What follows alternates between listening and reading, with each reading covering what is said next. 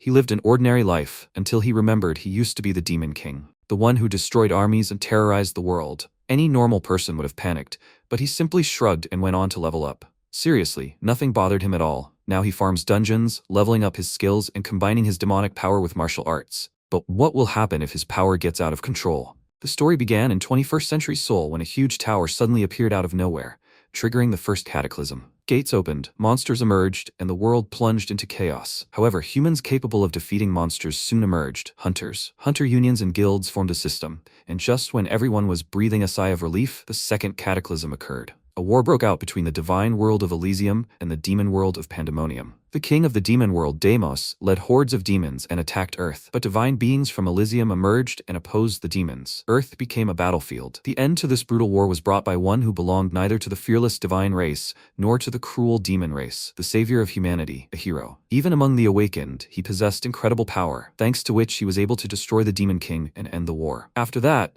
a peaceful time set in, lasting almost 30 years. Sometime later in Seoul, specifically at the National Museum of Art, a little boy pointed at a hero statue and told his mother that it was their hero. Another person asked, "So today is that day?" John Minchell, the main character standing near the statue, looked at his phone and thought he didn't feel like doing the group assignment. Only the professor didn't understand how useless these group assignments were. And what does he do on his day off? He looked at the family nearby and said with a smile that he'd been wondering why there were so many people, but it seemed like everyone was on a field trip. All the students, looking at the statue, began to say that they wanted to be like their hero. MC thought that it seemed like nothing had changed. As a child, he could reach the hero statue blindly. 20 years ago, during a field trip, his classmate admiringly asked how someone could be so tall. So the hero was a giant. The protagonist wondered if he really thought that was possible. At that moment, the guide called out to all the children and explained that the hero, even among hunters, possessed unimaginable strength. And with this strength, he protected people. If not for the hero's actions, the war would still be going on. Unfortunately, after the second cataclysm and the victory over the Demon King, he died. This statue was erected so that they would not forget the hero who sacrificed himself for them. So they should always live with gratitude, right? The protagonist was surprised to think that this was the strongest man in the world, right?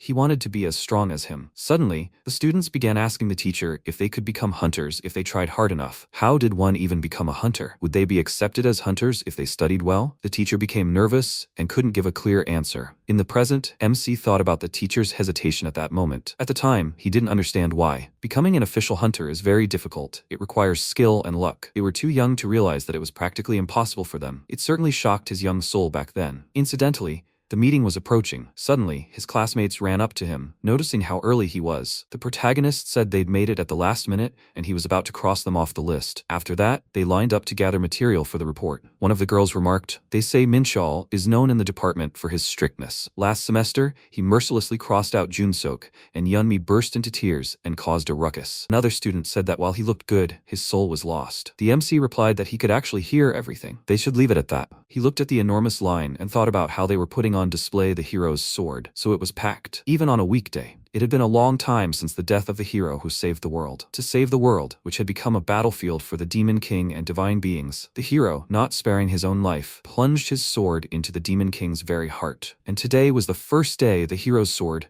the divine sword Kalith, was on display for the public. A museum employee noted that the next visitors could enter. MC and his group entered, and he thought that this would certainly be more than enough for a report. Kalith's divine sword appeared before them. The protagonist wondered in surprise, is this the hero's sword? It seemed like something completely new. Suddenly, as he approached, the divine sword flew into the air. He wondered, perplexed, if he had imagined it, like the sword had moved or something. What was this? An event or a performance? The sword had just flown. Instantly, the divine blade pierced him. The hero himself appeared before him, wielding the sword. Suddenly, Minchal said in Deimos' voice that it was excellent. He was the demon lord. Who would have thought he'd meet such an outstanding warrior in such a remote dimension? His martial arts were commendable, and he wanted to hear his name. Horrified, MC wondered what that meant, that he was Deimos the demon lord? In response, the hero silently thrust the sword deeper. The demon lord chuckled and asked, does he even refuse to speak to him? Still, he should remain vigilant, for they would meet again. A moment later, Minchal fell to the floor, feeling as if his head was exploding. A short time later, he woke up to the sound of his classmates shouting for him. The protagonist sat up, perplexed. What had happened? Had he passed out? His head was pounding. One of the students asked if he was okay. He'd suddenly fainted. Should he call an ambulance? The protagonist pointed to the artifact and wondered why that sword had just risen and pierced him. They asked, confused, what he was talking about. He stared at the sword and then suddenly passed out. Had he fallen asleep standing up? Minchal, in shock, wondered if he'd imagined it all. But it was all so real. When he saw the divine sword, strange images appeared in his head. 23 years ago, the Demon King came to Earth to destroy the world. He was the ruler of one of the 4 dimensions, Pandemonium, the Demon King, the commander-in-chief of Deimos. Why here? That's what they called him in his past life. After some time, the students handed in their reports, received good grades, and happily said he'd done a great job.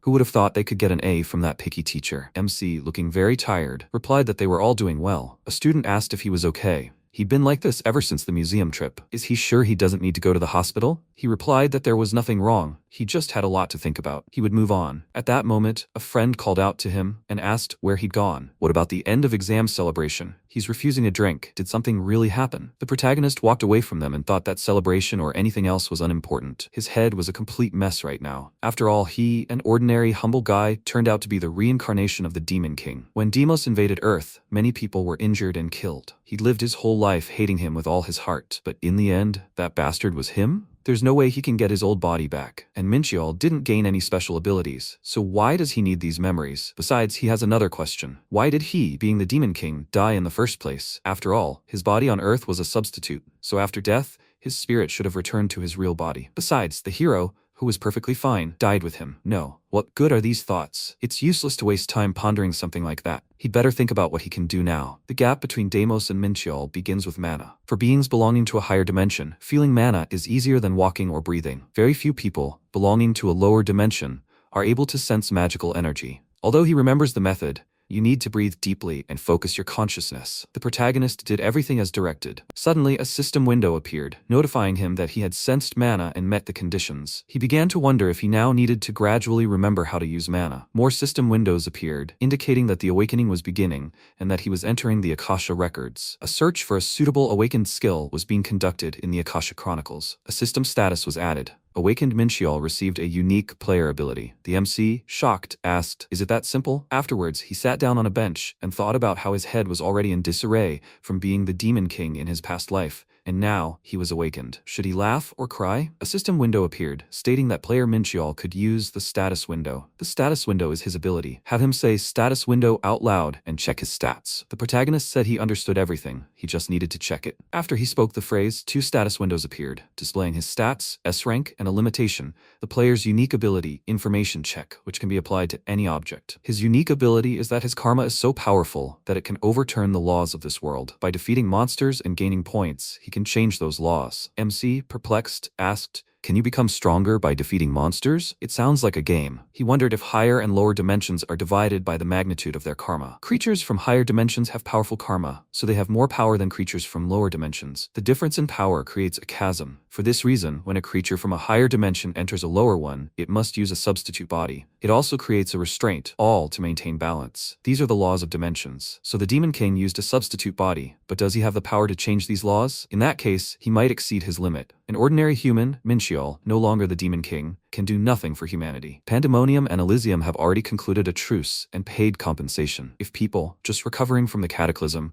learn of the Demon King's revival, the world will plunge into chaos again. Plus, he needs to somehow continue living as Minchiol. Well, since that's how it works, he'll use the information from his past life, and when he gets stronger, he'll contribute to humanity's prosperity. Isn't that enough? Besides, in his past life, he just wanted to get stronger, so he'll kill 2 birds with 1 stone. Then, first, he needs to do something with magic. Deimos's memories contain a whole bunch of ways to increase mana. He needs to study that. When it got dark, MC arrived at the clearing and drew a circle to collect a large amount of mana. A system window appeared, stating that the type was a circle technique, rank S, and 100% completion. He mused that this was a magic circle inherited by demon kings from generation to generation. It concentrated mana by gathering it from the surrounding environment. Currently, there was no driving force in this circle, so the circle was inactive. But what if he added a magic item? When the protagonist placed the magic item in the circle, runes instantly appeared, followed by a system window stating that an E-rank mana stone had been used to complete the mana magic circle. The mana magic circle detected an energy source, causing it to activate. Magic power increased by 450%, lasting 5 minutes. The protagonist assumed a mana absorption pose and mused that the mana concentration was so strong that it was visible to the naked eye. The perfect setting to begin pranayama.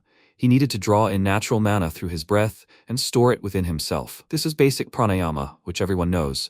But what he must learn is breathing. which allows him to create a miniature cosmos in his mind by absorbing the energy of stars, demonics. Back when he was Deimos, he made a contract with a celestial demon and entered a dimension called Miram. There, he learned an ancient spiritual technique, inaccessible to anyone except the great masters of demonic worship, the technique of the star system. Staying there for a long time, he was able to master and study various martial arts, eventually transforming them into a technique superior in power to the demonic combat system. He rose to the pinnacle of the demon world, precisely thanks to martial arts, so his choice is obvious. He fills it with a stream of stars. Instantly afterward, the magic circle literally glowed with magic. MC tensed up and thought that if he were distracted even for a second, his body would be torn apart by the power of the stars. Suddenly, an incredibly powerful stream of mana appeared around him. He wondered if he'd die or go mad if he stopped. A mere human's body couldn't contain the energy of the stars, but he'd been a demon king in his past life. He can handle any pain. After a while, a system window appeared, notifying him that the mana magic circle's duration had expired. The star system technique skill had reached 1 star. Under the influence of this technique, the body becomes stronger. Strength increased by 5, dexterity increased by 5, constitution increased by 4,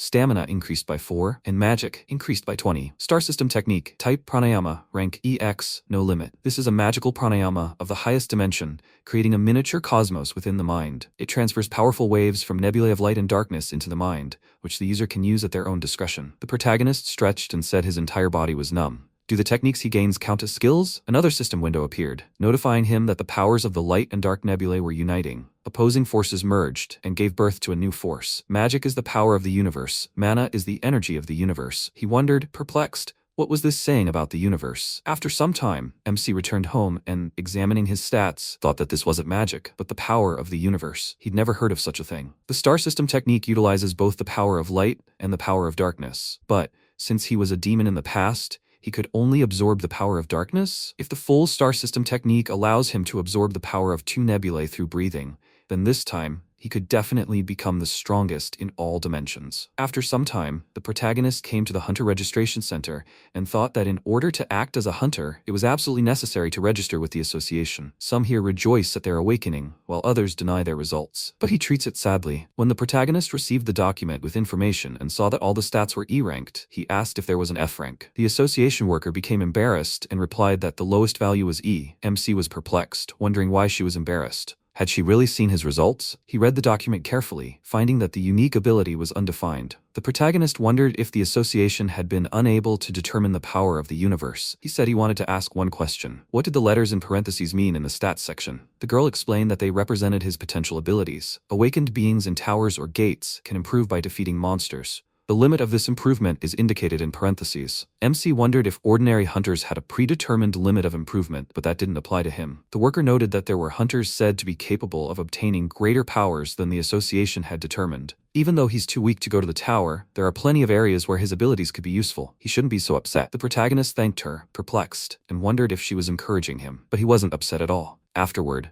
he went outside, where recruiters were busily recruiting more people to the association. The protagonist thought about how tirelessly they worked to lure awakened people into their guilds. He noticed 2 men who called out to him, but then immediately stopped. The MC wondered if they already knew he'd achieved E rank. Word spread quickly. Great, that would be less of a hassle for him. All his stats, except for magic, were E rank. To them, he's a weakling that any guild would want to discard. At that moment, a message arrived on his phone, informing him that the Hunter Association congratulated him on registering as a hunter. This informational message is being sent to all registered users. To become a hunter, you must officially register with the Hunters Association. The exam will determine your fitness to enter the Tower Gate. Location: Seoul, Mapo-gu District, Songsan-dong District, 240 Walled Cap Row Street. Time: the 2nd Monday of every month. The protagonist wondered if this was a licensing exam. Only 10 days left? Looks like he'll have to wait with leveling up. After some time, he realized that the exam randomly selects a challenge that tests his combat and survival skills. With his current stats, he's clearly a prime candidate for failure. To pass the exam, he should first improve his physical fitness. Afterward, the protagonist starts running, causing system windows to appear notifying him that his physical stats are increasing. Trying to catch his breath, he reflected on how he could increase his stats simply by controlling his breathing. He had practical experience from his past life. If he trained his body enough, he would definitely be able to pass the exam. During the day, he trains his body and pushes his limits, and at night, he trains his star system technique and perfects himself. Only 10 days? A week would be enough. After some time, MC opened the stats window and saw that his strength had increased to 21, agility to 20, constitution to 16, endurance to 18, universal power to 49, and universal energy had risen to 637. He joyfully thought that he only needed to look at these glittering numbers. This was all his blood, sweat, and tears shed this week. Well, it was worth it. Now he should focus on his star system technique. The protagonist thought about the nebulae of light and darkness. Two opposites collide and form a force, universal energy. In his past life, when he could only use dark power, it took him over a year to obtain the second star. And now he got it in just 2 weeks. On top of that, his physical fitness had improved. He can now master the skill 7-star Unknown Rogue Fist and Cloud Sliding Step. The former is a basic fighting technique consisting of 7 stances and created by numerous nameless rogues. To learn it, he needs to raise his internal energy and strengthen the relevant body parts. This technique is easy to combine with others, plus it involves fairly basic movements, so it's perfect for him right now. After some training, a system window appeared notifying him that he had acquired the skill 7-star Unknown Rogue Fist. Type Martial Art, Rank C. Restriction: one who controls magic or the power of the universe. By manipulating internal energy, one can strengthen a specific body part or awaken potential abilities, thereby instantly and significantly increasing attack power. Level 1 star. Strengthens a body part by 10%, consumes 4 units of universal energy per second. Ability to attack with strength and agility increased by 50%, consumes 10 units of universal energy. MC said he was curious how the techniques would be displayed, but just like the star system technique, the system considers them skills. He thought about how a C-rank fist was far below a star system technique, but for a basic combat skill, it was quite good. If he had his way, he would learn all the highest combat techniques, but without a foundation, that could lead to death. Okay, now he's using the skill Cloud Gliding Step. Frankly, he hadn't used this technique before, but in his current form, it suits him best. The name speaks for itself. This walking technique isn't capable of pushing back an enemy, but it's good for counterattacks and maintaining balance. A system window appeared, stating the skill was Cloud Gliding Step. Type Martial Art, Rank B. Restriction: one who manipulates magic or the power of the universe through a movement similar to the gliding of clouds. The technique helps one stand firm and unwavering. Level 1, 50% movement speed increase, 10% strength increase, and 20% damage dissipation when dodging. Stabilizes position, consuming 2 units of universal energy per second. MC thought he'd try practicing. He activated the skill, after which a system window appeared, notifying him that his movement speed had been increased by 50%, consuming 2 units of universal energy every second. He was surprised to find that this was different from what he knew. He was moving too fast now, and this was the Cloud Glide Step skill from the 1st star, but surely such speed can't be achieved until the 4th star? And it wasn't just his speed that had increased. No matter how quickly he moved, his balance was perfect. Could the martial arts he activated with the energy of the universe really be so much more advanced than those he acquired using dark magic? Afterwards, the protagonist saw a tree in front of him and asked with a smile, "What? I'll try it once." He delivered a powerful blow, causing a large tree to explode into splinters. MC, shocked, wondered if even basic combat techniques were capable of such a thing. He would easily reach the heights he'd reached in his past life. He looked at his bloodied hand and noted that if he attacked barehanded one more time, his entire body would disintegrate. It seemed he had no choice. Sometime later, the protagonist arrived at the Interstellar Alliance and entered the main building using his awakened registration card. He was greeted by a worker who happily thanked him for his visit and told him to tell them what brought him there, and she would show him right away. MC thought they were still as noisy as ever. This was an alliance of warrior merchants from different galaxies, one of the 3 strongest military forces spanning all dimensions, a trading alliance that sold powers and items to anyone, regardless of dimension or species. Their influence is so great that there's not a single species that hasn't at least once used the powers of the Interstellar Union. It's an organization no one would quarrel with. In short, they're shady traders who hide behind a neutral stance to rake in huge profits. The protagonist said he wanted to meet the branch manager. The girl, perplexed, replied, "Let him say it again." He said his code was R. He thought that should be enough to call the branch manager, right? The worker excitedly agreed and ran to call the manager. After a while, Marchin, the head of the Interstellar Union himself, began to scurry across the building. The adventurers watching him said it looked like a major deal was in the works. He then ran up to the protagonist and asked if he was a client with the code R, right? The thing is, VIPs rarely visit their branch. He asks to forgive their rudeness. He heard he wanted to use the interdimensional warehouse. Let him come this way, he'll lead him. MC scanned the dwarf, after which a system window appeared, stating his name was Marchan, race, dwarf, age 31. Distinctive feature, a natural-born merchant, strength 103. Unique ability, money sense. Thanks to his excellent money sense, he instinctively recognizes items that will bring success when invested. The protagonist reflected that he certainly looked like an old man, well-worn by life, but by dwarven standards, he was still considered young. He had received the role of branch head at such a young age. It seemed he possessed outstanding abilities, and yet dwarves all looked the same. After some time, Marchin led him to the interdimensional warehouse. MC reflected that interdimensional transactions usually require a tremendous amount of time and money, but by creating the warehouse, the Union had significantly simplified transactions. It was the pride of the Union, having absorbed their core technologies. In his past life, he'd always complained about how much they charged just for renting out space. He never imagined he'd need it. They use high-tech here at a high price, so to use it,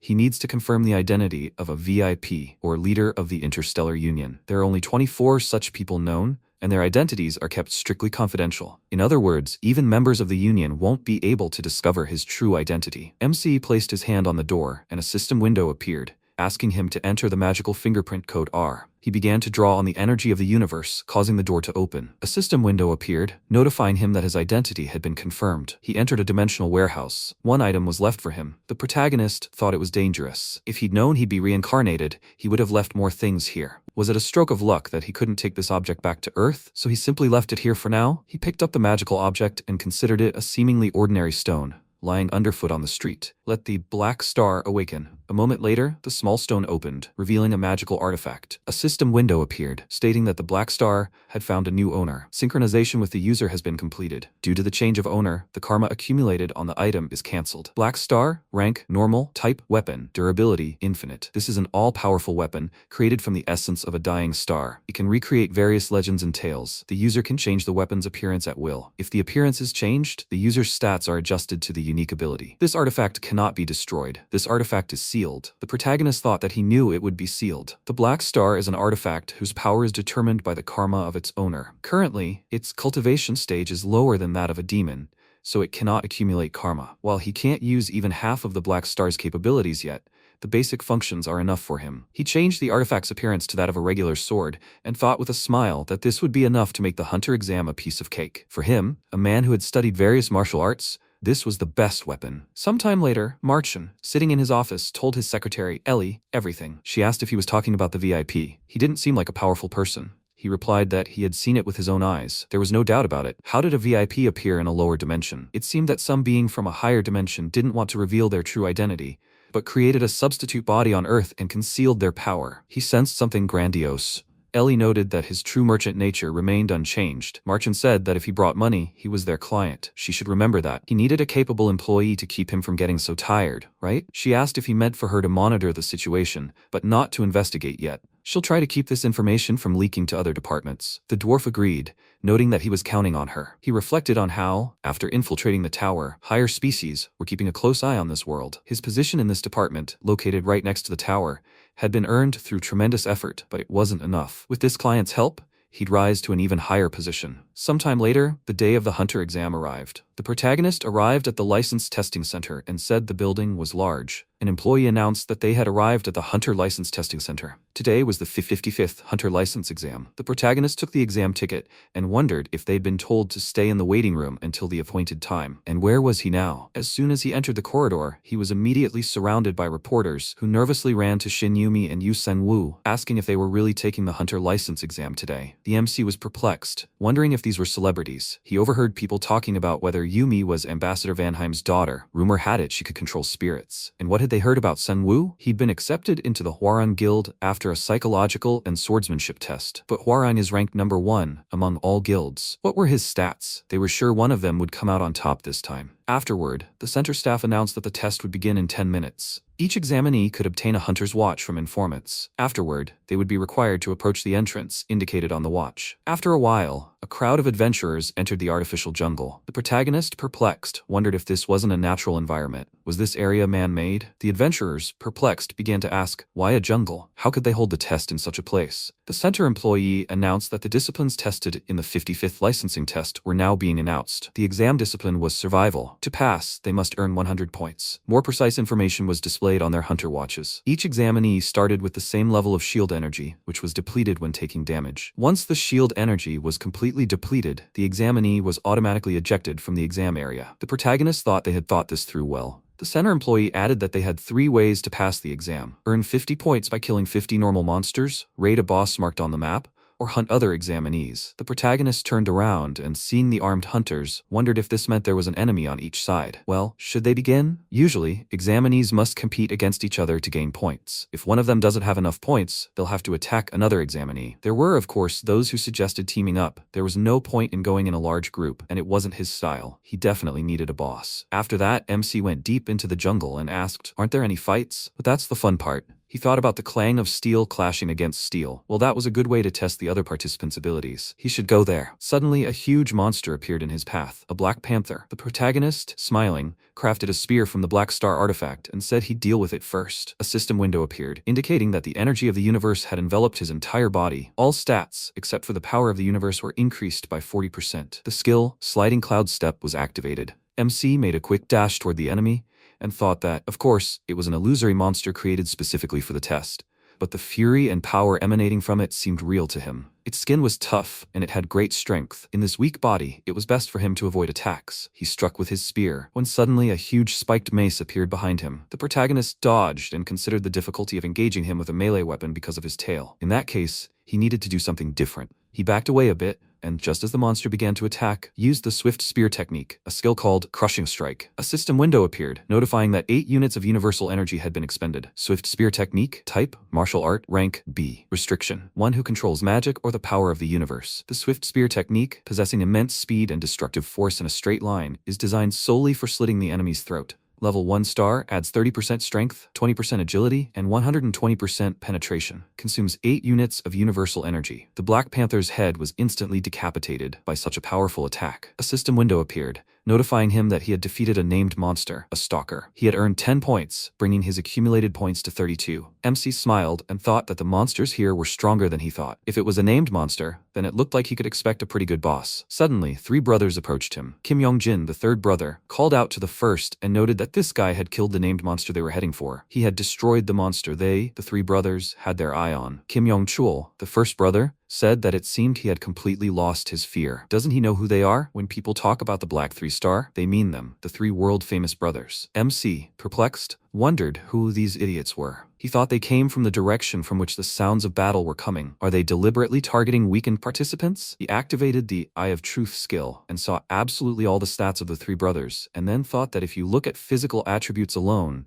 they're much tougher than him, right? And they have good potential too. Yongjin noted that the bastards seemed to be smiling. Yongchul agreed, adding that he still didn't seem to understand the situation he was in. The protagonist replied with a smile that he didn't know what kind of idiots they were, but he wanted them to stop talking and attack. Yongjin angrily said he'd shut him up. Yunsu pointed out that they were going to let him go if he gave them his points, but they would have to teach him some manners. Let him die. Instantly, the 3 guys armed themselves and began attacking. The protagonist transformed the Black Star artifact into a dagger and began deftly fending off their attacks. Youngjin exclaimed that he'd walked right into their hands. MC smiled, thinking they were acting quite well together, but they'd picked the wrong guy. He used the branch dagger technique and began delivering multiple blows. A system window appeared, stating that it was a flower dagger technique. Type, martial art, rank C. Restriction, one who controls magic or the power of the universe. This is a self-defense martial art created by the masters of Halman Fortress. Its specialty is slitting the enemy's throat with minimal force or causing an enemy attack to glancingly miss. Level 1 star. In the event of a counterattack,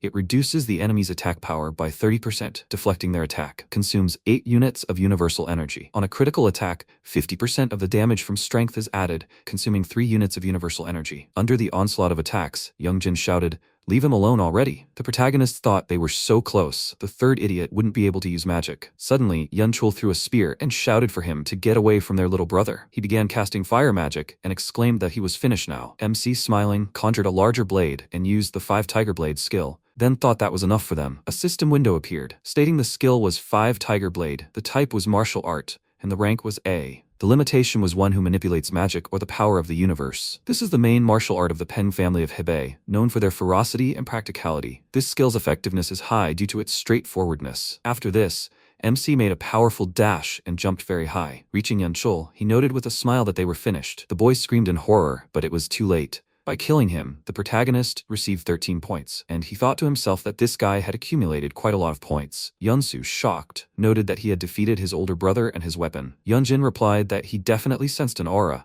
and this was serious business. The protagonist, perplexed, wondered if only one of them had points. With such abilities, how much would he get from these guys? He started walking toward them, and asked if it was time to finish what he'd started. At that moment, the commentator in the guild broadcast room announced that the shield energy of participant number 450, Yun Chul, had reached 0. He was withdrawing from the exam. The adventurers began to discuss how this couldn't be happening. One of the black 3 stars had dropped out, and yet those guys had been raised by the second most important guild in the country. The girls smiled and said that it was probably Sung Woo who did it. She thought it was just as the guild leader had predicted. He had been personally discovered by Mr. Lee Won-taek, the second-ranked hunter in Korea. It was he who had trained and created the best young talent, Sung Woo. So even the 3 youngsters from the Gemsan Guild couldn't hold a candle to him. The commentator said that the shield energy of participant number 451, Yun Soo, had reached 0. Participant number 452, Yun Jin, shield energy reached 0. At that moment, the protagonist appeared on the screen, having defeated 3 brothers. The girl exclaimed that this was their beautiful Sung Woo, the pride of Hwarang. Wait,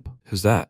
After some time, the MC defeated several more adventurers and wondered if he was already on his 20th. He was afraid he wouldn't run into the guys aiming for first place, so he'd been pacing around the boss area. But he still hadn't met them, and now time was running out, just an hour. The exam was more important, so he'd deal with that first. The protagonist decided to go to the boss and set off. He thought there was only one path leading to the boss. It was a narrow path, big enough for only one person. And there was something else at the end. After some time, the protagonist walked along a path and came across a huge stone golem, noticing its unique constitution and durability, as well as its unique ability to self-heal. A system window appeared, stating it was a blue guard. Strength, 100. Dexterity, 20. Constitution, 80. Unique ability, tough warrior. Attacks below a certain value inflict no damage. Self-healing. When leaving combat, injured body parts can be restored using magic. MC created a spear and asked, did those guys from the testing center really want anyone to defeat the boss? He wondered if he was hit even once, and he'd be out of the exam. He couldn't give it time to recover, meaning he'd have to deal constant damage. The protagonist tried to strike, but couldn't penetrate the armor, and thought it was too weak. A system window appeared, stating there was no damage, and the battle continued. The golem delivered a powerful blow, but missed, as the protagonist dodged. A system window appeared, stating the attack had failed and was being retried. He asked with a smile, is he going to report every attack he makes? What a kind person he was. MC thought he'd been bored after those less-than-stellar brothers,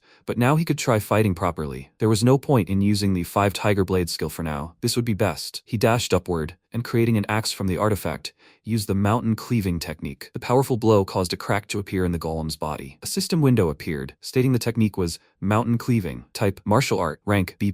Restriction, one who controls magic and the power of the universe. This is a simple and powerful martial art, utilizing the axe's essence of cutting and slashing, taken to its extreme. Level 1 star adds 1 attack increased by 130% strength, 10% agility, and 20% defense. Costs 15 units of universal energy. Another system window appeared, notifying that the attack had been effective, but a counterattack was imminent. The protagonist dodged the attack and happily thought it had worked. The size of the crack that appeared didn't matter. If he couldn't do it in one go, he could hit 10 or even 100 times. But he would definitely defeat him. After some time, Yumi appeared on the battlefield, noticing the protagonist and the golem, and noticing that they had beaten her to it. He noticed her and nervously wondered why she had suddenly appeared, considering he was almost victorious. If she, with her spirit summoning skill, got close to him now, he wouldn't be able to fight both her and the golem simultaneously. But if he attacked the girl first, and the golem recovered in the meantime, the situation would become hopeless. Yumi called out to him and asked if she should help him with the boss. The protagonist was perplexed, wondering what she had just said. He'd already chopped him up thoroughly. He asked why she decided to bring her spoon to a set table. The girl, smiling, asked if she thought he couldn't defeat this boss alone. MC wondered if that was how she felt about him. If he tried, he could turn even this dire situation into an advantage. He asked if she really wanted to argue with him. He had 10 minutes from now. He could kill his guard in that time. Yumi replied that he obviously wouldn't be able to defeat him, and there were only 20 minutes left. And why would she want that? What would she get?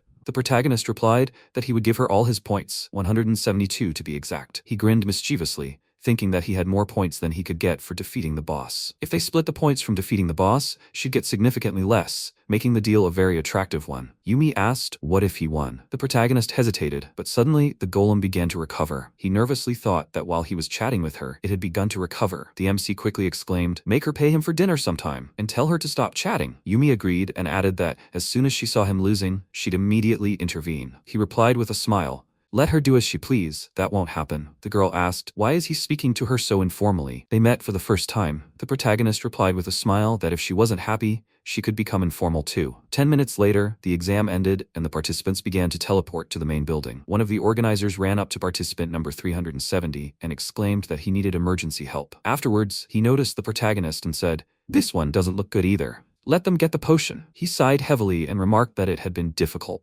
His universal energy and stamina were at 0. MC thought, because the blue guard restored some of his life while they were chatting, he almost lost this bet. Yumi, standing behind him, thought she couldn't believe it. She really would have to give him a treat. He'd read every attack the blue guard had made and attacked perfectly, without a single mistake. If she fought him, would she be able to win? When she fought Songwoo, he'd been fast and strong, but that was all. If they met again, she was confident she could win. Afterwards, the organizers announced that participant number 511, Mincheol, had won first place in the 55th Hunter License exam. The results board appeared, showing Yumi in second and Songwoo in third. The guy himself, completely shocked, said he couldn't admit it. Reporters started approaching him and talking about third place, but he started waving the cameras away, saying he wasn't in the mood to talk to anyone right now. After that, people turned their attention to the protagonist and started murmuring that he was the one who took first place. He thought he needed to get out quickly before they noticed him. A moment later, reporters started pestering him, asking for interviews. MC wondered if he'd even be able to get home. He exclaimed that he had the conditions to join a guild. He'd join the one that offered him 5 billion. The heads of various guilds, perplexed, began to say that while his combat skills were excellent, his stats themselves were too low. If his potential rank was A, that would be possible. But why would anyone want a hunter with no potential for development? The protagonist, smiling, thought that it was a shame. He wasn't planning on joining anything. He'd go home then. Who would agree to give this brazen newcomer 5 billion? Suddenly, a voice from the crowd announced that he wanted to pay for the contract. The protagonist, shocked, wondered, is this serious? A guild was willing to pay an unknown newcomer 5 billion at once? What kind of lunatics were these? He needed to look this lunatic in the face. It was Marchin, who stepped into the center and waved at him. He wondered, completely baffled, who the hell was that short guy? After a while, the two of them arrived at the Interstellar Union headquarters. MC asked him what he was up to. He immediately said he didn't want to join any guild. Marchin, smiling, replied that he knew, but simply wanted to ensure his comfort. He would like to register him with the Interstellar Union as a freelance mercenary. According to the terms of the contract, they would work as equals. In other words, the Union would not interfere with his activities at all. They would provide him with a gate and hire a support team. They were also willing to buy all his items obtained during the cleanup at the highest price. The protagonist reflected that the contract itself was certainly no problem, but the conditions were too good. He noted that he didn't remember the Interstellar Union ever doing charity work. The protagonist reflected that nothing in this world comes for free. That was the main rule of the Interstellar Union, and they decided to help him for free? Only a fool would believe that. He placed the contract on the table and said that it seemed like he had just wasted his time. Martian called out to him and noted that all they wanted was his trust. MC smiled,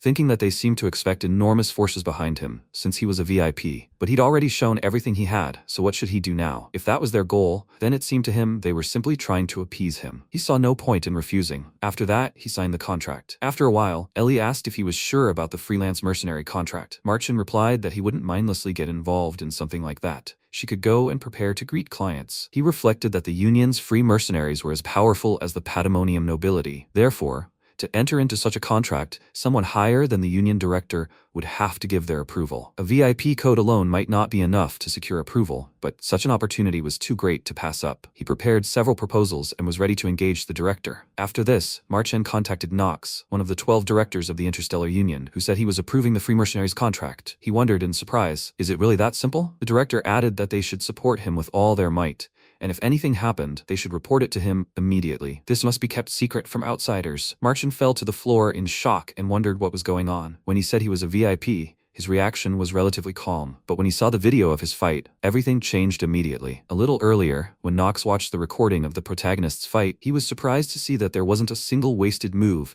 and everything was so well thought out, as if he were watching Deimos fight, but that was impossible, since he was already dead. Sometime later, MC woke up in bed and, picking up his phone, asked what time it was, and why hadn't the alarm gone off. Suddenly, there was a knock at the door. He asked who it was. Ellie answered and introduced herself. The protagonist said that a beautiful woman had come to his lair. They could have just called. He wondered if it was the shorty's secretary. The girl replied that she thought it would be better to talk in person. She had sent him a message. The protagonist apologized and explained that he hadn't seen the message. Ellie pointed out that in such a mess, he might not have noticed. She understood. He wondered if the phone had been ringing all the time, which was why he hadn't seen it. How did they even get his number? MC wondered if she had come to discuss something. Let her enter the apartment. Ellie, looking around, asked if he was trying to emulate the life of an ordinary person. He was too modest. He replied that they had probably already investigated and knew why he lived like that. The girls said of course not. They hadn't done anything to displease him. The protagonist started cleaning and asked why they had shown up yesterday. She explained that he had shown his hunter's ID when entering the union, so they had decided he would soon take the exam. He thought that was a good thing. They really were trying not to intrude on his privacy. Well, that only played into his hands. After that, Ellie handed him a bank card with a phone number and said that now they would get to the point. It was a working phone, as well as a card with the agreed-upon amount on it. MC was surprised to think that it contained the entire contract amount. He had asked for so much. Seeing the balance, he was shocked to think that he had almost 5 billion. The girl noted that they had to deduct tax from the original amount. The protagonist asked, shocked,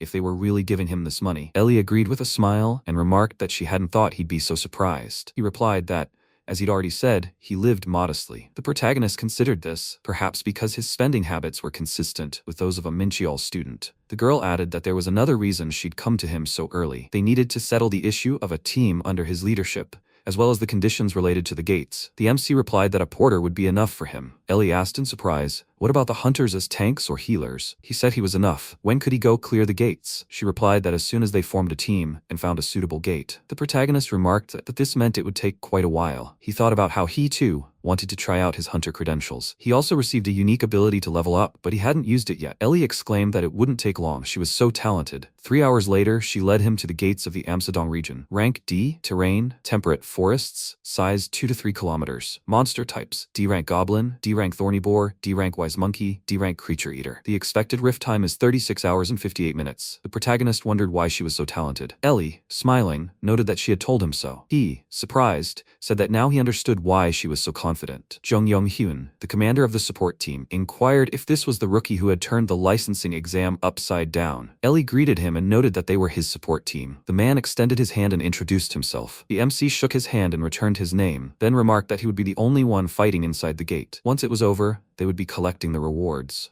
After these words, the protagonist entered the gate. Yonghyun wondered if he had come because Ellie had asked, but who was he that they had gathered so urgently? He remarked that he had never heard the name Minchiol. Another team member replied that he was the same guy who had placed first in the hunter's license exam. The exam had just been yesterday, so they didn't know. Immediately, the whole team realized what had happened and began expressing dissatisfaction, as if a newbie was planning to clear the gate alone. He was a newborn baby, after all. He'd hunt for a while inside the gate and then call for backup. At that moment, the protagonist killed a boar with one blow and said with a smile that from now on he'd be a bit busy, so they should keep up. For killing monsters, he began to earn experience points, displayed as a percentage. MC became excited and, while killing enemies, happily thought about how he was accumulating experience points. After a few kills, a system window appeared notifying him that his level had increased. Let him open the status window and increase his stats. He happily thought that his level had finally increased. After this, the protagonist said with a smile that he would take a little rest. The entire support team collapsed to the ground and began to rest. One of them remarked that Hunter Minchiol was no joke. After some time, the protagonist opened the status window, which showed his stats and indicated that he had 5 accumulated points. He read that each time a player levels up, they receive free stat points. With these, he could increase the desired stat, so the choice was obvious. He would invest everything into the power of the universe, the source of his might. Is that really crazy?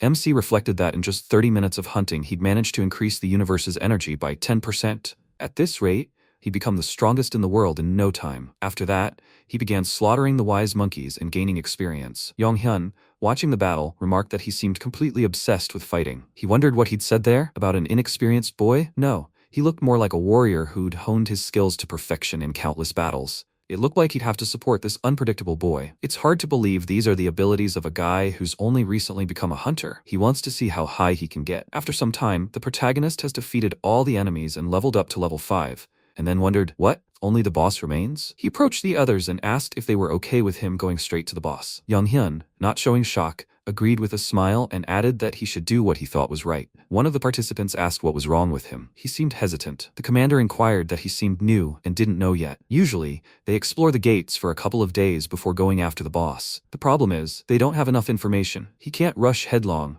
risking his life, can he? The protagonist heard this and wondered, why waste time over such a trivial matter? He smiled and said that if that was all there was to it, he'd go straight away. MC considered that the gate could only be considered cleared once the core was destroyed, so if he headed to where the core's energy emanated, he could encounter the boss. After some time, he came to the lair of Edamon, the D-rank leader of the Wise Monkeys. The protagonist mused that the leader of the Wise Monkeys' special ability was that he could use the leader's spells. Yonghyun noted that Edamon was a powerful foe. If he didn't approach the fight seriously this time, things could end badly. MC quickly charged and replied that there was no need to worry. He thought he simply needed to prevent him from casting his spell. Sensing danger, the leader of the monkeys instantly created a numbing totem in front of him. He was afflicted with a debuff in the form of a numbness curse, reducing his agility by 3. The protagonist used the flower dagger technique and the throwing skill, instantly cutting through the totem. He then thought to himself that these monkeys were fools. They lost the moment they decided to attack someone stronger than themselves. The protagonist swiftly cut off each monkey's head and began to advance towards the boss. Suddenly, Edamon screamed furiously and transformed into a more powerful form. Yonghyun, surprised, asked, "Did the boss apply a buff? He's much stronger now." The teammates began screaming in horror that this enemy couldn't be defeated alone. MC wondered what they were muttering behind him. Were they even considering helping him because of such a pathetic monster? He activated the 5-tiger blade and instantly cut Edamon down. A system window then appeared, notifying them that the gate clearing had been completed. After some time, they returned to the overworld with bags of various artifacts. Ellie smiled and remarked that he'd done a great job.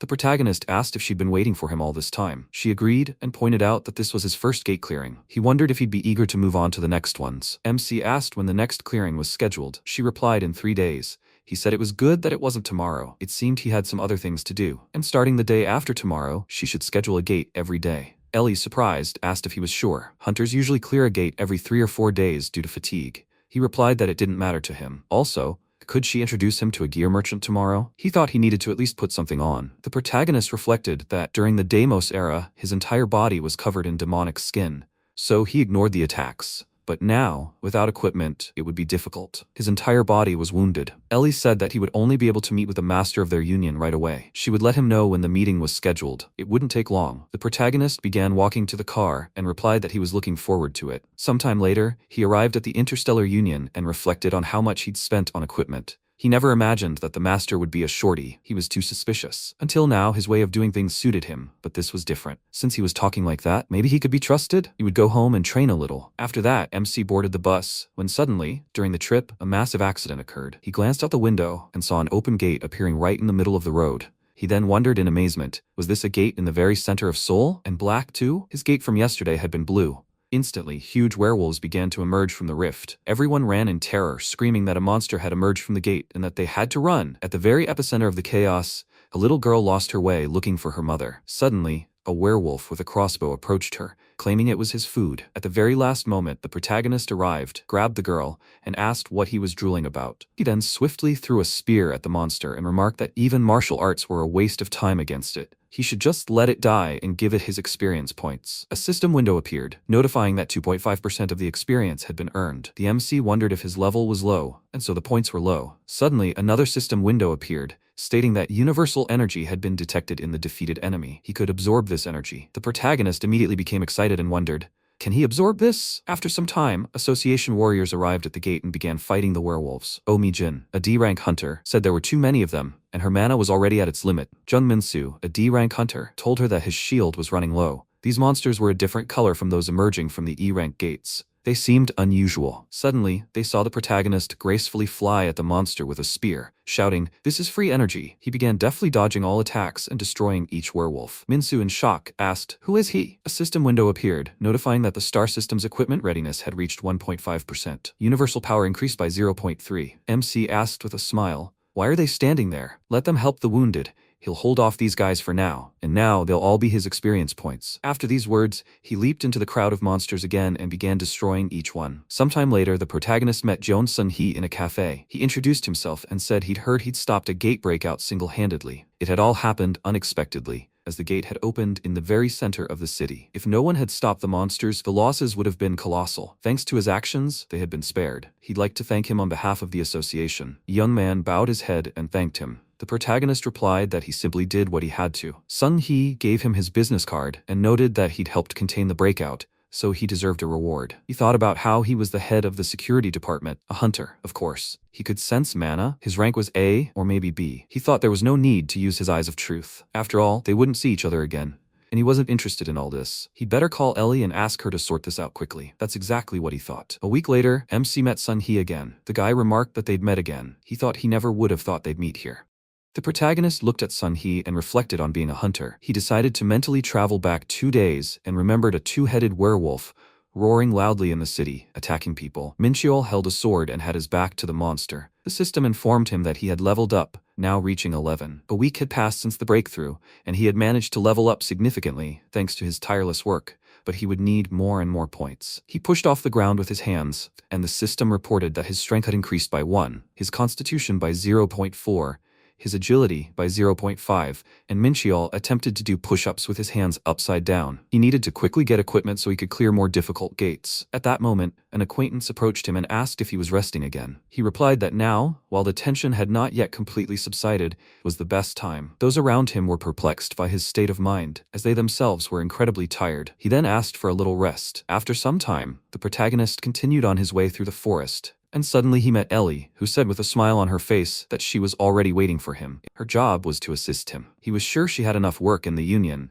but was she wasting it waiting? The girl replied that the squad simply took care of them. Mincheol thought about how she seemed to be directly subordinate to the short man, and Ellie mentioned, by the way, the squad leader wants to meet. His equipment is already ready. He asked in surprise, really? So tomorrow he needs to rest from clearing the gate. He doesn't know how long it will take to check everything. At that moment, something alerted him, and he looked away questioningly. His friends from the group exclaimed with tears in their eyes, joy at finally getting some rest. They thought they'd forgotten what it was like. God had heard their prayers. How hard was it to enter the gate every day? The protagonist was stunned, unable to understand this reaction. Those around him speculated that there was a villain here who was keeping them from resting, and that it was because they usually went on cleanup missions every 2 or 3 days. Mincheol was perplexed, and the guys continued to explain the situation. They were working more than usual, after all. Of course, this was a great chance to earn more money, so they had to keep their mouths shut, but it seemed like it was hard work, and rest was essential in any job. The protagonist apologized for being unusual, and wondered why the two seemed to be talking in unison. It irritated him a little. At that moment, the guys said goodbye to him, saying they'd see him off tomorrow. He'd see them off. Sometime later, at the Interstellar Union office,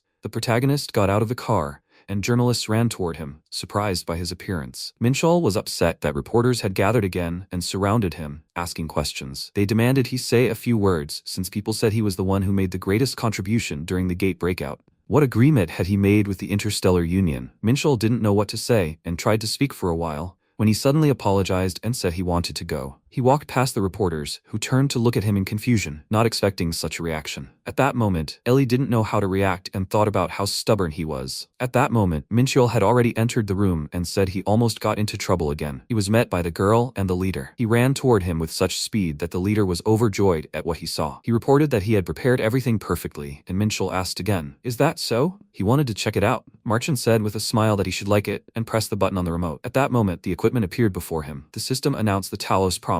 Rank: Rare, Armor, Durability, 250 out of 250, Physical Defense level 20, Fire Resistance level 7, Heavy Armor skill ability. Also included was the Talos Faith item. Rank: Rare, Pants, Durability 210, Physical Defense level 13, Wind Resistance level 15, Agility increased by 7%, and constant use of Wind Path. He didn't particularly trust the leader, so he had low expectations. At that moment, he also saw the Sylph's tier. Rank: Rare, Earring type, Durability 50, Agility increased by 20%, and the Volcanic Oath, rank Rare, Ring type, Strength increased by 20. Mincheol realized it was beyond praise when he put the equipment on and examined it. Marchand asked again, "Do you like these items?" He replied that they were perfect, and frankly, much better than he expected. If they'd had a little more time and budget, they would have made the equipment better, so he was a little sorry, because he knew it. Still, there was no clause about items in the contract. He wants to maintain fair trade relations with the union. The leader considered these words, and Mincheol spoke up, exactly. At which point the leader asked again, did he need anything else? Had he acknowledged his usefulness? The protagonist pushed him aside and asked him not to put so much pressure on him. Let him open a B-rank gate for him. When Marchand heard this, he was dumbfounded and exclaimed, "What does he mean?" That was temporarily impossible, and Mincheol asked again, why? Marchand explained that starting at B rank the difficulty of clearing increases, but also,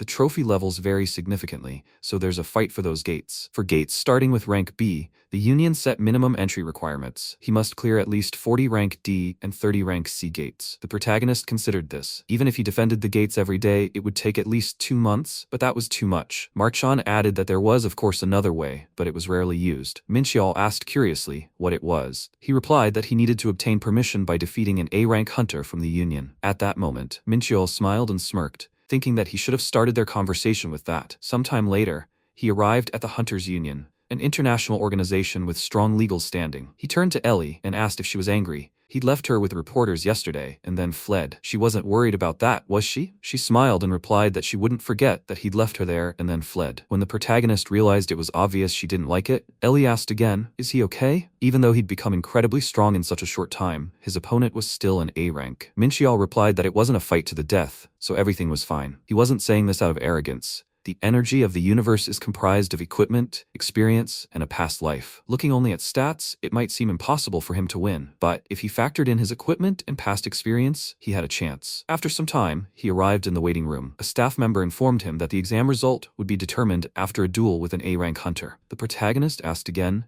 does he just need to knock out his opponent to pass? The staff member asked, does he want to knock out an A-rank hunter? What funny jokes does he have? A judge will evaluate the chances of passing. Minchiol asked again, what are the evaluation criteria? He replied that it wasn't public, so he couldn't tell him. The protagonist was irritated, and Ellie whispered in his ear that it was basic ability and reaction speed, as well as the ability to act in a critical situation. This was the main evaluation criterion. He asked again, is that so? The employee informed him that he had been informed that preparations for the exam were complete and he could enter. Although this was an examination ground, they had made everything here as if it were the gate itself. He stepped onto the field, and his opponent announced that he had been waiting for him. Minchiol's eyes widened in surprise, and he asked again, is that him? It turned out that Sun He stood before him, smiling and announcing that he was the head of the association's defense, an A-rank hunter. He was responsible for conducting the qualification exam. Minchiol became angry and realized that this was exactly what had happened. At that moment, Sun He informed him that if he acted as always, he was sure he would be able to pass this exam without a problem. Is he ready? Minchiol smiled and replied that everything was as he saw it. In that case, they would begin the hunter qualification exam. At that moment, the protagonist swung his sword to attack his opponent,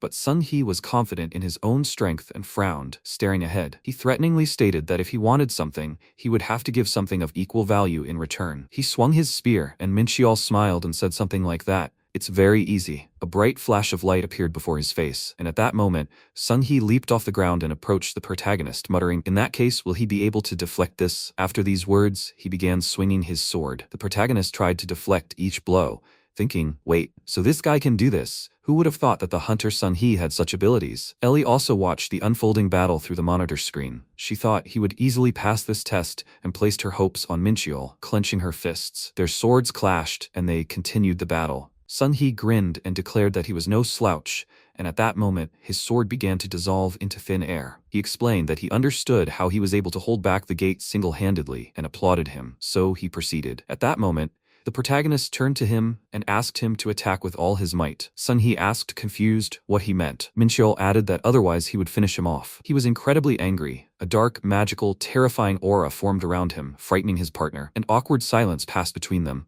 and Sun He said he thought there was some kind of misunderstanding. He didn't understand why he was angry. He had said everything was fine, after all. Minchiol asked again, a misunderstanding? If he had attacked with full force, would he have been able to dodge so easily? Sun He stepped back in surprise, and Minchiol realized that Sun He's stats were almost 4 times higher than his. Given the difference, he didn't even have a chance. Because of this, he was furious and wasn't afraid of losing. He clenched his fist and confidently looked at his opponent, saying that he couldn't tolerate being underestimated. He was telling his opponent to show him their full strength for the last time. Sun He began to sweat in fear. He remained silent for a moment, then said that since his words were meaningless, he would re-enter this fight. He drew his sword and prepared to cast the 7 Swords spell. This was his ability to freely control 7 swords. The system reported that it was the ability to draw maximum power from the 7 swords and control it without any restrictions. The protagonist smiled and said that this was simply excellent, that this was the right way to begin the battle. To him, A-rank hunters were like high walls, and that was precisely why he wanted to challenge him. At that moment, Mincheol swung his sword and ran toward his opponent, when suddenly his sword glowed with magical light, and he didn't understand what had just happened. It turned out that Sun He had parried his attack and instantly appeared behind the protagonist. He tensed when he realized this, but managed to dodge the blows and crouched to the ground. Sun He was surprised by this sudden turn of events, and the protagonist turned to face him. At that moment, a glowing sword was visible from Sun He's jacket, and Mincheol realized he thought he'd been mistaken, but he'd simply intended it to expose the hidden fourth sword. The fact that such a small sword could contain so much power speaks volumes about Sun He's strength as a hunter. But why, with such an ability, could he only control swords? Their battle continued, and they repelled each other's attacks with incredible speed. Sun He smiled and remarked that he'd surprised him many times over the past few weeks. Mincheol replied that that was okay. Their battle was moving too quickly, and he didn't think he could last long. At that moment, he grew angry and tried to swing, but was suddenly stunned by what he saw, and Sun He pounced on him with a new attack, causing a bright light to spread throughout the area. Several swords clashed, and Mincheol realized he was finally starting to take him seriously. Although he didn't think their power was that different, if he held out long enough, he was bound to make a mistake. Sun He urged him to remain vigilant and looked him in the eye confidently. At that moment, a green-tinted magical sword appeared behind him, causing him to tense up and realize his situation. He couldn't dodge it. He continued to stand in one place and was struck by this attack right in the chest, causing him to fall right into the stone wall, shattering it into pieces. He lay silent for a while, unable to rise as the dust cleared around him. Sun He came closer to check if everything was all right and asked, "Are they finally finished?" The protagonist stood up, and Sun He was surprised by what was happening. His mouth dropped open in shock, realizing that it could have easily taken his arm. Is he all right after such a blow? Did he intentionally cause an explosion to escape the situation? Sun He didn't understand who he was and continued to stare at the protagonist in surprise. Mincheol was in incredible pain and was covered in blood and bruises, but the idea of covering himself with an explosion was a good one. Although if not for the armor skill, he would have definitely broken something. He managed to activate the armor skill, Heavy Armor, which is a type of magic with limitations and promises of Talos. Armor skills consume mana to enhance physical defense. Surprisingly, everything went as he planned, but it is very difficult, and now the difference between their stats is colossal. The protagonist realized, closing his eyes, that he needed to concentrate, and at that moment, magical rays of light appeared around him. The system reported that he had received the 7-star demonic sword, and at that moment, he opened his eyes in shock. A dark magical aura continued to spread around his body, and Sun He realized that this was very bad and he apologized. He can't use 100% of his power because he didn't bring all his swords. Mincheol responded with a grin. "No problem, there'll be enough," and pointed his sword at his opponent, who immediately dodged and swung, shouting that he was now at the peak of his powers. The protagonist was ready for an attack and activated the first form of the 7-star demonic sword. At that moment, he used the Sword of Destruction and repelled Sun He's attack, who stared ahead, stunned, unsure of what was happening. Several flashes of light from the blows erupted in front of his face, and he cried out in pain. His sword crumbled into small pieces and broke. He turned around and was dumbfounded by the sight. Mincheol smiled as he realized he was invincible and confidently looked at his opponent. Sun He retreated further and further as the beams of light hit his body directly and began to crumble. He was surprised and continued to hold the last remaining sword in his hands, but he knew one blow wasn't enough. In that case, since he still had the energy of the universe left, he didn't have time to finish his sentence when blood began to flow from his mouth, and he began coughing violently. He fell to the ground, and his opponent also dropped to one knee, his entire body trembling and incredibly tired. They both groaned from the ordeal and stopped fighting. At that moment,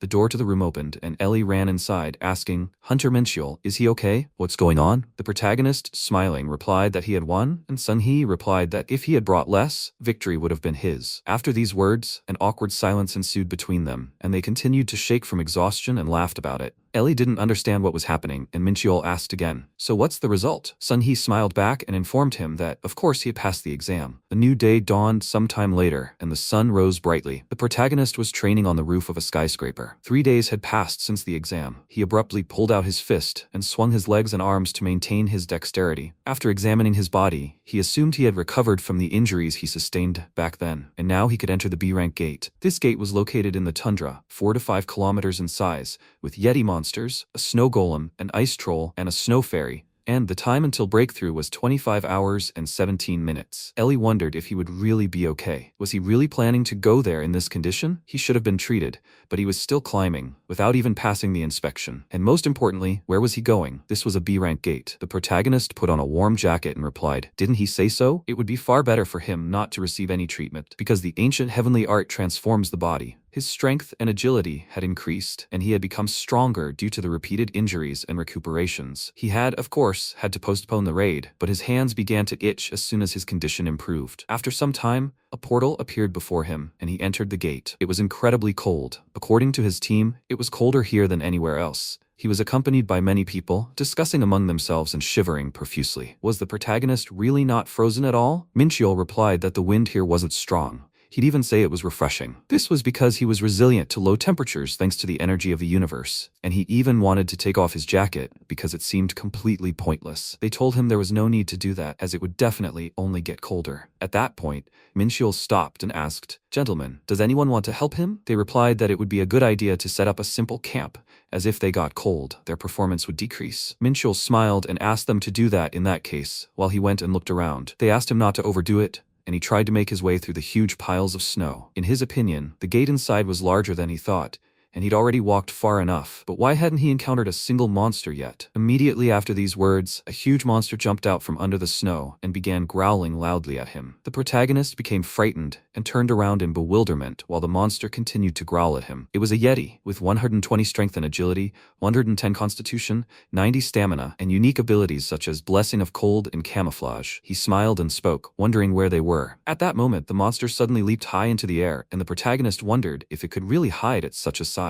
How ridiculous. The monster appeared behind him, and he spun around, tensing and preparing for battle. He drew a bright magic arrow and deflected the attack. He was a little nervous as they were in a high-ranking gate, but it didn't seem like too much of a challenge, so he used the 5 tigers technique and split the monster in 2. In his opinion, it was much easier than he thought, and he destroyed the enemy with ease. Afterwards, he went deeper into the forest, and the system reported that he had received 2 and 7% experience. Although he thought he'd get about 0.5% for this, Minchiel considered that they weren't different, but the experience was given 10 times more. He hadn't miscalculated by deciding to enter the gate at a higher rank, as he would have to thank Marchan for his hard work. Sometime later, Sung-hee found himself in the Hunters Association and went to the director, submitting a resignation letter. He asked, in confusion, what was he doing? Sung-hee asked for forgiveness and bowed. He had just turned him from a reckless man who wanted to save people into a decent person, and now he wanted to just resign? They'd worked together for 10 years, and he wanted to hear a convincing reason for his decision. Sun-hee replied that it was a long story, but a few days ago, during the exam, he'd met the hunter Minchiel. The director asked again, "He's talking about the guy who solved the gate breach problem?" Sun-hee replied, "Yes, Minchiel.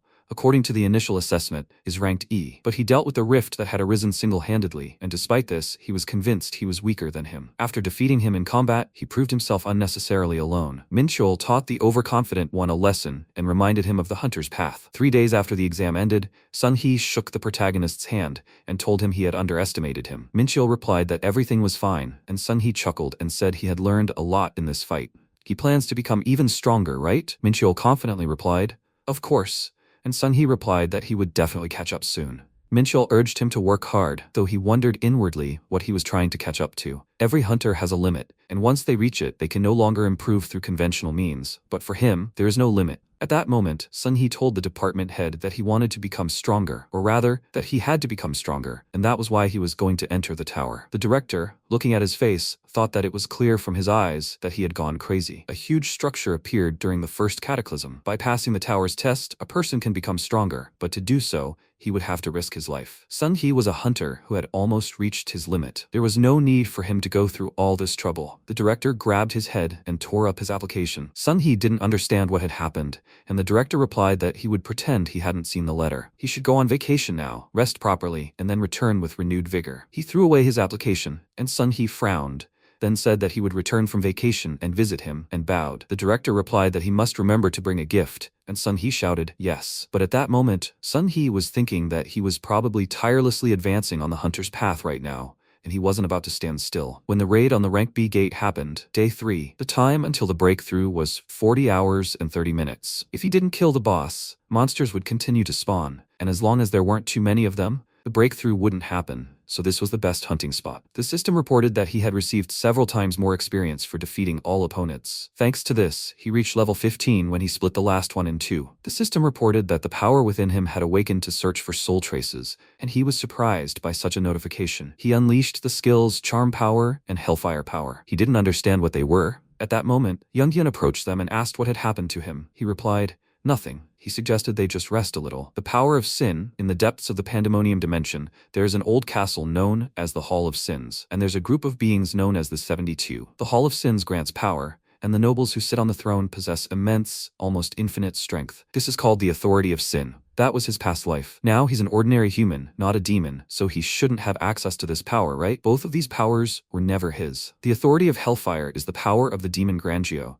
the ability to control hellfire that can burn everything around him. He was the former owner of Hell Swim, a rank 11 demon, the former owner of rank 55 demoness Seraphine's Charm. The authority of charm is the power of Seraphine's boundary, the ability to bewitch anyone and deprive them of the ability to think clearly. In the end, he killed them both. So, does that mean he can gain the abilities of those he killed in his past life? Does he have to choose between the two? In that case, he won't even have to think about it here. He smiled and asked again, where will he use charm? At that moment, the system informed him that he had chosen the power of hellish floating and that it would be assimilated with his soul, allowing him to contain both the flower and dark energy. The power of hellish floating transformed into a spark of the abyss, and a dark red aura appeared in his chest. He asked in surprise, what is this? At that moment, he smiled, clutched his chest, and asked again, is this really another transformation? He wanted to try out his new skill right now. How convenient that there was a group of monsters nearby, which was just getting closer and closer. He called them with his hand and, grinning, urged them to attack. The Yetis looked at him terrifyingly, and he was dumbfounded. Minchiol decided to test his new powers.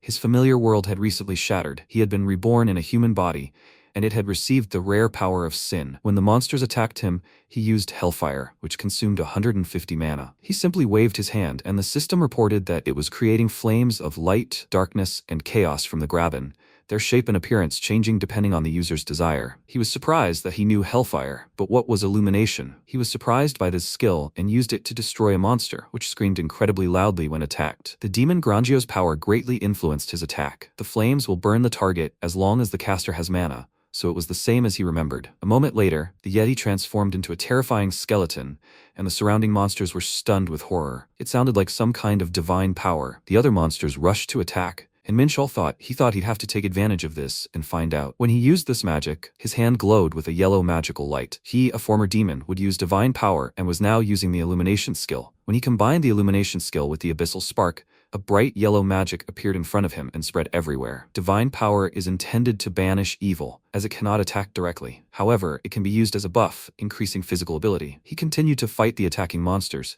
and moments later, it was destroyed with the same ease as before. It was definitely effective, but perhaps because he'd been a demon in his past life, goosebumps ran all over his body. Suddenly, he froze, his mouth hanging open in surprise, realizing it was all from that archangel. He'd killed him in his past life, and so he gains the abilities of everyone he'd killed, regardless of race? That was cheating. Martial arts are mostly focused on close combat, so he thought raids would be a piece of cake. But suddenly, he'd gained a ranged skill called Blessing. He continued to stand there, pondering the situation. After he'd hunted to his heart's content, he decided it was time to visit the boss and close the gate. He looked at the tall mountain opposite him. At that moment, the demon and the ice spirit approached his companions, staff in hand. They turned around in fear and started screaming, "How dare you do this?" The protagonist lashed out with his magical powers and asked, are they going to deal with the support team now? It was a good idea, but they wouldn't succeed as long as he was here. At that moment, he began destroying monster after monster, each screaming loudly in pain. When he reached a high mountain, it seemed to split in two. He asked his friends to rest there for a bit. Younghyun asked him if he really intended to fight the B-ranked gate boss alone. Minchiol confidently replied that he definitely wasn't going to retreat. Younghyun asked him not to die,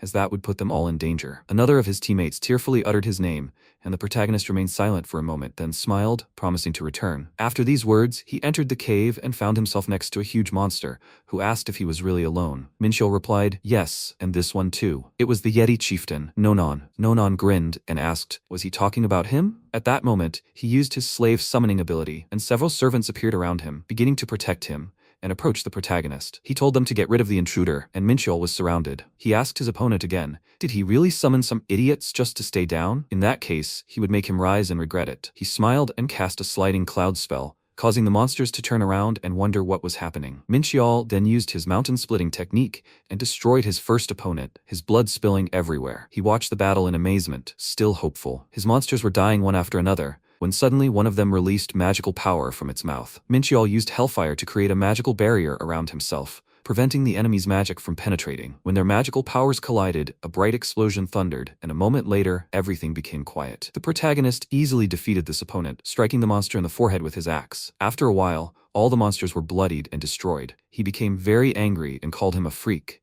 then suddenly tried to gradually rise from his seat. Mincheol asked again, did he finally want to join them? Nonon replied that he was short and would kill him personally. At that moment, he leaped high above the protagonist who tried to dodge. Nonon landed, and Mincheol jumped above him and, climbing onto his back, shouted, "Is he attacking him so thoughtlessly?" The monster didn't expect such a sudden turn of events, and at that moment Mincheol was thrown to the side, and the monster screamed in pain. Mincheol confidently looked ahead and then struck him on the head. Nonon called him a short freak who dared to act like that and cast an ice storm spell. The protagonist stood in disbelief, watching the scene unfold. He considered the idea that his hellfire wouldn't help him defend himself, and Nonon ordered him to die. At that moment, ice shards rushed straight at the protagonist, who was trying to defend himself with his sword and deflect each attack. He swung his sword so rapidly that too many magical beams of light formed around him due to his sudden movements. When he emerged unharmed, he asked the monster again, "Is that all?" He grinned, and the system reported that sparks were healing his wounds. He grew even more enraged and growled in anger, declaring that he would crush him. The runt. At that moment, the monster began to approach its opponent again, but the protagonist confidently looked ahead and used a blade that threw a star. When he struck the monster with the sword, it roared even louder, and blood spilled. He carefully watched the monster's every move and after a moment smiled, saying that he had already told him he would regret what he had done. After a while, Ellie thanked Mincheol for his hard work and handed him a bottle of water. He replied that he had worked really hard. Ellie replied that she wasn't saying this out of politeness, as closing a B-rank gate alone would require a remarkable amount of effort. Mincheol replied that he was sure Sun Hui and Sun Yu could easily handle the task. Ellie asked, what did he mean? Even A-rankers don't hunt alone, and they don't try to complete the task in such a short time. Doesn't he understand how dangerous it is? She began shouting at him loudly in anger, and Mincheol was dumbfounded. He couldn't tell if she was worried about him or just angry. After that, Ellie looked at him, stunned, and asked again, what did he mean? Worried? What was he even talking about? She continued, embarrassed, saying she simply meant that the Hunters Association would be in big trouble, and if anything happened to him, it would be her fault, among other things. So she wasn't personally interested in him. At that moment, Yun joined their conversation and apologized for interrupting. Ellie turned to him, pretending nothing had happened, and asked, "Leader, what brought him here?" She had become flustered without realizing it. While Mincheol drank water in confusion, Yun asked if they could take a look at this. It had fallen from the corpse of the monster boss. He was holding a magic crystal, and Ellie asked what it was. The protagonist was also surprised, and Yun said he didn't know, as he had never seen such a crystal before, and couldn't analyze it. Mincheol smiled and considered that it might look like a useless crystal, but it was actually a fragment of a -1 key out of 5. Legendary rank, mixed appearance, durable, a fragment of a key that unlocks access to the Dranko trial, a hidden stage located on the 5th floor of the trial tower. This item is connected to the tower. Mincheol stood up and asked if he wouldn't mind if he took it, would he? Ellie replied that she didn't mind. After all, he had priority. Yun asked if he knew anything about it. Mincheol replied that he didn't, but he might need it just in case. Yun asked him to please let him know if he found out what it was, as he was dying of curiosity. He replied, of course, because even if he searched his memories, the tower was so secret that he wouldn't be able to find a single trace. Since this item was connected to it, of course he should take it. Mincheol asked Ellie to contact him if she found a rank A gate, or even better, a B rank. She replied, okay. The manager is working tirelessly, so it will be quick, and he should rest for now. He replied, okay, let her rest too. At that moment, he wondered if they really wanted him to rest, but he didn't have time for that. He needed to train. A magical aura appeared around him, and his eyes widened in surprise. Ever since the Jongo Gate appeared, he hadn't missed a day of martial arts training. His strength had increased, and considering that F rank, S rank, and higher gates were few and far between, this was his best option at the moment. Training was much more effective than trying to get through a D rank gate. At that moment, his phone rang in his pocket, and he answered the manager. The manager informed him that they had discovered a gate he could clear. Mincheol replied that the call came at the perfect time. But Marchin also tensed up and said that unforeseen circumstances had arisen. Mincheol asked again what was wrong. Marchin replied that they had said that a great gate had opened in Korea, but the association had stipulated that it would be cleared jointly with other guilds. Mincheol asked, does he mean that he must cooperate with other hunters? Marchin confirmed this and said that since he liked to hunt alone, he could decline the request. Mincheol replied that it didn't matter, and Marchin replied, of course it didn't matter, when he suddenly realized what had just happened and asked, what? Mincheol replied that he couldn't pass up the opportunity to see other hunters in action. Moreover, if this was a B-rank gate, he would be able to evaluate the other hunters' skills. Marchin replied that a tournament might be held, and for Mincheol it didn't matter, since he simply had to destroy the boss before the others did. A gate-clearing tournament, until he showed them that he was the most artificial hunter, it didn't matter. After some time, he found himself in Jeollabuk province, Jeonju Palbuk. When he looked around, he was surprised by how vast the place was, and he hadn't imagined how vast the space inside was. Ellie smiled and informed him that people said it was half the size of Jeonju. But Mincheol thought it was unheard of, half the size of a city with a population of 600,000. That's why they insisted on working together? Ellie replied that 10 guilds had already accepted the association's request, and Mincheol realized the number of monsters appearing would be simply incredible. Ellie confirmed his thoughts, saying that the previously dispersed guilds were now barely preventing a gate breach. But the protagonist asked, "What does that mean?" Resolving the situation completely was impossible. Ellie replied that he was right, as the government and the association seemed to want to clear the gate as quickly as possible. If things continued like this and a breach occurred, it would be a complete disaster. Mincheol replied that this wouldn't happen. Who did she take him for? He seemed very confident in his abilities and smiled. Ellie became angry, thinking he'd simply gone crazy as he was becoming overly snobbish. Mincheol tried to rectify the situation, telling her not to worry. Suddenly, they found themselves near several guys discussing whether this was the person who had breached the gate. One of them heard that he even surpassed Yu Son Wu and took first place. Are they really talking about the respected, promising representative of the Horon Guild he managed to overtake? Mincheol, who overheard this conversation, said that everyone likes to meddle in other people's affairs. Ellie confirmed that it was all because a new hunter had appeared in town and managed to surpass a respected rival. He responded with bewilderment that she seemed to really like it. Ellie remarked that he had no idea how much attention he was attracting. He didn't remember doing anything attention-grabbing, and she asked again, what is he talking about? After all, he took first place in the hunter exam, prevented a coup, and now he's trying to cleanse them all himself. A large part of the guild is watching him right now. All the news groups are full of information about all his antics, and he replied that he hates any annoying nonsense. Ellie asked him not to worry, as his talented partner will do everything necessary for him. He's doing great, and she asks him to keep it up. At that moment, one of the guys came up to him, addressed him by name, and asked if it was him, Hunter Mincheol. He didn't understand who he was. The guy fixed his hair and with a smile said he was glad to meet her. Ellie immediately greeted him with a smile. It was Guildmaster Jong Yoon-soo from the Demon Guild. Why don't they talk? Yoon-soo asked again, so they knew about him? At first glance, he seemed like a narcissist, saying that he had earned the attention of such a beauty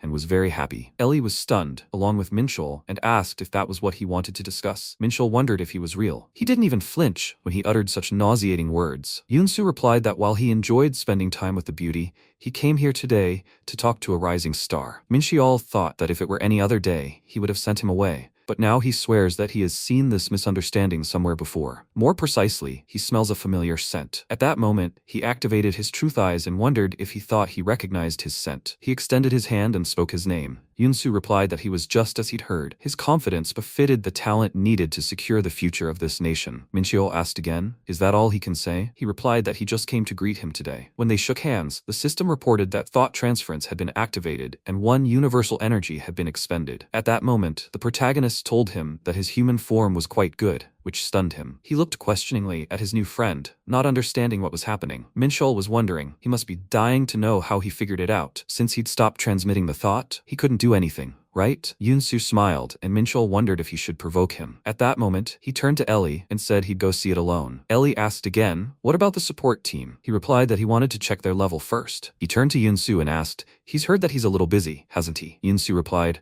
forgive him for keeping him waiting. He was sure he'd see him again soon, and at that moment, the protagonist passed by, realizing he'd immediately taken the bait. He whispered to him that he wasn't interested in men, and an awkward silence fell between them. The bait was cast, and he was teasing him. How could he refuse? After some time inside the gate, he arrived and turned to Mincheol and asked if he was still hanging around near the entrance. He replied that he was waiting for someone, and Yoon-soo asked if they had met before. Mincheol asked him to stop playing dumb. He could see right through these demons. Yoon-soo smiled and then burst into loud, demonic laughter. His expression turned terrifying, and he replied that he was worried his identity had been revealed, but he didn't think people would be so stupid. Mincheol asked if he was finished with his statements.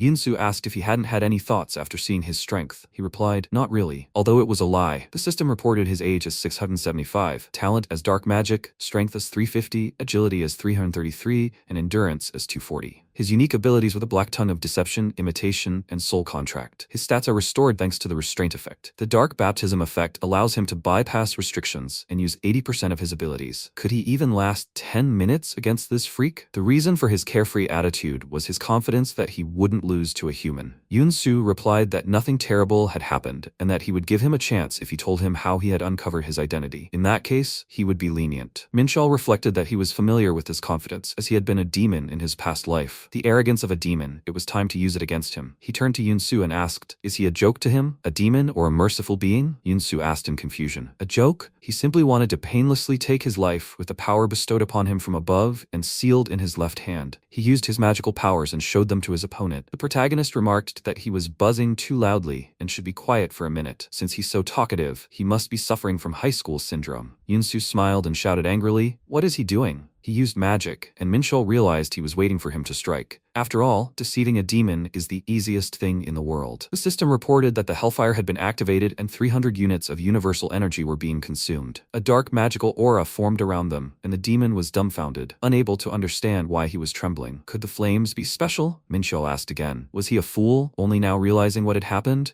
Every demon would recognize the power of sin. Demons have a basic instinct to recognize power, and he probably instinctively understood that he was a demon of a higher level than he. He was the one who created the era of flame, the father of all sparks and the symbol of destruction. With these words, he addressed his opponent, who retreated in fear. Minchiel spoke. "Young demon." The Lord of Flame answered his call and gave him his hand, Lord Efrit. At that moment, he stopped and looked down at the terrified Yunsu, who was trembling with terror. He immediately bowed to his knees and declared that he was Verde Cyanel of the demons, and wished to seek an audience with him, the Lord of Flame, Lord Ifrit. Yunsu wondered why he was doing this. Where did he come from in such a distant dimension? He was a powerful spirit, but his essence had been corrupted, and his quest for power had led him to become a demon, the Lord of Flame, Ifrit. The damned flame, after all, is known for its ruthlessness. Minchel replied that by failing to recognize the Flame Lord, he had committed a grave crime, and may his insolence be washed away by baptism by fire. Yunsu was terrified and screamed, as if he should have immediately said he simply wanted to finish him off with fire.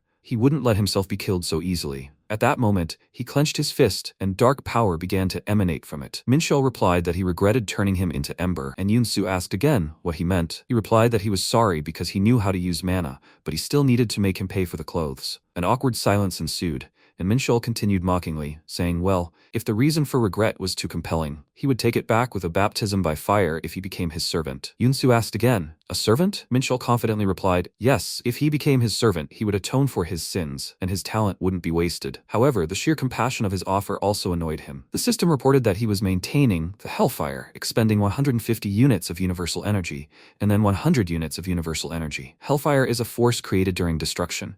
It is in constant motion, so maintaining it in a certain form requires extreme control and concentration. This is precisely because he does it. No one else would have succeeded. And why did he choose such a difficult method instead of fighting? Although, how was he supposed to defeat a demon with his physical strength? The gulf between races is insurmountable. If he rejected his offer and attacked then, he would have to ask for help. But he had no reason to refuse to become a high-level demon's assistant.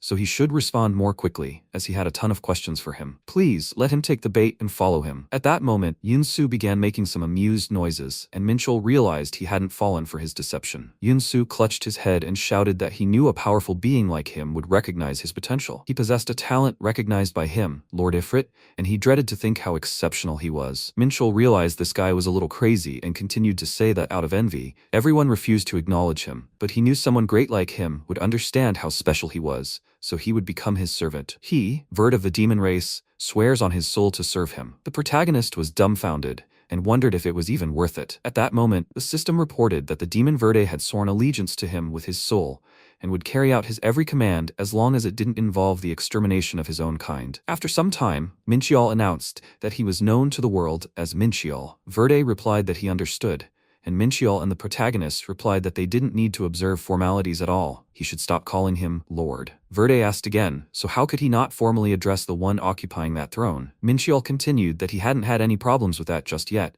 and Verde was surprised by these words and didn't know what to say. Minchiel said it didn't matter and asked if there were other demons who, like him, had arrived on Earth. Verde replied, yes sir, or rather, a hunter. and he would hear everything he knew about him. According to Verde's story, 5 demons, including himself, had arrived on Earth. They were tasked with building up their forces in Korea in order to take over the planet. The dark baptism they've acquired helps minimize their limitations. While it's still unknown who exactly is responsible for developing this kind of dark art, Minchiol is certain that at least one of the 4, now 3-dimensional lords is involved in dark baptism. The most likely candidate would be Rosalind, who serves Asmodeus, but it seems that for a lord of that level and above, dark baptism won't help with their limitations. Verde has said that among the 5 demons he is the strongest. The protagonists wondered if, since they are weaker, he would survive if something goes wrong. But if word of this reaches Elysium, a serious battle is likely to break out. Elysium and Pandemonium have previously competed with each other over the towers that appeared in Korea. After Deimos' death, Pandemonium found it difficult to continue the war, and Elysium found it difficult to maintain a full-scale offensive.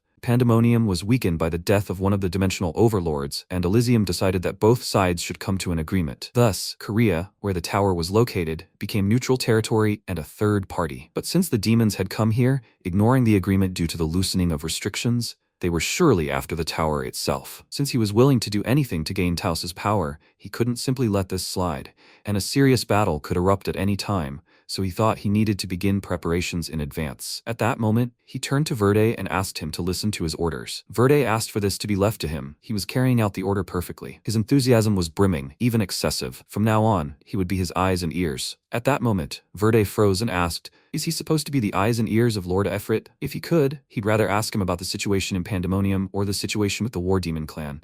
But he might become suspicious if he asked too many questions. While betrayal wasn't expected, he still had to remain sincerely loyal to him, so perhaps he could be of more use. So yes, he wanted to receive a report on all their intentions while he was on Rosalind's mission. At that moment, Verde rejoiced and shouted to leave it to him, as he would do everything in his power to further his grand plan. Minchiol grinned. Such reliability. But what's going on with the situation in Korea now? World peace? He wasn't interested in anything like that. He simply couldn't forgive those who wreaked havoc where he lived. He would turn those plans to dust. 2 weeks had passed since he'd come here to focus on leveling up and trusting Verde to gather information on the demon's intentions. He found himself in the territory beyond the gates of fire. Beyond the gate lies a vast forest filled with a variety of monsters. The forest troll has exceptional regenerative abilities, the Dark Hood is well versed in witchcraft and curses, and they try to ambush him out of the blue, and so on. A major battle broke out between Minchiol and the monsters, causing him to flee. Although they are now nothing more than experience points for him, he has increased his stats and acquired new skills. He has leveled up so much in just 2 weeks since the incident at the Jongho Gate. In his opinion, full-scale battles are definitely the best. In martial arts, people mostly repeat certain movements or techniques to master them perfectly, gaining experience through the process of enlightenment. For him, such repetitive processes are of no use, as he already achieved enlightenment when he was Deimos. Currently, his body needs full-scale battles to learn martial arts movements and uncover the concepts embedded within them. He must understand how his muscles should move in a state of enlightenment once he achieves complete harmony and can finally unleash the full power of his martial arts. At that moment, a terrifying, enormous monster appeared behind him and began to run. The protagonist heard a loud noise and, grabbing his sword, muttered that the creature was very noisy. He took up the 5-tiger blade and pounced on the monster, slicing the creature's weapon in 2 with a single movement. He then tensed and swung his fist at his opponent, causing the protagonist to leap high and slice it in half with his sword, spilling the creature's blood everywhere. The monster fell to the ground, and Minchiol gained new experience points. He smiled and, examining his hands, muttered, "This is real energy." Previously, he was unable to contain such immense energy, so it was scattered. But now he can control the energy of the universe and infuse it into his blade. This was made possible by his growing understanding of martial arts and his increased control over the energy of the universe over the past 2 weeks. He was a little tired and realized his body couldn't keep up. He needed to train more. From now on, he should focus less on the energy of the universe and more on increasing his physical endurance. After some time, night fell, and the boy called Minchiol by name and asked if he was the hunter. Minchiol turned around in surprise and asked, "Who is he?" The young man replied that he was pleased to meet him. He was the leader of the 3rd team of the Hwarang Guild, Choi Yu-jin. He shook his hand and said he was here because he had a proposal. Many guilds were participating in clearing the Palbok Gate, which contained Dragon's Claw, Horizon, and the World. Most of them were going into the dungeon together, without competition, and there were no teams dedicated to killing the boss. And this was all because the #1 guild among them, Hwarang, was among them. This guild, as befits a first-ranked guild, had created its own team and was now offering to join forces with them. Mincheol was surprised. Why had they suddenly offered to cooperate with him? What were they planning? This prompted Mincheol to ask again. Does he want to join forces? Yujin smiled and replied, yes, because such a huge gate had been defended for so long, the townspeople were worried, and they needed to sort this out as soon as possible. Mincheol wondered, townspeople? It was surprising. Since when did guilds care about townspeople? He clearly had some special purpose behind this proposal. The protagonist responded that he understood everything. He wanted to do everything quickly and efficiently. But since when was a first-rank guild incapable of handling something like this on its own? Such a guild would never help others. And rumor had it that Yujin, one of the 3 co-leaders of the Hwarang, even surpassed Sung He. Someone like him would travel so far to Palbok, hoping to recruit one person? Yujin replied that he was paying attention and caring to all the hunters working hard to clear the gate. Mincheol chuckled and apologized, as he was allergic to such nonsense. He frowned and replied, so this young man is behaving inappropriately. Mincheol asked again, is breaking into a stranger's house behaving appropriately? He had such a perfect night to practice the ancient heavenly art, but this jerk ruined everything. He tried to tease him, thereby forcing him to reveal his true purpose. But it didn't work, and it was a waste of time. If he had asked Ellie, everything would have happened faster. He turned around abruptly and replied that he would talk to the association about working together, and Yujin hoped for a positive answer. Mincheol didn't understand why this jerk had come here. When daylight came, Ellie yelled at him and asked, seriously? She slammed her hands on the table and wondered if they were trying to initiate a rematch between him and Sun Yu. Mincheol asked again, what? Ellie was surprised. Did he really not know who this was? He immediately answered, yes, absolutely. And an awkward silence ensued. Afterward, Ellie explained that he'd been in the top 3 in the final hunter exam and had competed against him. He replied that he remembered him, but what did he have to do with any revenge? She replied that it was because of him that he failed the test. And Mincheol asked, is that the problem? Ellie replied that the Hwarang Guild apparently wanted to increase its prestige. The first giant gate in Korea, a revenge match between the 2 gods who fought in the exam, they shouldn't accept their proposals. It was all just a provocation. The protagonist paused, smiling, and replied that he would join the cleanup. Ellie, perplexed, asked what he should stop. His opponents were planning to use him for their own ends. He replied that that was precisely why he'd agree, and opening the doors, he smiled, realizing he'd be stepping onto a prepared stage, but he didn't think the lead role would belong to them. He'll make them pay for wasting the time they'd chosen for training. After a while, the protagonist found himself on the battlefield in the forest with his team. They thanked him for coming. The guys exchanged glances, and Yujin smirked and said he'd like him to observe their guild's combat techniques from behind. He should stay safe. Mincheol replied, okay, he was curious about combat techniques anyway. At that moment, he walked away. There were 20 people in the assault team. They had a tank, a melee player, a carry, a mage, and a support. God, he'd seen so many looks like that in his past life that he wasn't even surprised by these jerks. Another guy approached him and said that he was glad to meet him. They'd met before. The protagonist wondered, who was this jerk? Why was he pretending to know him? Mincheol commented that he didn't have friends like that, and the guy shouted that he was Yusun Yu.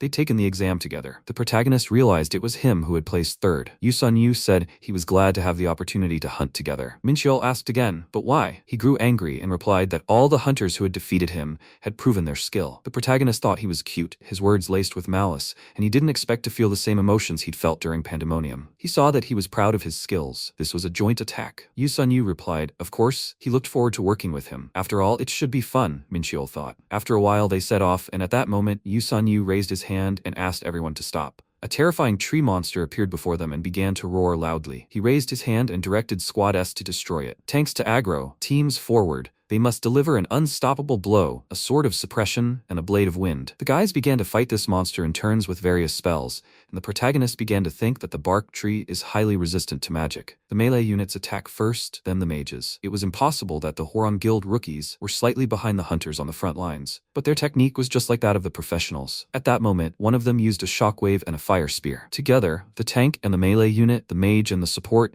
were doing an excellent job of their roles. But when would this end? He was incredibly bored and began to yawn, because, as he thought, their usual methods weren't for him. Not giving it his all was like carrying dead weight. At that moment, he noticed Yujin, who was simply observing what was happening, and he thought he could have handled this much faster. At that moment, Yusun Yu used 10 consecutive swings to shatter the tree into pieces, and upon landing, he smiled as the tree was destroyed. He turned to Mincheol and asked what he had to say about this. He replied that it was simply incredible, and Yu Sun Yu grinned and said that the guild had just begun the hunt. Minchul continued by saying that they were all new to the guild and he didn't expect them to fight. Yu Sun Yu definitely stood out from the rest, but there was no place for him on the stage today. High firepower, detection, priority, and banishment were the things all the heroes used to defeat their opponents. One of the girls tried to use fire, but Minchiol covered her with his own body and split the monster in two with his sword in one deft move. When he did, he turned to the girl, who thanked him. She reported that it was a low contribution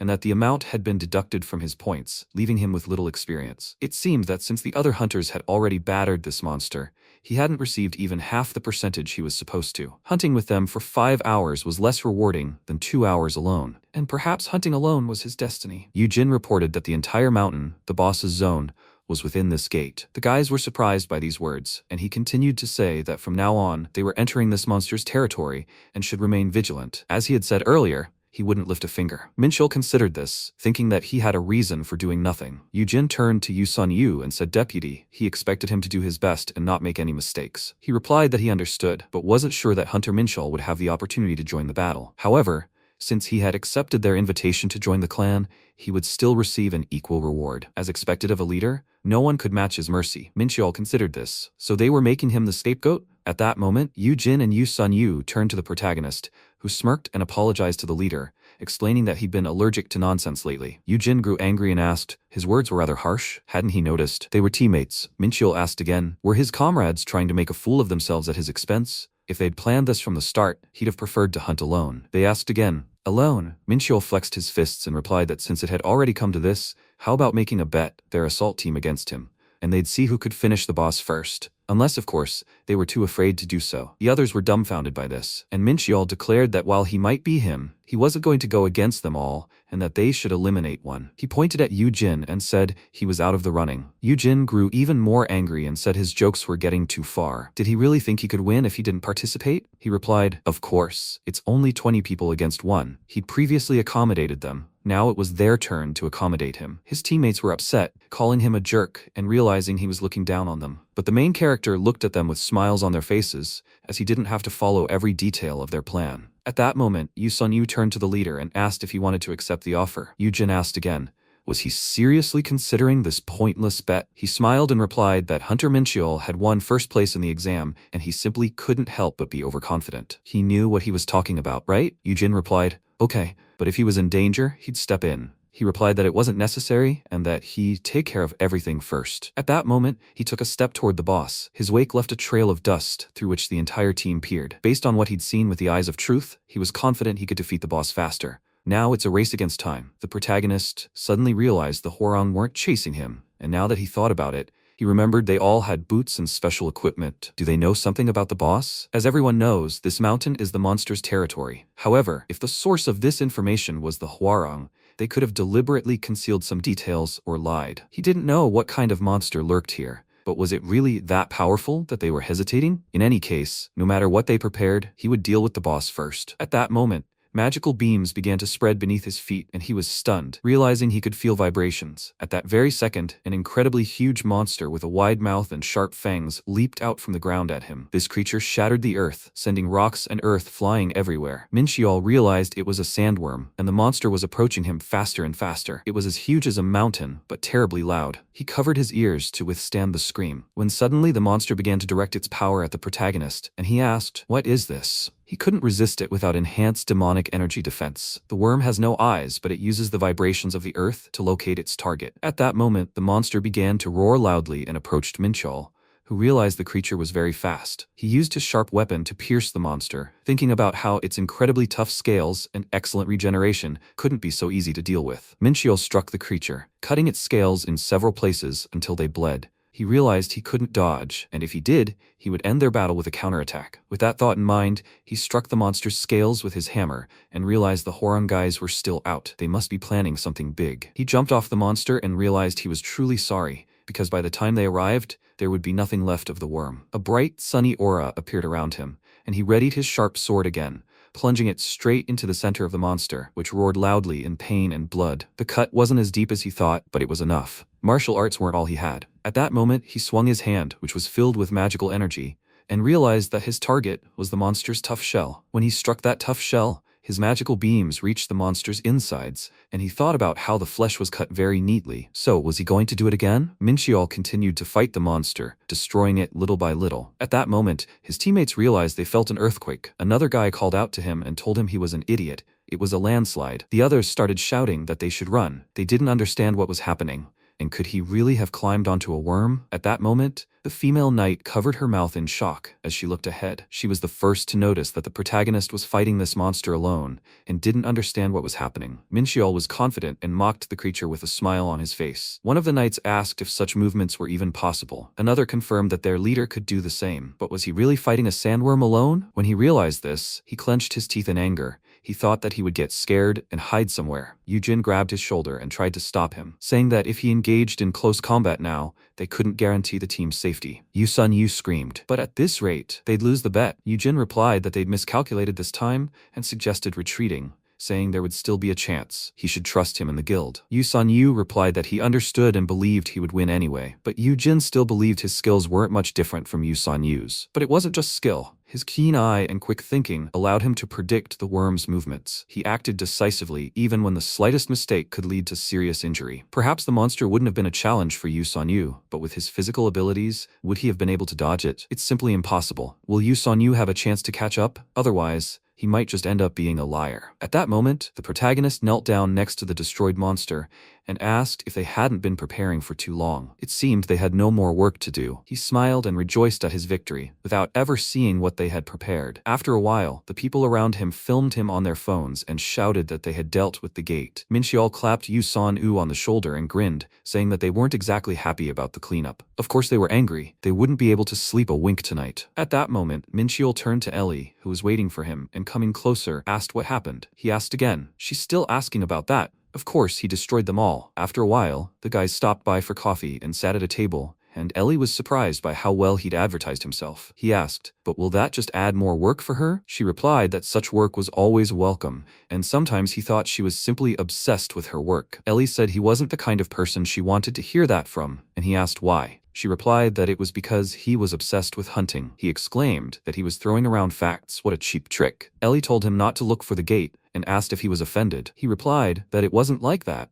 because he was planning to infiltrate the Tower of Trials. Ellie chuckled and asked if his jokes were out of line. He replied that he wasn't joking. All the strongest people and those he had fought in the past had come from the tower. According to them, for each trial completed, a person receives items, mana, and other rewards as a reward. Of course, the tower doesn't always help one become stronger, and he asked Ellie to call the branch manager and tell him he wanted to see him tomorrow morning. After a while, Martin was shouting with joy, expecting Minchiol. He'd heard that he was going to the tower. That's why he'd packed something special for him. It was a bag that was on the table. Minchiol asked again, so quickly? He replied that a competent partner should be one step ahead. The system reported it as a 500-kilogram spatial bag. Minchiol was glad he'd prepared well, and Martin replied that he was the branch manager and definitely hadn't gotten here thanks to a poker game. This time, the union would cover. But before he could finish, he cleared his throat, and Minchiol suddenly asked to deduct it from the amount he'd receive. If he took something for nothing, he wouldn't be able to sleep soundly. Martin asked again, was that true? The Interstellar Union always tries to return twice what they invested. If he lets his guard down, he'll become a debtor, and he doesn't want to have any debts. Martin replied, fine. He must remain on equal terms with the Alliance. He also needed help with something, and Martin asked him to ask now, not to be shy. He mentioned needing a construction specialist.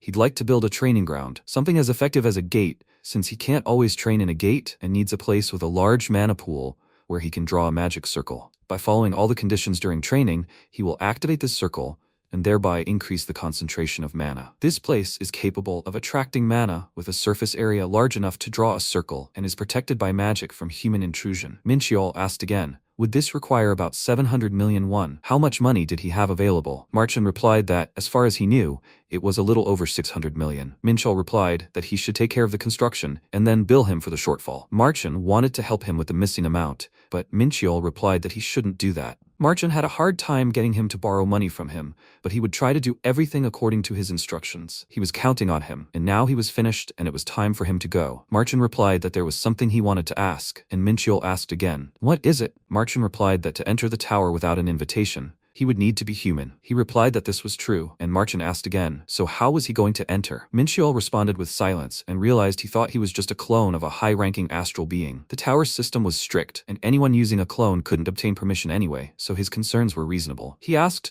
"Is he really that curious?" Marchin replied enthusiastically, "Of course, anyone would be interested." It seemed he didn't suspect him. He was genuinely just curious, so it wasn't a difficult question, because he is a real human. He walked toward the exit, waved his hand, and said that to find out the answer, he would have to die. Marchin asked again, "What?" He replied that he said he only needed to die once to understand. Marchin didn't understand what that meant, and Mincheol mused that it all had to do with his past life. The reason his current self could enter the tower was because he died by the hero's sword, and was reincarnated as a human. Marchin watched him leave silently, perplexed. Mincheol only wanted to tell him this after they had built up more trust, hinting at his true identity. However, how he interpreted it would be entirely up to him, so it wasn't his business. Marchin became upset that it seemed he still didn't trust him enough and burst into tears. After a while, the girls noticed Mincheol entering the room because he was very handsome. They seemed to have seen him somewhere. Mincheol sat down on the sofa and smiled. He sat across from Verde, who smiled back, and the girls commented on how good-looking he was too. They decided they should ask for their phone numbers and discussed it. Meanwhile, Verde told Mincheol that he was honored that he had asked to meet him. The system reported that they had created a silence field, a barrier magic that blocked sound. He reported that for his age, he was very good at using mana, and Verde thanked him for the compliment. He asked him not to smile at him with such a nasty smile, which made Verde upset, and Mincheol asked again if he had received any additional orders. He replied, not yet. They were currently focused on expanding the guild. Mincheol realized that he was indeed managing the guild and was surprised, and Verde confirmed, of course. A demonic guild? They could call them loyal servants, guided by their black flames. It had only been a short time since Verde founded the guild to increase its strength in Korea, and thanks to his skills and leadership, the organization had grown rapidly and was now known as a new and prosperous one. Mincheol realized that his stats were far superior to those of other people his age, and that he was truly talented. And now that he had become his loyal servant, they would serve him alongside him. Mincheol understood that since he had taken a subordinate, he must make him as useful as possible. He placed the glass of soda on the table and asked, "Verde, does he trust him?" He replied that he swore on his soul. Mincheol rose from his seat and said that in that case, he shouldn't move a millimeter, no matter what happened. At that moment, he extended his magical hand toward Verde's face, from which dark rays began to emanate. Verde was terrified and asked again, "What?" But he couldn't move and was dumbfounded. Mincheol, smiling, asked him to simply concentrate. Otherwise, if he were distracted, he could die. The demon clan interacts with mana differently, so they can't use the dark magic Verde uses, nor can they teach him any magic that could make him stronger. There was a moment of silence between them, but martial arts are a different matter. The art of mind-splitting. In fact, it's more of an energy art, closer to Taoist magic than martial arts. It increases information processing capacity by dividing the consciousness into separate parts. But how will this help him? Magic is like calculating a specific formula,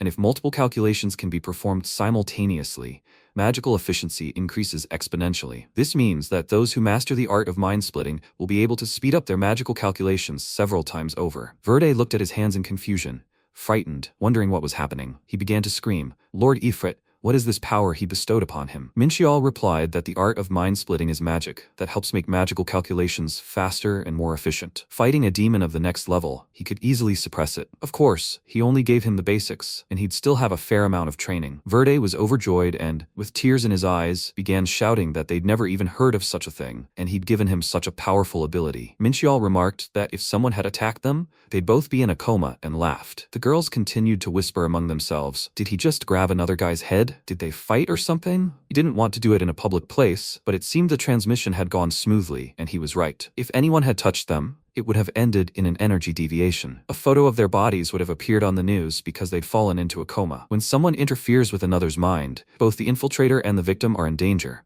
But he's not just anyone, he's a former demon king and can trust himself. Verde asked, but shouldn't they have rented a business lounge or something in that case? Mincheol replied that it was expensive, and Verde asked, but isn't he rich? He doesn't have money either. At that moment, Mincheol realized, yes, this is one of the habits of student life. Verde was frightened and realized that he'd been on the brink of life and death while drinking coffee for less than 10,000 won. In any case, he suggests ending this conversation. Verde should diligently train in the art of mind separation and master it to 2 stars while he's gone. Verde asked in surprise, where are you going? Mincheol replied that he needed to go to his hometown before entering the tower, but he wasn't going to some high-ranking gate, Was he? Mincheol told him not to worry about it, and smiled. After a while, he found himself at the station and told his friend that he should be grateful. There was no need for him to follow him around. His friend replied that it was the only way he could remember his existence. Besides, it was a chance to visit his parents. And when else would a poor student like him have the chance to ride a high-speed train? Mincheol asked him to say hello to his parents for him, and he smiled, saying, okay. It was Kim Ki-tae, Mincheol's childhood friend, a university student in the same academic year. Ki-tae continued the conversation with his friend and reminded him that he was constantly away from home. He trained until dawn, changed his phone number, took a leave of absence from university to pursue a career as a hunter, and was completely unreachable. Mincheol was speechless. He thanked him for these words, but Ki-tae said he wasn't finished yet. Their university friends made such a fuss because he became famous. They approached him and asked for his autograph. After all, they had heard that they were best friends. He talked his mother out of going to Seoul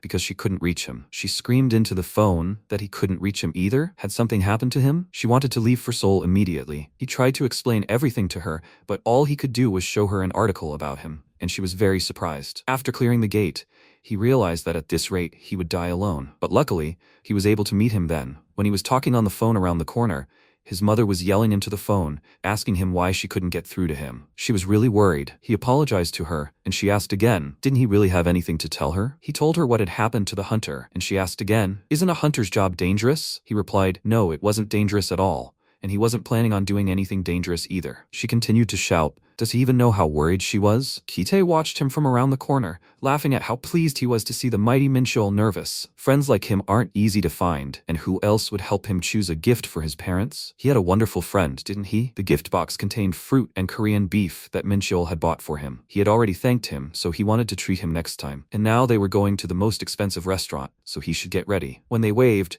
they said goodbye until they met again, and Mincheol thought that, frankly, the inability to keep in touch due to being busy was just an excuse. He's guilty, and he admits it. When memories of his past life returned, he became obsessed with becoming stronger and pushed everything Mincheol had aside. For him, feeling something like this right now is proof of how different he is from his previous self. Standing in front of the chicken shop, he thought it was because Deimos would never feel anything like this. He'd only been gone a few months, but it felt like years. His parents have run a restaurant in the old part of Nambu Market for 20 years. They have a lot of customers because they use the old method of deep frying. He missed that smell so much, it used to make him sick, because it was everywhere. Although no, he can't say he's no longer disgusted by it, even if he lives elsewhere now. Even as the son of chicken restaurant owners, there are things he can't say. His university friends asked him a ton of questions. How could he say something so respectful as, fried chicken makes him sick? If one of his friend's parents owned a restaurant like that, he'd thank God every morning and bow toward the rising sun. At that moment, he touched the doorknob and suddenly froze. When he walked inside, his mother greeted him as she set the table. Her mouth dropped open in shock, and his father also came into the room and asked, who's there? Mincheol smiled at them and said he was back. They'd prepared him a crisp, golden chicken with an aroma that touched all 5 senses and filled his nose. Mincheol picked up a glowing chicken leg and took a bite, realizing how well roasted and juicy the meat was. He was delighted by this sensation, because the taste was angelic, or rather demonic. He almost lost himself. Mom said he should have let them know he was coming, so she would have cooked something he liked. He always said he was tired of chicken, but they were glad to see him eating well. He said it was okay. They couldn't find chicken like that in Seoul, so his father's chicken was better. He chuckled and said he'd fry some more if he wanted. Mincheol smiled and said, let them fry it. After the memory of his past life returned, he forgot about his family for a while. He grew up with love and care. His parents were always there for him. Even when he wasn't taking an exam, they worried about him and were there for him. They also gave him free chicken coupons and were happy for him with all their hearts, every little thing. His parents are the people he wants to protect most, and the only reason he still exists as Mincheol is because of them. He asked them not to forget to open their gifts. These gifts are the only thing he can give them now. His dad thought being a hunter brought in a lot of money,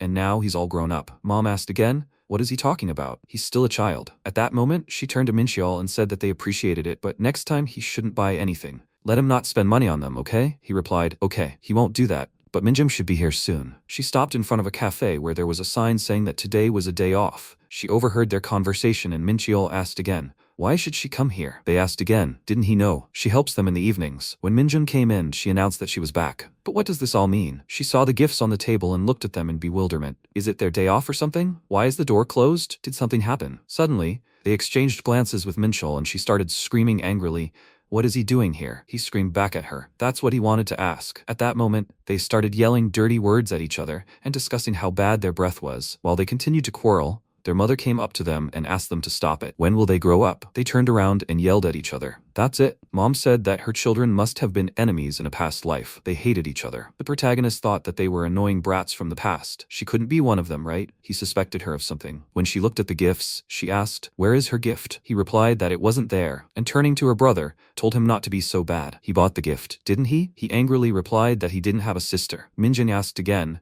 but how could he not give a gift to a girl like her? He replied that he didn't have the gift and that she should stop, otherwise he would throw up. She asked again, was it really for nothing that she had been sucking up to him? Did he really not have a gift for her? At that moment, he pulled out an envelope and handed it to her. She was delighted and thanked him for it. He told her to behave normally and know her place. And Minjin replied that she wouldn't pay attention to him since he had given her money. After that, silence fell between them, and everyone sat down at the table. Mincheol asked again, did she really not want to say a word to him? At that moment, they turned on the TV, and a reporter announced that the huge gate that appeared in Jeonju disappeared after 18 days. Reporter Kim Yoo-jin Chu went for details. Mom was glad that nothing had happened, and her husband said that if anything happened, he would protect her. She became embarrassed and screamed, "There are children here. What is he saying?" He reflected on how he hadn't wanted to close that gate, but it was close to their home, and seeing their reactions, he realized it wasn't in vain. The hunters were received by those teachers at the gate's closing, led by one of the 3 leaders of the Hwarang Hunter Guild, Yoo-jin. But the raid on the boss this time was carried out by Hunter Mincheol alone. His mother gasped in shock and asked again, "Is this their son?" Minjung screamed that it sucked. He also contributed to the rift incident,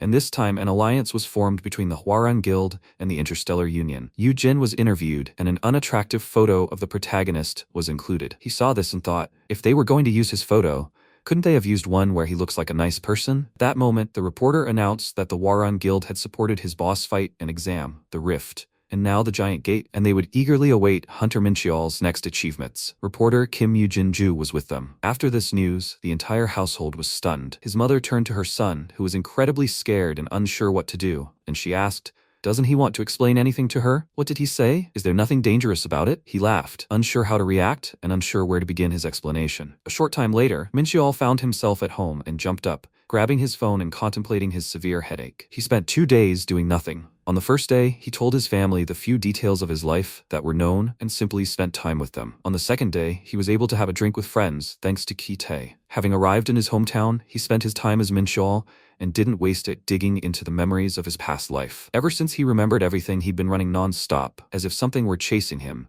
and now he finally had a distraction. He was having fun, and it all ended with him once again promising himself to become stronger. He couldn't defeat those they would have to face with his current strength to protect those dear to him. He had to become stronger, no matter how dangerous it was. After some time, he arrived at the station and told his parents he had to go. They asked him not to do anything dangerous, and he told them not to worry, as he hadn't intended to. His mother added that he shouldn't try anything like the Palbok Gate again. He replied that it wouldn't happen again, and reflected on how perceptive his mother had become. She asked him to keep in touch so they wouldn't worry, and he promised to try. And his dad added that his mother was very sad. After that, his mother pinched her husband on the back and asked embarrassedly why he needed to say that. His sister turned to him and asked when he would leave. He was only delaying the train. Mincheol replied that he was already leaving and she still wanted to get rid of him. They would see if he brought her money next time. After these words, Minjung said that her amazing best brother in the world, as a daughter and their parents, she would make up for his absence over them. Please, let him go with God. He replied that her delirium was akin to art. After some time, he returned to the city. The train was heading to the boarding area, and when he got off, Ellie met him right off the train and told him that he had arrived on time. He was surprised to see her and said that she had also arrived on time. Ellie asked if he had ever seen her late. He thought for a moment and replied, not yet, and Ellie noted that this would never happen. After a while, she asked, is he heading to the tower now? He confirmed this and asked her to call Marchen and remind him of his request. She answered, of course, after which they approached the gate. Mincheol looked at it carefully and thought that this was the entrance to the Tower of Trials, and he felt a strong energy, completely different from the gate. So, should he go now? Suddenly, he heard a loud scream. Ellie asked him to wait and asked if he had nothing to say. He asked again, what? Should there be something? Maybe he forgot something? She started shouting that if he intended to return, then he should just say that he would return. He asked again, so he didn't say goodbye? But did it really matter? He would see her anyway upon his return. People who wish to enter the tower remain there for quite a while. On average, they're ranked, with a survival rate of around 70%. His physical body isn't even close to being an A rank, it's an E rank, so he's a little worried. But he has the skills and standards from his past life and understands her concerns, and he's fine. He won't see Ellie for a while. He never thought anyone outside his family would be worried about him. He suggested they have dinner together when he returned. Ellie asked in surprise, "Dinner?" At that moment, he opened the gate and said, yes, he wants to meet, not for business, just for fun. He'd be stepping away for a bit. He closed the gate and smiled, saying he'd be back soon. Inside the tower, he feels like he's about to dissolve into the darkness. His senses are blocked. He can't see where he's going. The system window reported that he's using an ancient celestial art. First, Minchiol will summon his senses to assess the area. A voice said, "Welcome to the testing tower." MC thought, who is that voice? They decided to give him a welcoming ceremony. He turned around and thought, there? The silhouette asked, can't be. Can he see him? Minchiol answered, only the outline of a figure. The silhouette snapped his fingers and said, it's still incredible. A man with a bear head appeared in front of him and said, welcome to the testing tower. Nice to meet him. His name is Luce. He's in charge of training on the ground floor. MC asked, a bear mask? Luce asked again, a bear? Let him rub his eyes. It's a bald lion. Minchiol asked, puzzled, what kind of bald lion is that? He ordered him not to waste time on nonsense and get down to business. Luce said, he looks like he has a short temper. MC said, his name is John Minchiol. It's the precious name his parents gave him. Luce laughed and said, okay, John Minchiol. He disappeared and said, before they begin the zero trial, a system window appeared in front of MC and he widened his eyes in surprise and thought, this is the exact same status system. The same thing appeared before his eyes when he awakened as a hunter. The system window reported trial tower, floor 0. The task is a trial by combat. He needs to prove his worthiness in battle. The target is unknown, and the end conditions are the death of the challenger. Luce said he can view this information at any time by saying, status bar. MC smiled and thought, this can't be a coincidence. He sensed amusement. Luce said his stats will be adjusted for the duration of the trial. He will also only be able to use one item. Changing items will not be available during the trial. He laughed and said, well, he will not wish them luck. Luce said he thinks he will surprise them. He looks strong enough. Jin, the support person in charge of the ground floor, said, he is some kind of weakling. His stats, aren't they too low? Never before had he seen a challenger adjust their stats so explosively. Minchiol's normal stats were adjusted to 100 points. Jin said he can't believe such a youngster came to the tower. Did he really find a grave for himself? Luch sat next to the bear mask and said that if he dies, it will be over for him. He is not like the other participants. She wonders how long he will last. Jin thought, is she interested? It seems she was not at all shocked by his low stats. He folded his arms and said, he bets on 10 minutes. He must, at a minimum, match the adjusted stats. Luce asked again, is that so? Then she bets on 10 seconds. Jin asked again, wasn't the minimum 2 minutes? Let her not back out later. Luce said, betting is always akin to rolling the dice. A werewolf with high strength and agility stood in front of MC, growling loudly. Minchiol smirked and said, knowing the creature's stats gives him an advantage, and since his own stats had doubled due to the adjustment, dealing with the monster should be a piece of cake. The werewolf thrust its paw forward and lunged, and MC created an energy spear. He attacked the creature, and the onlookers widened their eyes in surprise. Luch reported, the first stage, werewolf, had been completed. His constitution and mana have been restored. His wounds have been healed. The next test will begin in 10 minutes. If he wishes to start right now, let him say skip. MC thought he hasn't even warmed up. He said skip. Second floor, it's a harpy. Minchiol attacked it, then said skip. Luch said stage 4, a skeleton. Before he could finish, MC dealt with the monster and said skip. Luchi said, the next test. Minchiol destroyed the monster again and said skip. He wondered if all the rumors around the tower were just a lie. Luche said, stage 7. He again didn't have time to picture the creature before MC quickly attacked it and said, skip. Stages 8, 9, and Minchiol's pass. He wondered if there would be anyone worthwhile today. Jeannie asked if he needed to make an appointment with an ophthalmologist. Lucia replied, she thought she had vision problems too. 10 stages took 10 seconds? That's a new record. Ordinary rankers don't live to see this. Jeannie screamed. So that's why he interested her. Lucia answered, her sixth sense hadn't failed her. She thought that it was no coincidence that he saw her then either. The light of the tower. When a candidate goes through the process of registering, with the tower exposed to the light, all of their senses are temporarily frozen. She had gone through this too, a long time ago. Feeling anything during this process should be impossible. He did what no one else could. Where did he come from? She said he could pose a threat to mortals. After a while she said, stage 48, dark illusions, completed.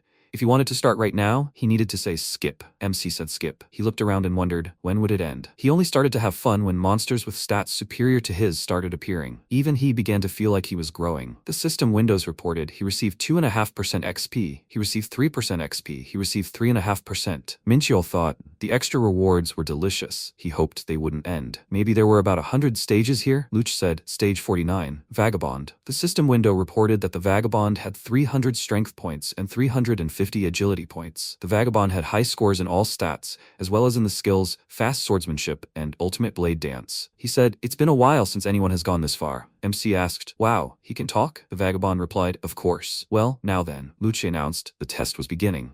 The vagabond swung his sword and offered to test his skills. Minxiao looked at him carefully and thought, his swordsmanship style is fast swings that put pressure on his opponent. The way to deal with him is to suppress his speed with strength. The system window reported, he uses the 5 tiger blade. He swung it and struck the opponent's sword, and then asked, did he block? The vagabond replied, he should know. He jumped back and said, he had met many strong challengers, but never anyone like him. Minxiao asked, is this a compliment? Vagabond replied, yes. 7 had been through this too. MC said, 7, cool name. He jumped off the floor and lunged for an attack, but Vagabond blocked the attack again. He screamed and wondered what kind of power was hidden in that blade. Minxiao smirked and asked, did he think that if he circled around him like a fly, he would succeed? He thought before, 1 hit was enough for him, but now, he swung his sword and thought 2. Vagabond thought in surprise, this can't be. Is he losing? MC thought 3. He struck again and Vagabond screamed, but his stats are higher. Minxiao swung his sword again and thought, the trick is to deliver several consecutive strikes, creating a combo that will be far more powerful than a single strike, albeit strong but chaotic. Buff, Ancient Celestial Art increased by 40%. Consecration increased by 50%. 1 chaos energy is equal to 3 mana levels. MC thought, given the buffs, he won't lose. Higher stats alone mean nothing. The vagabond said only 7, no, 8, including himself, were able to defeat him. Minxiao asked 7, are these the same 7 he spoke of earlier? The vagabond replied, yes, they rule the tower. He wondered if he could pass the final test. It felt good to cross swords for the first time in a long time. Lucci reported, stage 49 completed. The final stage would begin in 10 minutes. If he wished to begin right now, he should say skip. MC asked again, the last one? Skip it. A bright lightning bolt appeared in front of him and Minxiao said, nightmare. Isn't that too much? Knights covered in mana appeared in front of him. The system window reported that MC was facing a legion with all stats at 100 points. He needed to defeat 100 legionnaires. MC thought, 100. That's a good number to write a heroic tale about. They have the same stats. Are they trying to take him by numbers? The legionnaires said, buffs, blessings. Minxiao thought, apparently not. If he continued to stand and watch, they would slap even more buffs on themselves. He had no time to waste. First, he'll take care of the most problematic ones, the ones who apply buffs. The legionnaires used fireballs and water arrows and aimed them at MC. There was an explosion, but Minxiao dodged. The legionnaires began using sneak attack, sorrow strike, ambush in the darkness, seal of slowness, punishment, and curse of blindness. Minxiao said they were applying all sorts of debuffs to prevent him from even having a chance to escape. The system windows reported that he was affected by the seal of slowness,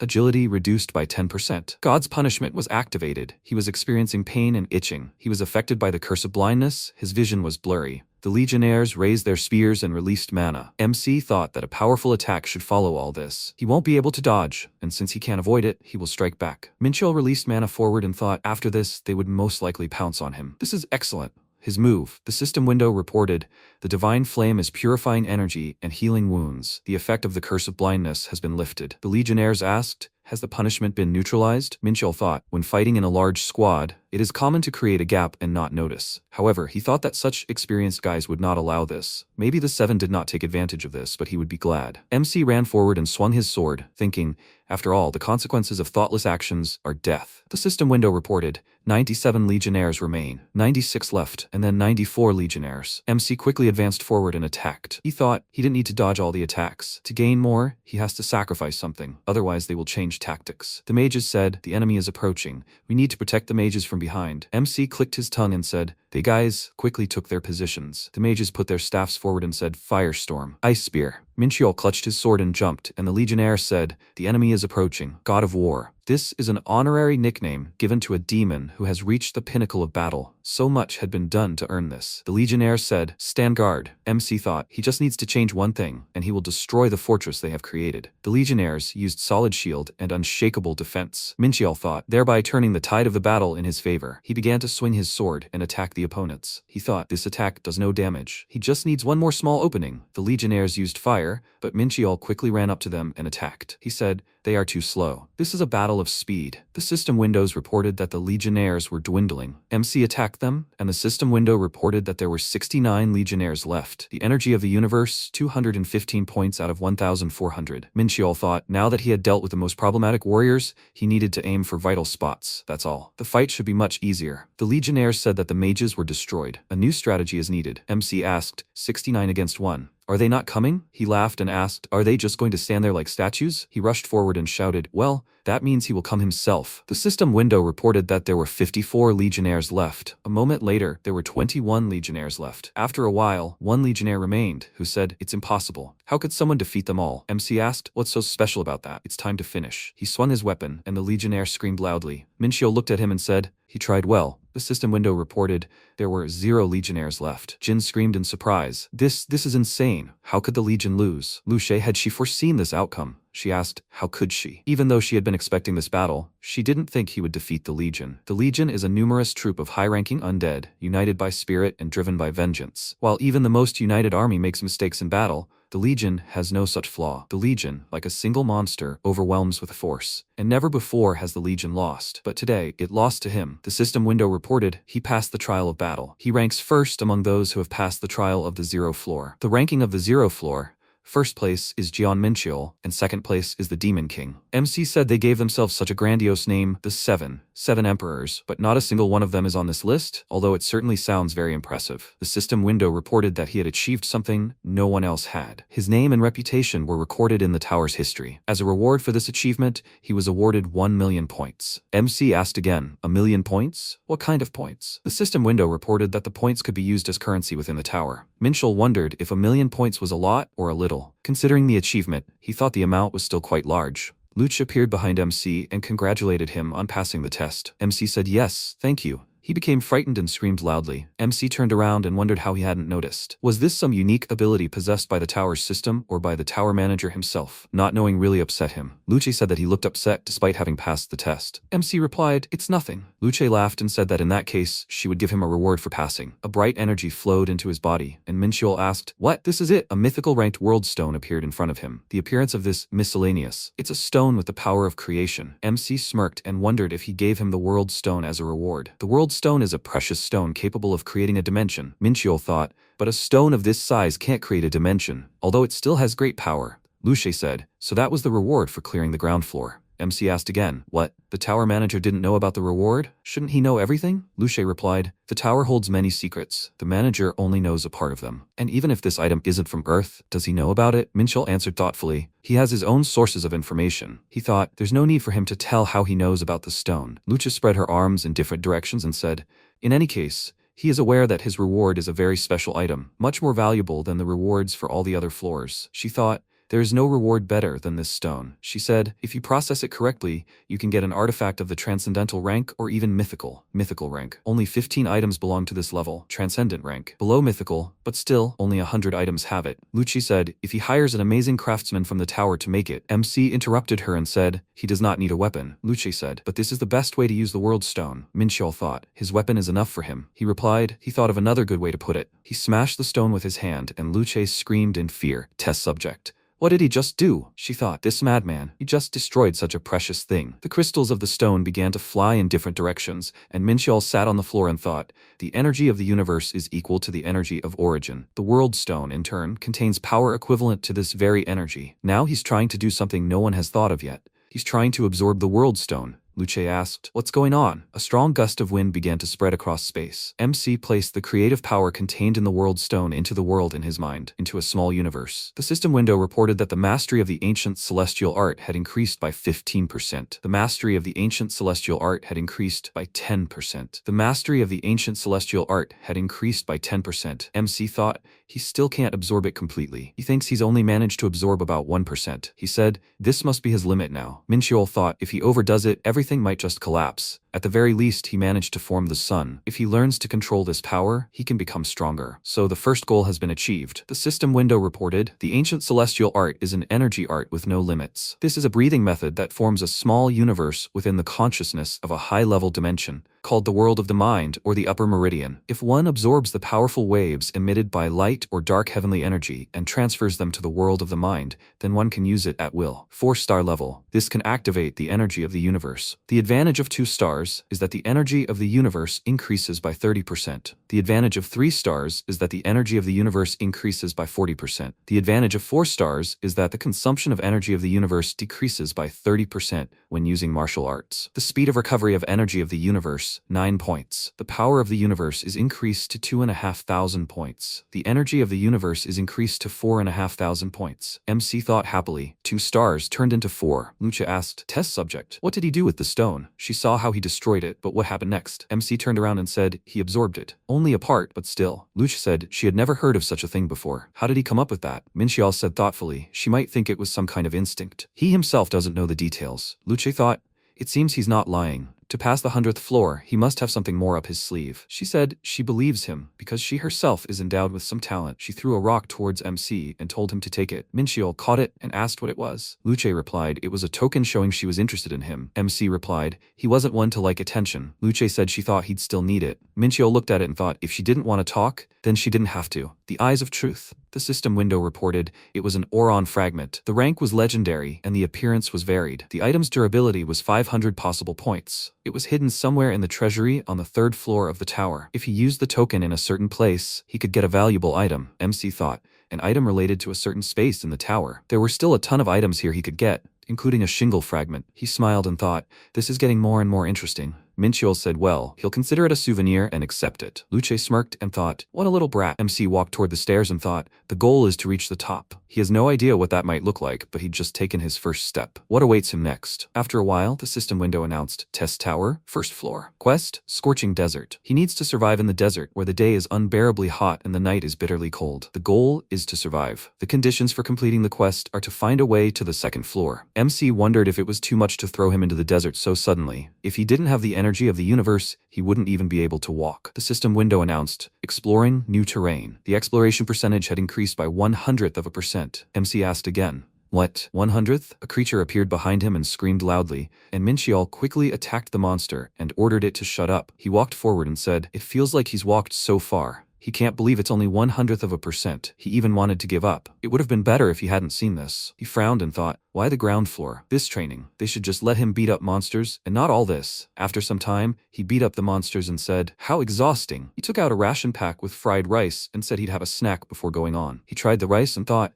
this is better than he thought. They make excellent rations these days. But he still can't believe that the research process is still only 0.2%. The worst thing is that the goal is not even to reach 100% of the research, but to find a way to the 2nd floor, which is located who knows where. If he's lucky, he can finish this quickly, but if not, he'll have to hurry. And obviously, he looked ahead and ordered the silhouettes to stay where they were. Don't come any closer. He thought the flies would keep circling around. The guy spread his hands and told him to calm down. There's no need to raise a spear. They're here to make a deal. Mincheol asked again, a deal? The guy replied, yeah, he just passed floor 0 not long ago. Right? MC replied, yes. The guy asked, how about exchanging a few rations for information on the location of the entrance to the 2nd floor? Mincheol smirked and thought, you just need to look at them. He asked, why don't they go to the 2nd floor themselves, since they know where it is? Do they think he'll believe them? The guy asked. What was he talking about? Of course they'll go too. Since they're already here, why not? They just don't want to go up so soon. He knows that besides the main quest, there's also an additional one, completing which you can move on to the next floor of the Tower of Trials. Right now they're busy completing this one.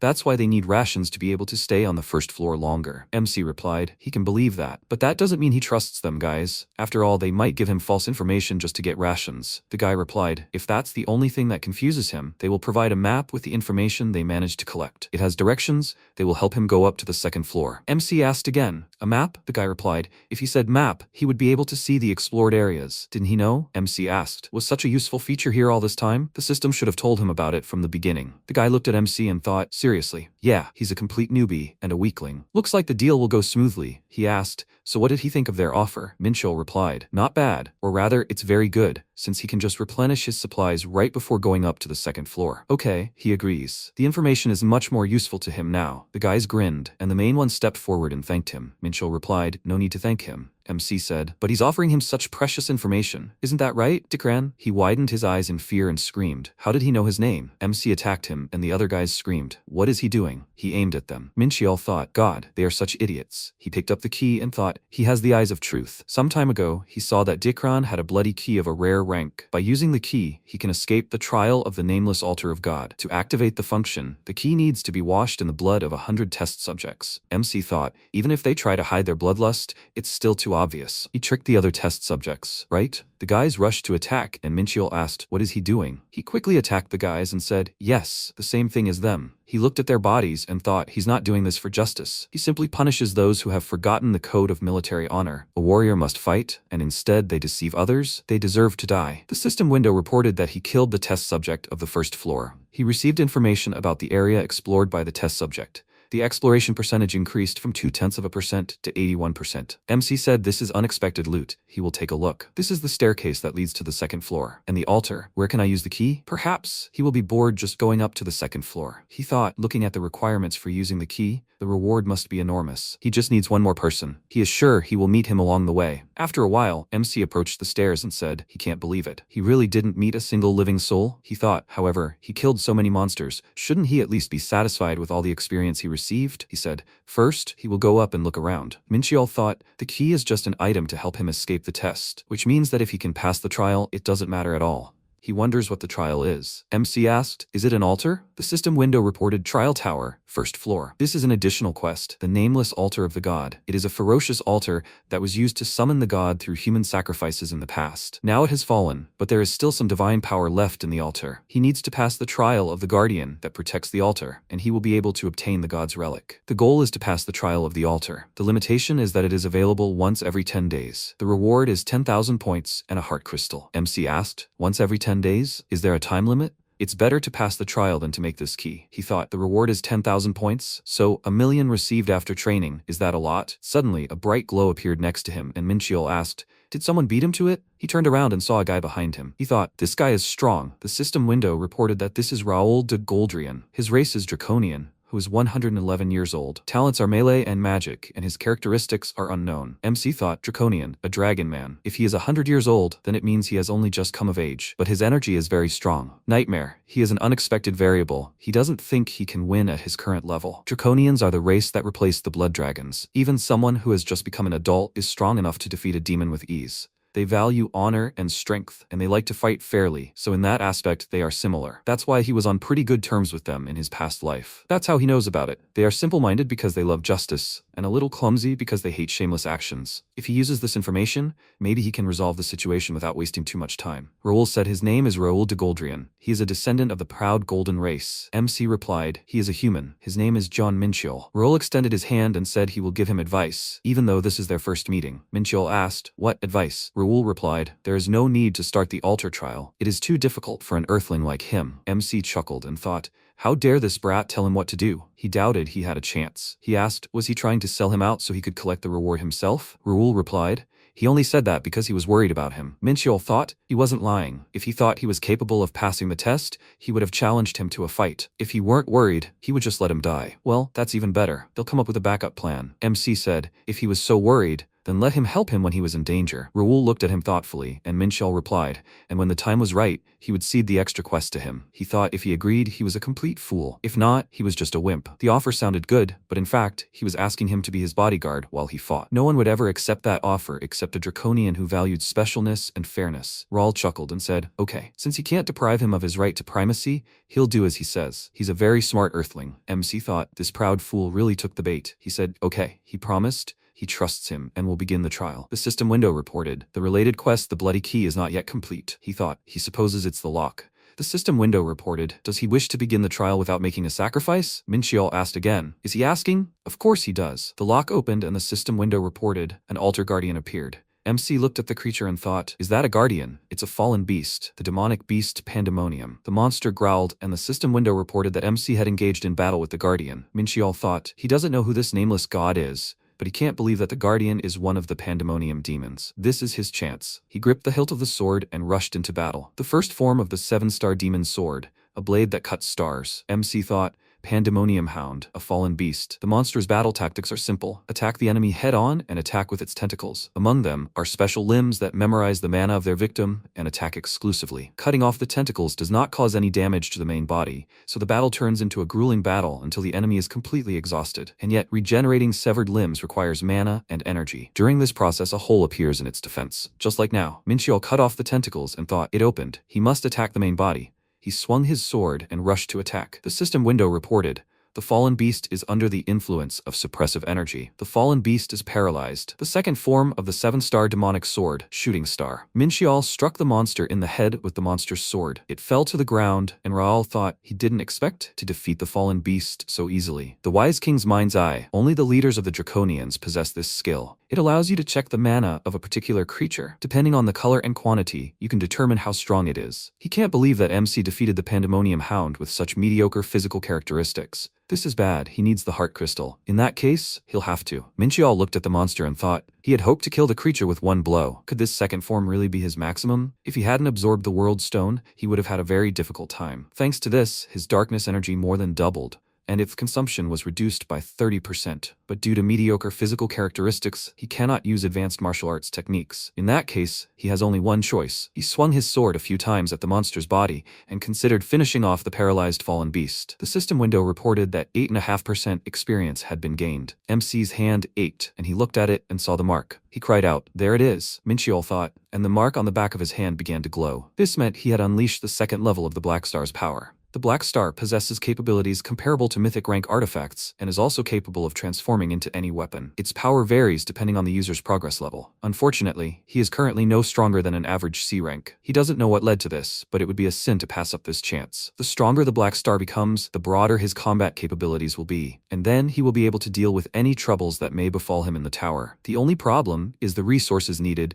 to fully unleash the star's potential. He won't find such resources on the first floor of the tower. It looks like he will have to put it off for now. The system window reported that he defeated the Guardian. MC said, yes, his additional task. The system window reported that he received 10,000 points and a heart crystal. This trial can only be repassed after a certain amount of time. The remaining time is 240 hours. The system window reported that it is a unique rank heart crystal. It has a durability of 300 points. It is the result of crystallizing countless lives. A powerful, vengeful spirit is contained within this stone. Minchiol thought it was a heart crystal, not that he needed it after absorbing the world stone. Rule asked if he was given the heart crystal as a reward for completing the additional task, right? MC thought, just look at that look. He can barely restrain himself from taking it by force. And why would a guy from the Draconian race need a heart crystal? A heart crystal. A demon desired to create something similar to the world stone, and for this purpose, ground up many living beings, combining their lives into this cursed stone. If someone applies this to an artifact or uses it as a catalyst for a spell, they can greatly enhance their combat abilities.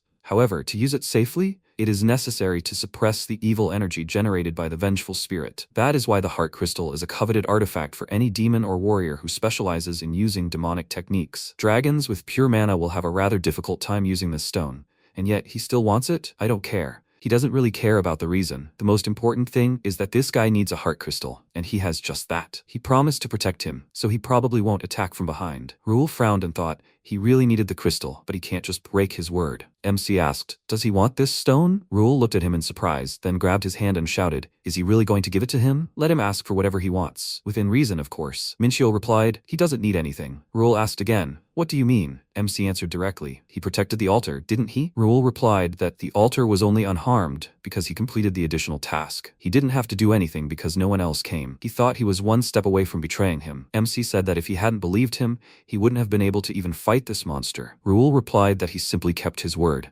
Minchiol asked if he insisted so much, then perhaps he could do him a favor? If his request turned out to be beyond his strength, he could refuse. Rule placed his hand on his chest and said he was all ears. MC said that if possible, he would like to visit Draconia at least once. Rule asked again, Draconia. MC said that Earthlings consider their world to be an exemplary fantasy. Rule asked in surprise. He meant to say that word of their world had even reached Earth, which was in another dimension. MC mentally apologized, but he snapped. In fact, people don't even know dragons exist. Information about Pandemonium and Elysium is strictly classified to prevent other dimensions from interfering in Earthling affairs. For example, elves, dwarves, and the Interstellar Union. Earth's representation has greatly limited interracial diplomacy. That's why most information about other dimensions is hidden from the public. Draconia is certainly a beautiful world, but its purpose is different. Rule replied that only those who have gained recognition from the dragon race can enter their world. MC thought that winning the favor of the Draconians is incredibly difficult. He asked, so it's impossible? Rule asked again, no, why not? There is a way, Minchiol thought. Rule de Goldrian. He knows that name very well. Recognition as a member of the Goldrian family is worth much more than a heart crystal. Rule reached into his belt pouch and said, so be it. MC thought, everything is going according to plan. Draconians are not the kind to stay in debt.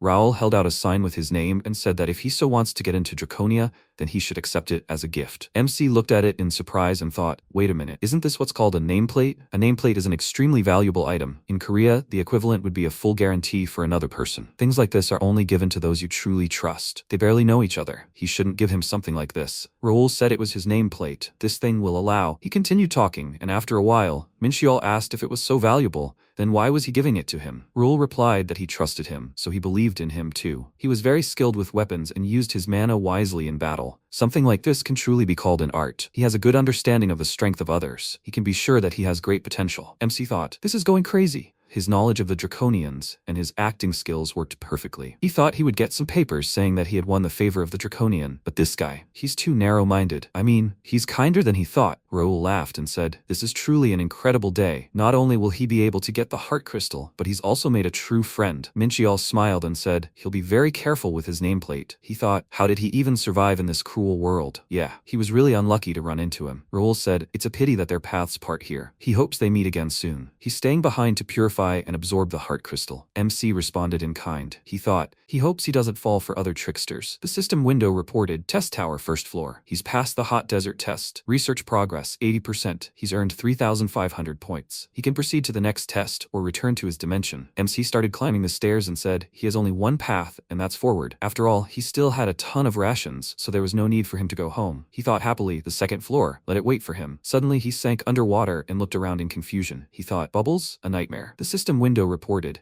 the second floor of the test tower. Task, sea gems, an endless sea abyss, the depths of which conceal numerous dangers. Sea gems are hidden in places unknown to outsiders, waiting for the brave souls who dare to find them. Objective, find 7 sea gems. Minchiel thought he was just in the desert, and now he's at sea. Who even created this tower? The system window reported, the current depth, 30 meters. Remaining breathing time, 3 hours. MC thought, first the hot desert, and now the sea. The creator of the tower, he's a sick idiot. The system window reported, he entered the safe zone. Breathing time won't be spent in the safe zone. Minchiel stopped and thought, great. He can breathe to his heart's content here. He's glad to have such useful items. The system window reported, the Abyssal Compass, a standard item given to all players who visit the second floor. This points to the nearest safe zone. According to the compass, this is a safe zone, but what kind of house is this? MC went inside, and they greeted him. The monster stood behind the counter and said, he must be another player challenging the second floor of the tower. MC asked what made him think so. He didn't seem to have any special abilities. The monster asked, how could he not? He doesn't really look like a local. It seems he has a lot of questions. Let him sit down. Minchiel asked, he supposes he wouldn't be willing to share information with him for free? The monster screamed, of course. He usually charges money for this, but oh well, he'll answer his questions if he buys something. MC told him to give him his cheapest item. The monster clicked his tongue in displeasure and said, 5 points. He tossed MC a bottle, and he wondered if points were used for trading. The system window reported that he had purchased a bottle of fresh water from Arlok's shop. 5 points spent. Minchiel thought that in that case, his million points were much more useful than he thought. He asked to wait, and asked, does he sell water here, in the sea? Arlok replied that if he didn't like something, he could go swallow salt water and die of dehydration. MC sat down on a chair and told him to move on. Better let him tell you. Could he get any advice from the administrator of this floor? Arlok repeated, the administrator? Does he think he has nothing better to do than lead players by the hand? He needs to forget about it. He's too busy. MC wondered, too busy? He remembered Luce and thought, and that administrator looked quite free. Surely, every administrator has their own problems in their heads. He folded his arms and said, well, whatever he says. And what are these gems the quest mentions? Arlok replied, the deep sea is divided into 7 smaller seas. MC asked again, 7 seas? Arlok ordered everyone to listen carefully. Judging by what Minchiel had heard, this place is called the Sea of Silence. Each of the 7 seas has its own gem, and if someone completes the quest on the second floor, the gems will immediately return to their seas. He would like to hear more about the other seas, but unfortunately that's all he knows. Well, it's better than nothing. Arlok said he almost forgot one more thing. He can't get the gem just by going to where it is. 500 points. 500 points and he will tell him how to get these gems, and even tell him about one very useful item. MC turned around and said, he better ask someone else. Arlok ordered him to stop and shouted, 400. No, 300 points. Let him come back, newbie. Minchiel thought he knew it. He told him much more than he deserved for those 5 points. Does he really think he's some kind of simpleton? First, he'll find the local gem, and then go with the flow. If he's not mistaken, the place Arlok spoke of is here. He clenched his fist and thought, fish, God forbid. He lied to him. He saw a creature off to the side and wondered, could this really be the gem? The system window reported, the second floor of the testing tower. Task, sea gem, ruby. You need to get the gem from the head of an Atlantic anglerfish within a certain time. If the anglerfish takes damage, the ruby will move to another location. Time, 5 minutes. The anglerfish saw him and began to quickly swim away, and Minchiel thought, should he compete in speed with the fish? Interesting. Under normal conditions, he would never be able to catch the creature. The system window reported that he surrounded his body with holy fire. All his stats, except for darkness, were increased by 50%. He quickly rushed after the fish and thought, but he has one trick up his sleeve. It's time to measure their strength. The angler looked at him and said that in his memory, he is the first player who can run in water. Minchiel asked again, wait, Can he talk? He thought. Nightmare. He swallowed water. If you look at the angler more closely, you can see arms and legs. Is this another merman? The angler summoned servants and fish appeared in front of MC. He thought, is that all? Does it really think that some fish can stop it? He rushed after the monster, who asked, and how is he going to catch it at such a height? Minchiel thought, he's worried about the wrong thing, buddy. He quickly extended his hand forward and headed towards the crystal. He grabbed it, and the anglerfish screamed. What? MC thought, it's easy as pie. The system window announced, second floor of the test tower. Quest, sea gem. He passed the ruby test. He will be awarded 1,000 points. 10 hours have been added to his breathing time. The anglerfish said that all the low-ranking ones he met had a really hard time in the water, but he was completely different. MC whispered, and that's it? It's kinda boring. Come to think of it, he can use the sound transmission skill. The anglerfish said he was entitled to an additional reward for completing the test so quickly. MC asked, what is this? The anglerfish replied, he'll find out when he collects the rest of the gems. Minchiel wondered, a reward for fulfilling a special condition? The eyes of truth don't reveal any additional information. Okay, he'll figure it out later. And here it is, the current that will carry him to the next sea. He feels like he'll have to try hard to overcome it. The system window reported that the water pressure has increased. The water pressure rose from level 3 to level 4. His movements were limited. MC thought he should swim forward. He closed his eyes, and when he opened them, the system window reported that he had reached the Sea of the Abyss. Minchiel thought, it worked. He finally got out of the first sea. He can't believe there are 6 more areas like this here. This place looks livelier than the Sea of Silence. MC heard the call to come closer. Only today can they purchase rare items at a great price. Short blades from the nose of a swordfish for only 3,000 points. The man said to buy healing potions from alchemists. Minchiel thought, the safe zones here are much more crowded. It looks like some kind of village. A voice was heard behind him and MC turned around. The man asked if this was his first time in this safe zone. Wasn't it? Minchiel replied, yes. The man said he's sorry, but can he give him a minute? MC wondered what he wanted from him. This middle-aged man's name was Gerard. He was a hunter from the UK. Gerard said that it seemed like he had embarrassed himself in front of another hunter once again. Since they were already talking, let him show him the abyss. MC asked again, the abyss? Gerard replied, it was one of the safest zones in all the 7 seas. However, it was more considered a city. The abyss is a place connected to the other 6 seas. If a hunter fails to collect 4 or more gems, he gets stuck on the 2nd floor, and the only place where he can feel safe is this city. MC asked, so all these people failed to complete the task? Gerard answered, yes. And he was one of them. His maximum is 3 gems. He didn't even think about challenging the rest of the trials because they were too hard for him, so he lived here for 3 years. MC said, it must have been really hard for him. Gerard said that's why he helps newbies like him by telling them how tough this floor is. MC asked, where is the Central Sea trial? Gerard asked, does he want to challenge him right away? Minchiel asked, why wait? He thought, thanks to this kind guy, he got a ton of valuable information. Time, money. He can't sit around in this city when he's so full of energy. He moved to the sea and seeing Gerard said he could just tell him where to go. Gerard told him to ignore him. He just wants to see with his own eyes how he passes this trial. MC thought, how can he ignore him? He had a brooch on his chest that allows you to talk underwater. A stream of water appeared in front of MC, and in the distance he saw a silhouette and thought, is this the trial? Gerard replied, it was the last hunter to arrive.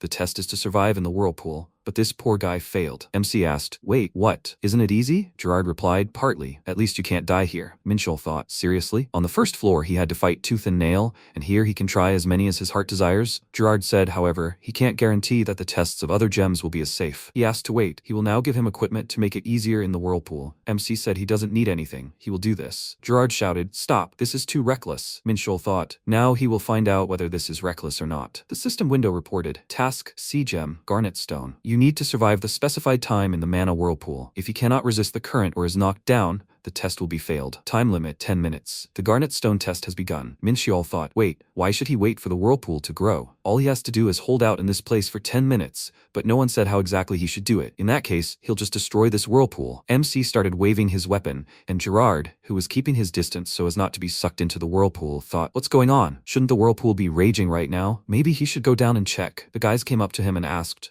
Gerard, what is he doing here? Hasn't he already passed this test? Probably he's mentoring some newbie again? Gerard said, they haven't seen each other for a long time. Here, he's leading another brave man to the gem. The guy said, he said it. And how? When did he start the test? Gerard answered, about 2 minutes ago. The guy asked again, 2 minutes? It's too quiet for. He screamed, what a nightmare. Gerard turned around and saw a whirlpool next to him. He thought in fear, why was it so big? They were sucked into the whirlpool and screamed loudly. Gerard screamed, What kind of horror is happening here? The system window reported, Quest C Gem. He passed the Garnet Stone test. He fulfilled the additional conditions of the test. As a reward, his Abyssal Pearl will be enlarged. Gerard froze in surprise, and MC said, it seems he was pretty battered. He could just go back to the city. He thought he didn't expect that destroying the whirlpool would lead to the emergence such raging waves. Gerard screamed, how is he going to return when he needs to be watched like a hawk? The system window reported, C Gem Opal. He needs to defeat a giant metal shark. Gerard screamed, just one bite is enough to inflict fatal wounds on him. Minchiel turned around and thought, fatal wounds? God willing, there's at least something left of him. However, in such trials, it's enough to land one blow, use hellfire on the wound, and voila, he can enjoy the fire show. Gerard looked at him in surprise and thought, fire underwater? Did he get into a cartoon about a sponge or something? He said the Emerald trial will be much harder than the previous ones. MC asked, so this is the hardest trial? The system window reported, a sea gem, an emerald. You need to stop the volcano. Gerard replied, no, compared to the other remaining trials,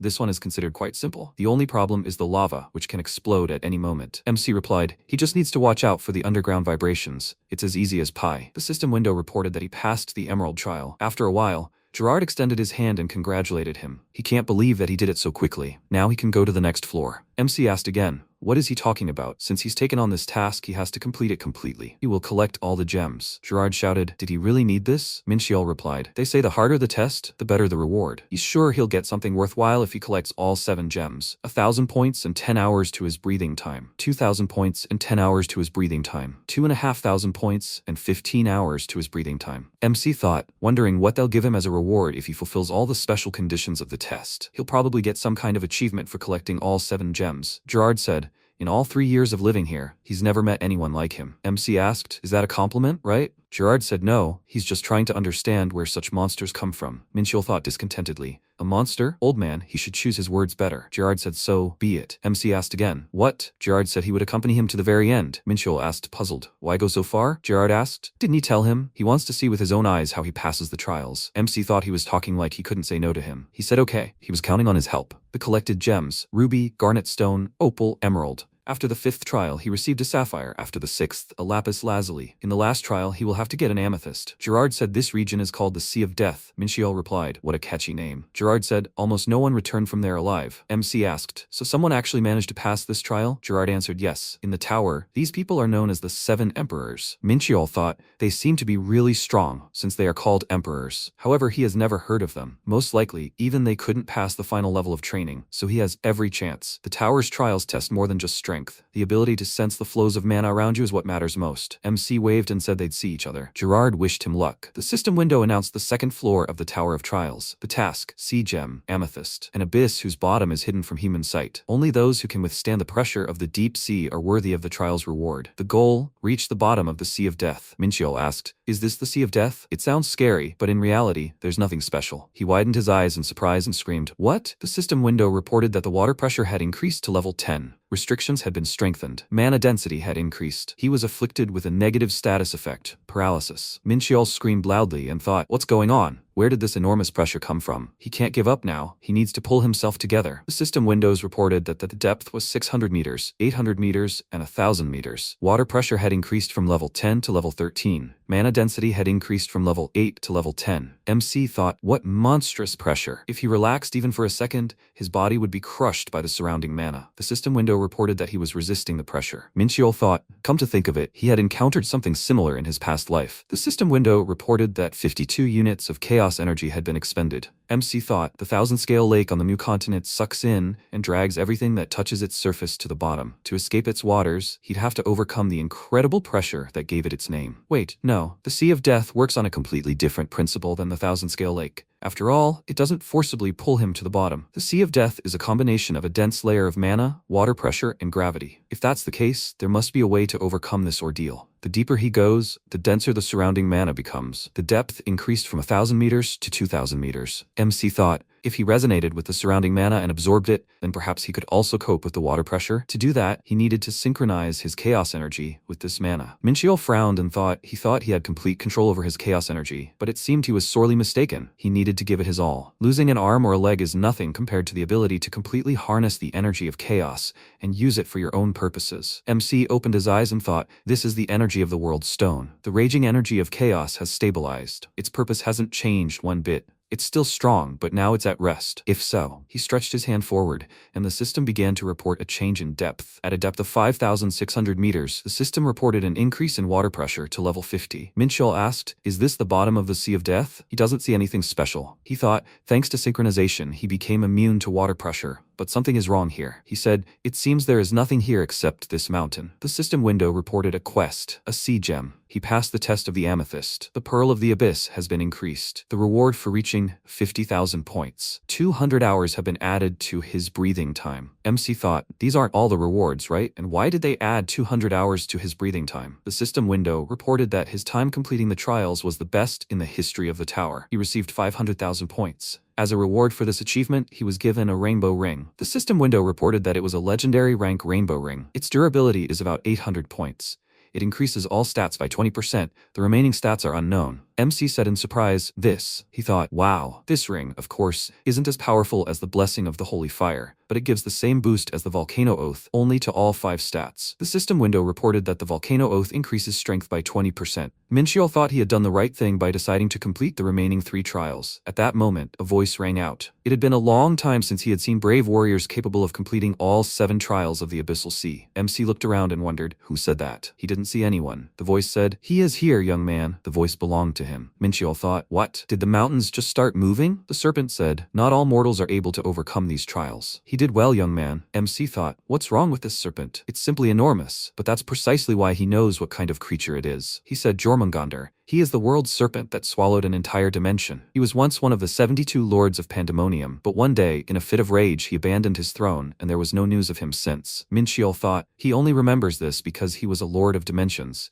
But those are stories from long ago. By the way, this is the first time he meets Jormungandr in person. The serpent asked, does he know his name? Truly, he is no ordinary person. He sees a demonic soul trapped in a mortal body. MC said, it's a long story. Let him tell you why he sleeps here. He wondered if a creature from the mythical era had forgotten itself here, and why did it awaken now? Considering everything that had happened, only one thought came to his mind. Just don't let them tell him that he stumbled upon some secret quest. Jormungandr said he was here because of a covenant. A covenant is an obligation to perform or refrain from performing an action. MC thought, a covenant? It seemed like a very serious thing, since the other party's name was hidden. Jormungandr said his only promise was to stay here, so his fears were in vain. Minchiel exhaled and thought he was lucky he wouldn't have to fight this huge monster. If it were smaller, he might have been able to measure his strength against it. Jormungandr said that in the past, everyone would rush into battle as soon as they saw the enemy. Young people aren't what they used to be. MC wondered if he was provoking him like this or something. He had to admit, he was doing pretty well. He needed to get stronger as soon as possible. In a past life, he would have fought this colossus without further ado. This enormous bulk was just begging for a beating. He asked, and which covenant was able to keep Jormungandr himself here? He replied, unfortunately, he couldn't say. He supposed he knew how covenants worked. Minchiel thought, and so he believed that the former Lord of Pandemonium couldn't find a loophole in the treaty. Jormungandr asked to be allowed to give him a gift instead. He shed his skin, and MC asked again, skin? He thought, what am I supposed to do with this? Jormungandr replied, it's a cape made from his scales. By placing a seal on it, he could create a cloak. Minchiel's eyes widened in surprise and thought, this is much more valuable than rare ore. The scales of a serpent from the mythical era. How generous he is. He seems to love the creatures of Pandemonium very much. He cried out, sir, he will never forget his kindness. Jormungandr said, it seems his allotted time has come to an end. MC asked again, what do you mean? Why did he close his eyes? A strong stream of water spread in different directions, and Minchiel asked, did he tell him what he wanted and go back to sleep? He thought he had a whole bunch of questions for him, but nothing could be done. It's unlikely that he will be able to wake him up. Most likely, sleep is also one of the covenant conditions. By the way, except for Jormungandr, there is silence around, not a single living soul. Besides, the mana here is very dense, and the water pressure reaches level 50. This place is much better than the gate, so that's why they added 200 hours to his breathing time. Now he's 300 hours to his credit, and he's going to make the most of it. After a while, the bartender asked, maybe he should stop hanging out with newbies already? Just look at himself. He got attached to the guy in a couple of hours, and now he's mourning his death. He did everything he could. Did he understand? Let him forget about him already, Gerard said. Then he could have talked him out of it. He didn't think he would die like this. At that moment, a man entered the tavern and Gerard's eyes widened in surprise. He screamed. He survived. MC asked if it wasn't too early to write him off as dead. He thought, as it turned out, he spent 12 days in the abyss. During this time, he managed to achieve a lot. He devoted time to physical training and worked on his weaknesses. He was also able to hone the martial arts that he had been using until now. For example, the boundless heavens technique, and the triple hidden blade technique, not to mention that he learned several new styles. In addition, he managed to double his stats. The system window reported that strength had increased to 85 points, dexterity to 75 points, constitution to 81 points, and endurance to 83 points. Minxial said that perhaps he could return to Earth. He thought he needed to place a seal on the cloak and release the second level of the Dark Star. Yes, he also needed to check if Marchand had completed his task. But before that, he should see Gerard one last time. Currently, Gerard said he wasn't sure if he would return alive, so he decided to honor his memory with a drink. And how glad he was. The man who was with Gerard had already left. Gerard cried and said, if only he knew how glad he was that he was able to return alive. Minchel asked if he was happy, then maybe he could finally stop crying. He thought like a middle-aged man, but he was crying like a little child. Of course, he was glad that he was so worried about him, but he didn't have time for this. Gerard said he was right. So he was able to pass the last test, right? MC answered, exactly. Gerard cried out joyfully, congratulating him on completely passing the second floor. He couldn't believe that he actually completed all 3 tests. In 3 years, he had never seen someone like him. MC thought, 3 years? As far as he knew, in the entire history of the tower, there had never been anyone who had passed these tests so quickly. Gerard said, so all he could do was move on. MC wondered what he would do. Gerard said, watching him, he couldn't help but remember his first trip to the tower, so he decided that he would challenge this test again, despite all the adversity. Just like in his best years, Minxiel said he would be rooting for him. Gerard shook his hand and said the next time they would see each other would be on the ground. No, at the top of the tower. MC said he would take him at his word. The system window reported that he had returned to his home dimension. The next time he entered the tower, he would be transported to the 3rd floor. Minxial exited the tower and asked how long he had been gone from the ground. 25 days? For some reason, he felt a bit like an outsider here. At that moment, a scream rang out. Hunter Minxial. Marchand ran out of the car and shouted, he did it! He came back alive! MC thought, his eyes. This wasn't what he had expected when he left the tower. Ellie smiled and said she was glad he was safe and sound. MC replied, of course. After all, they still had to eat dinner. Marchand spoke disappointedly. He ignored him, but answered Ellie. Minxial said, Mr. Marchand, they are attracting too much unnecessary attention. He suggests a change of scenery. The guys were talking about how they saw MC on TV. Marchand looked around and said he was right. Inside the car, MC asked how the construction of the training ground was going. Marchand replied, it was ready. Minxial asked in surprise, what? He wondered if he had misheard, but he had only left a request a month ago. Marchand said they started work immediately. Minxial asked he hoped they weren't working irresponsibly. Marchand said, of course not. Who did he think he was? Dwarves. A race with exceptional craftsmanship skills. MC thought that since he was so proud of his work, then everything was probably really done to the highest standard. Marchand asked, by the way, had he thought about moving closer to the training ground? He didn't think there was any need for him to stay in the rented apartment where he lived right now. MC thought he was a genius. He said, if it wasn't too much trouble. Marchand said, in that case, he'll add housing to the construction plan. Minxial thought,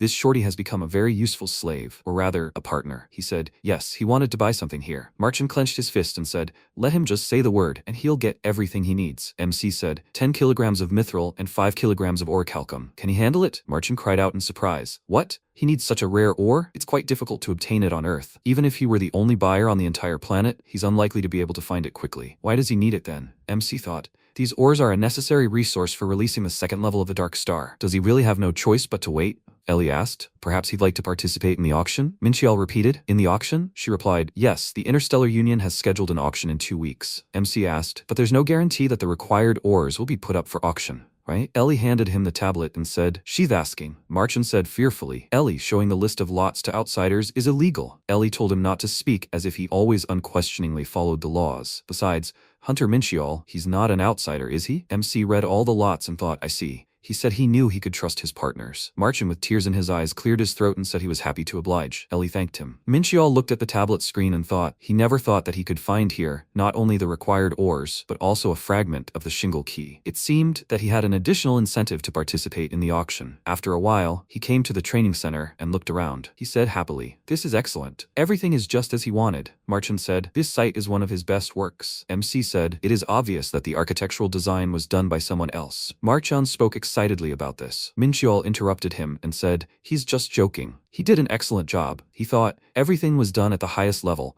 starting from the selection and delivery of materials and ending with the construction of the building with the inscription of magic circles. Something like this is extremely difficult, even for a dwarf. He put a lot of effort into completing his task. Ellie said, besides, this site is close to their department, so he can reach them in the blink of an eye. MC said, their tricks again. He thought, okay, he will turn a blind eye to it. In the end, the site was a great success. Before the auction began, he decided not to clear any gates and just concentrated concentrated on training. He said, it would be a sin not to take advantage of such an excellent training ground. He released his mana and spoke. It had been a while since he had practiced this. Minchiel thought, finally, he had the perfect place to practice the techniques of ancient Celestia. The tower concealed many secrets, but there was no guarantee that there were places like the abyss on other floors, so training here was not an option. Besides, this way he wouldn't have to rely on the energy of the stars or mana crystals, because he had found an excellent replacement for them. Thanks to this energy, he could easily relieve his body's fatigue, so he didn't need sleep. In other words, he could train for days on end. He sat down on the floor and closed his eyes, when suddenly he opened them abruptly and frowned. He thought, wait, this energy is familiar to him. Dark mana? At that moment, Verde approached the gate and said that to this day, his talent remains an unrivaled miracle. He hoped they could at least amuse him. He laughed loudly and asked, who dared disturb him at such a momentous moment? He looked at the phone screen where it was written, the strongest and greatest, the Crimson Flame, Minchiel. He answered the call and said that he never expected that he, the one and only, would call him. MC interrupted him and told him to stop this nonsense. What was he doing in Yongsan? Verde asked, puzzled.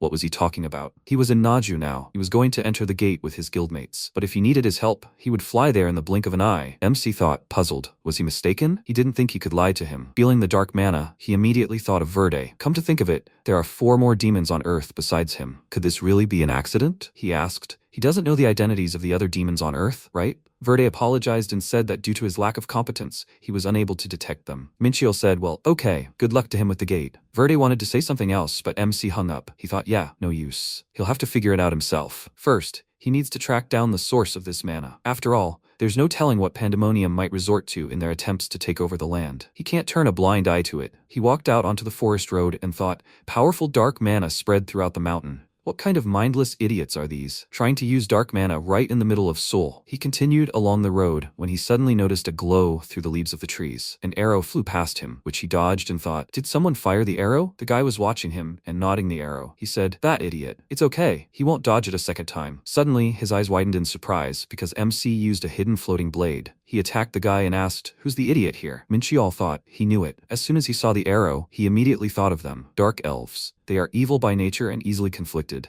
so he had a strained relationship with them. He headed towards them, and the elves shouted, stranger, someone is approaching from the south. MC thought, despite their weakness, they are very proud of being elves. They are extremely good at dark magic and archery, so fighting them in an area with a lot of obstacles is quite difficult. Of course, this does not concern him. The elf put his hands forward and releasing mana said, he will not pass. The darkness will engulf him. Let him die in suffering. He created an energy creature that headed towards Minchiel and roared. He smirked and thought, he knows their techniques well. He gripped the hilt of the sword and swung it, using the slash of the boundless heavens. He cut the creature's body and struck the elves, blood spurting from their mouths. They fell to the ground, and Minchiel asked what they were doing on the ground. The guy asked to kill them instead. They served the Great One. MC thought, the same thing again. Why are they going on about their Great One? He said he never thought he would answer. So be it, he will fulfill his wish and grant him death. He walked forward and thought, dark elves do not give in to threats. Mercy is not an option. After all, if he leaves them alive, they will take up their own again. Minchiel walked further into the forest and saw an old man sitting in the center of a black seal. Dark mana emanated from him, and MC frowned and thought,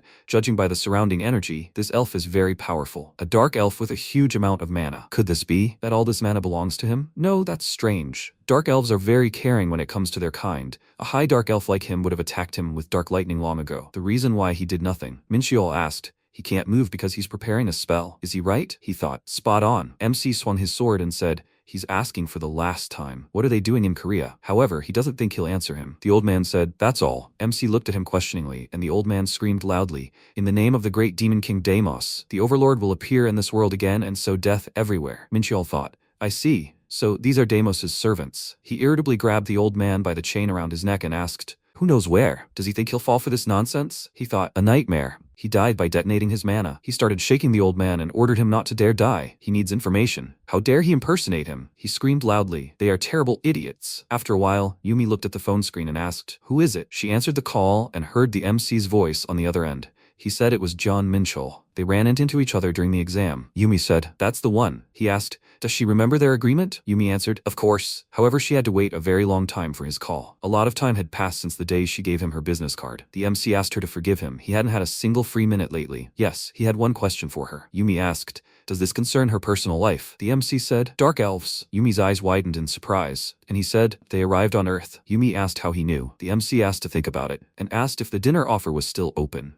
30 minutes ago, Mincheol was extremely angry. How dare these worms hide behind his name? What were they even planning? In front of him was an A-rank amplifying magic circle, which amplifies mana with a specific wavelength. In other words, this circle itself is useless, and it seems there are several more like it. Finding out everything alone will be almost impossible, so he needs people and more information. Fortunately, he has nothing to worry about, because he has an extremely useful assistant. He called him, but there was no answer, and he remembered that he went to the dungeon. It was always like this. Whenever he wants something, it immediately disappears. But he needed Verde's help, and he went to clear the dungeon, and most likely the latter will not be free anytime soon. Besides, he seriously doubts that the Hunters Association or the Interstellar Union will help him much. The Hunters Association might draw the wrong conclusions, and in the Interstellar Union, he only has connections with the Yongsun branch. He clutched his head and wondered what to do with the Dark Elves. Then, an idea occurred to him. Elves and Dark Elves, although they had the same origins, at some point the Radical Elves joined Pandemonium, which led to the division of the race into two parts. It is obvious that they consider each other sworn enemies. It is good that he remembered Shin Yumi. She will definitely help him. She is a half-elf. One of her parents works at the Elven Embassy, while the other is an ordinary Korean. Currently, he arrived at the meeting place.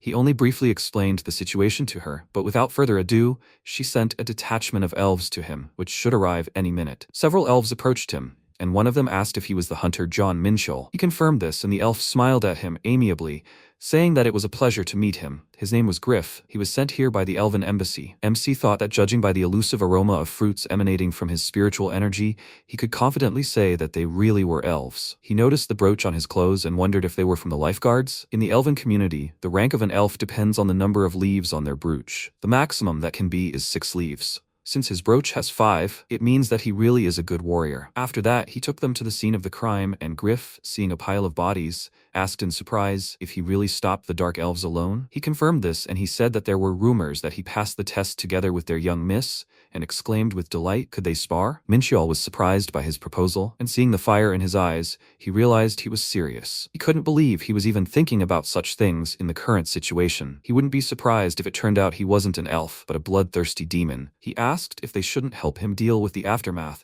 of the Dark Elf invasion. The guy apologized and said he reacted instinctively as soon as he sensed his powerful energy. MC thought that elves were usually very calm, so he hadn't expected him to be so energetic, and then they all got down to business. Griff and his partner addressed the spirit, asking it to cleanse the place of its taint and restore it to its original state, and they said it was simple. Their wish would be granted. The spirit scattered throughout the forest, quickly eliminating traces of the recent incident, and Minchol, watching this, thought that in such cases, there was no one more useful than elves. They skillfully use and combine nature magic with spirit magic, thanks to which they are able to remove dark mana in an instant. It would have taken him much longer. After this, Griff gestured to his partner and told Mincheol that he would be his escort. The young miss had invited him to a banquet. He was a little confused at first, but then he realized that he wanted to talk to her at dinner, so this was simply perfect. This way, he would deal with 2 things at once. He would find out the intentions of the Dark Elves and learn more about the elves. He would destroy everyone who dared to hide behind his name, even if he had to use them. The elves took him to the embassy. Everyone around him bowed to him in greeting, and he thought it was so strange. In his past life, as soon as he crossed paths with elves, a fight would immediately break out between them, and all because the only elven empire in their dimension, Vanaheim, was on the side of Elysium. It's no wonder they hated Pandemonium, but they have quite warm relations with humans. He doesn't even know if that applies to him. After the second great cataclysm, the elves began actively building friendly relations with humanity. Thanks to this, Earth formed an extremely favorable impression of the elves. In the past, he considered them beautiful, but very weak creatures, but now he doesn't mind them. Maybe it's because of their appearance? It's always nice to see beautiful people. Entering the embassy, he met Yumi, and she noted with a smile that they hadn't seen each other for a long time. He asked if this was their second meeting, right? She said that she was waiting for him to contact her, but he still hadn't gotten in touch. He stared at her in confusion and asked why she waited, and she answered that she was the kind of person who always repays her debt. However, she didn't invite him because of that promise. Her father wanted to meet him in person, and she warns him in advance so that he will not be surprised to see him. MC noted that such an opportunity does not come often in life, and she said that since today's banquet was organized at the initiative of her father, her promise still stands. Mincheol did not see any difference in this, but did not argue, and told her that he was ready to meet him. They approached the huge doors, and she noticed that he had not changed at all. There was not a drop of excitement on his face, just like during the battle with the Blue Guard. He asked, why should he worry? Elves are in some way similar to humans. She smiled and went into the dining hall, saying that she liked it about him. She showed him to her father and said that she brought him. He immediately rose from his seat and asked, so he is the hunter who discovered traces of the Dark Elves? He is the ambassador of Vanaheim, Varys Sillen, MC immediately noticed his last name and said he had heard it before. Are they a collateral branch of the Vanaheim imperial family? The elf was surprised and asked if he was really interested in their culture. He replied that everyone knew that, and thought that elves apparently considered Earth an extremely important place. Just like with Raoul, he couldn't see detailed information about Varys with his eyes of truth. All that was known was that he was 325 years old and possessed spirit magic. He was one of the strongest elves in Vanaheim, and that made him want to fight him. The elf immediately noticed the fire in his eyes and said that, unfortunately,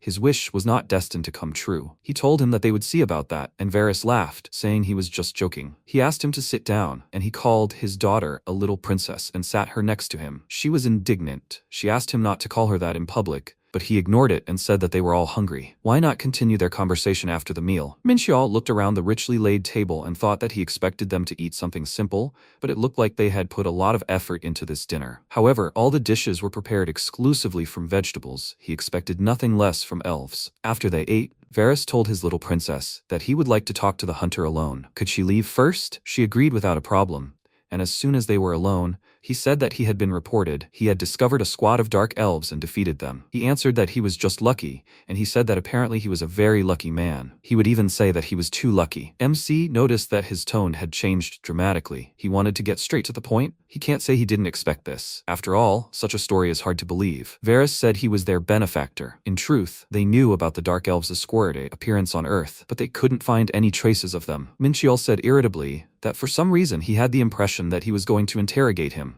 and he said that the dark elves were no less powerful than B-rank hunters, and it would be extremely difficult for an E-rank hunter like him to deal with such an enemy. He replied that he already understood, that he had checked the information about him. But could he please not bring up such awkward topics? He thinks he's doing this on purpose. Varys continued, saying that he finds it very suspicious that such a unique individual has connections to his daughter. He's been planning this since the hunter exam, hasn't he? And then MC couldn't help but laugh out loud. Varys frowned, not understanding what was going on, and he wiped away the tears of laughter and asked, does he think the whole world revolves around elves? Why would he bother with something like that? Varys told him that he couldn't help but suspect him. Then he said that all his suspicions stemmed from the fact that he couldn't defeat the dark elves alone. He was right?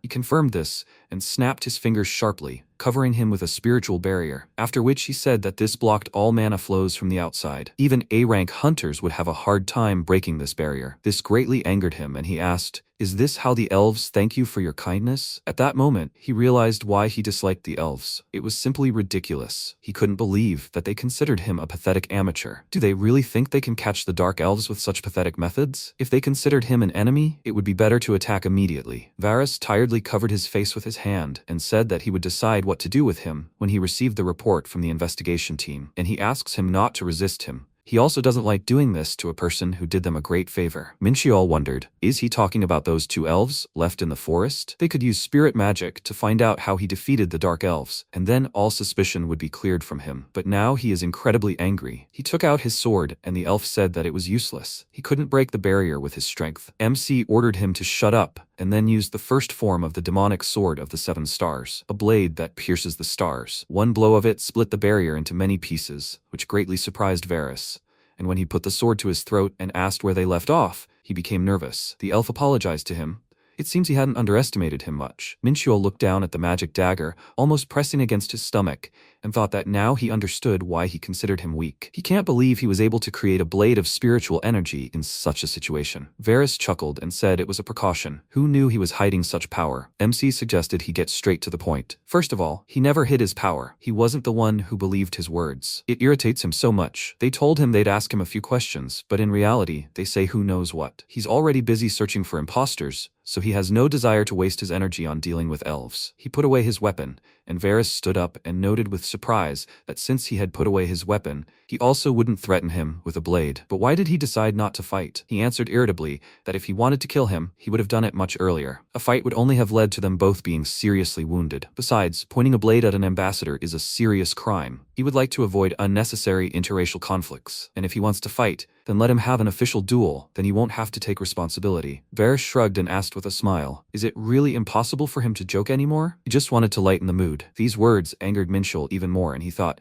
this idiot thinks that now is the time for stupid jokes? After that, they moved to the reception room, and Varys called Griff, and he asked if he was sure he should give the report now. He confirmed it. This also concerns Minxiol, so he has the right to hear it. Griff did not object, and informed him about the Dark Elves' goal, to awaken the evil imprisoned in the old dimension. MC smirked faintly and thought, were they able to figure this out just by studying the magic circle? It seems they are not as useless as he thought, but the Dark Elves' plans are beyond all reasonable limits. The multi-dimensional universe consists of a huge number of dimensions, among them both new ones, born very recently, and dimensions that have existed for a long time. It would be nice if dimensions could live and develop peacefully, but there are also those that were destined to meet their end. Destroyed worlds are called old dimensions. Varys asked if they had any idea about the identity of this evil. The elf answered him that, apparently, the Dark Elves swore allegiance to the god of war, Deimos. MC smiled and thought that they were mistaken. He died a long time ago. Varys asked if this was the same king who was defeated on Earth. His subordinate confirmed it. They could confidently assume that the Dark Elves were trying to find a way to revive him. Minchiel mentally said that this was all nonsense. They were on the wrong track. Deimos died and his reincarnated version sat right in front of them. Griff exclaimed that they were simply mad. There was no doubt they were hiding something,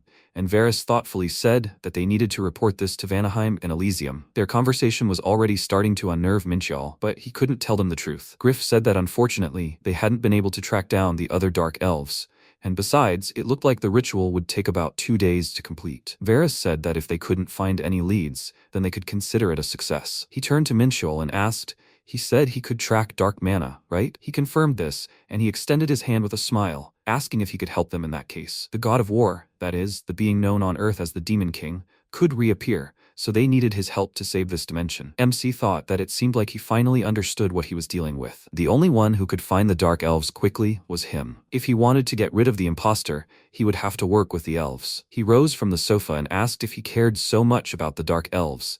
Then why had he threatened him earlier? Varys was slightly confused and said that he had misunderstood, and Minchiel said that he remembered well how the elves thanked for good deeds, and thought that if he played his cards right, he would gain even more. After that, he headed for the exit, and Varys stood up excitedly, asking him to forget about the misunderstanding that had happened. But Minchiel replied that he was a rather petty man, so he was unlikely to forget it so easily. To stop him, Varys grabbed his hand and said that the fate of all humanity depended on it, to which he replied that this was indeed true, but since someone had wasted a lot of his time, he would have a long time to make up for lost time. Varys had already begun to beg him, and asked what he could do to earn his forgiveness. He thought for a second, and pretended to be upset, saying that healing his wounded heart would require a hefty price. Varys was willing to do anything, and he asked with a smirk, "Is that true?" The elf swore by his name and title of ambassador that he would do anything for him, and then MC shook his hand and advised him not to forget his oath. He was very pleased with this outcome. In situations like this, one must be able to extract the maximum benefit. After that, he went to the training ground.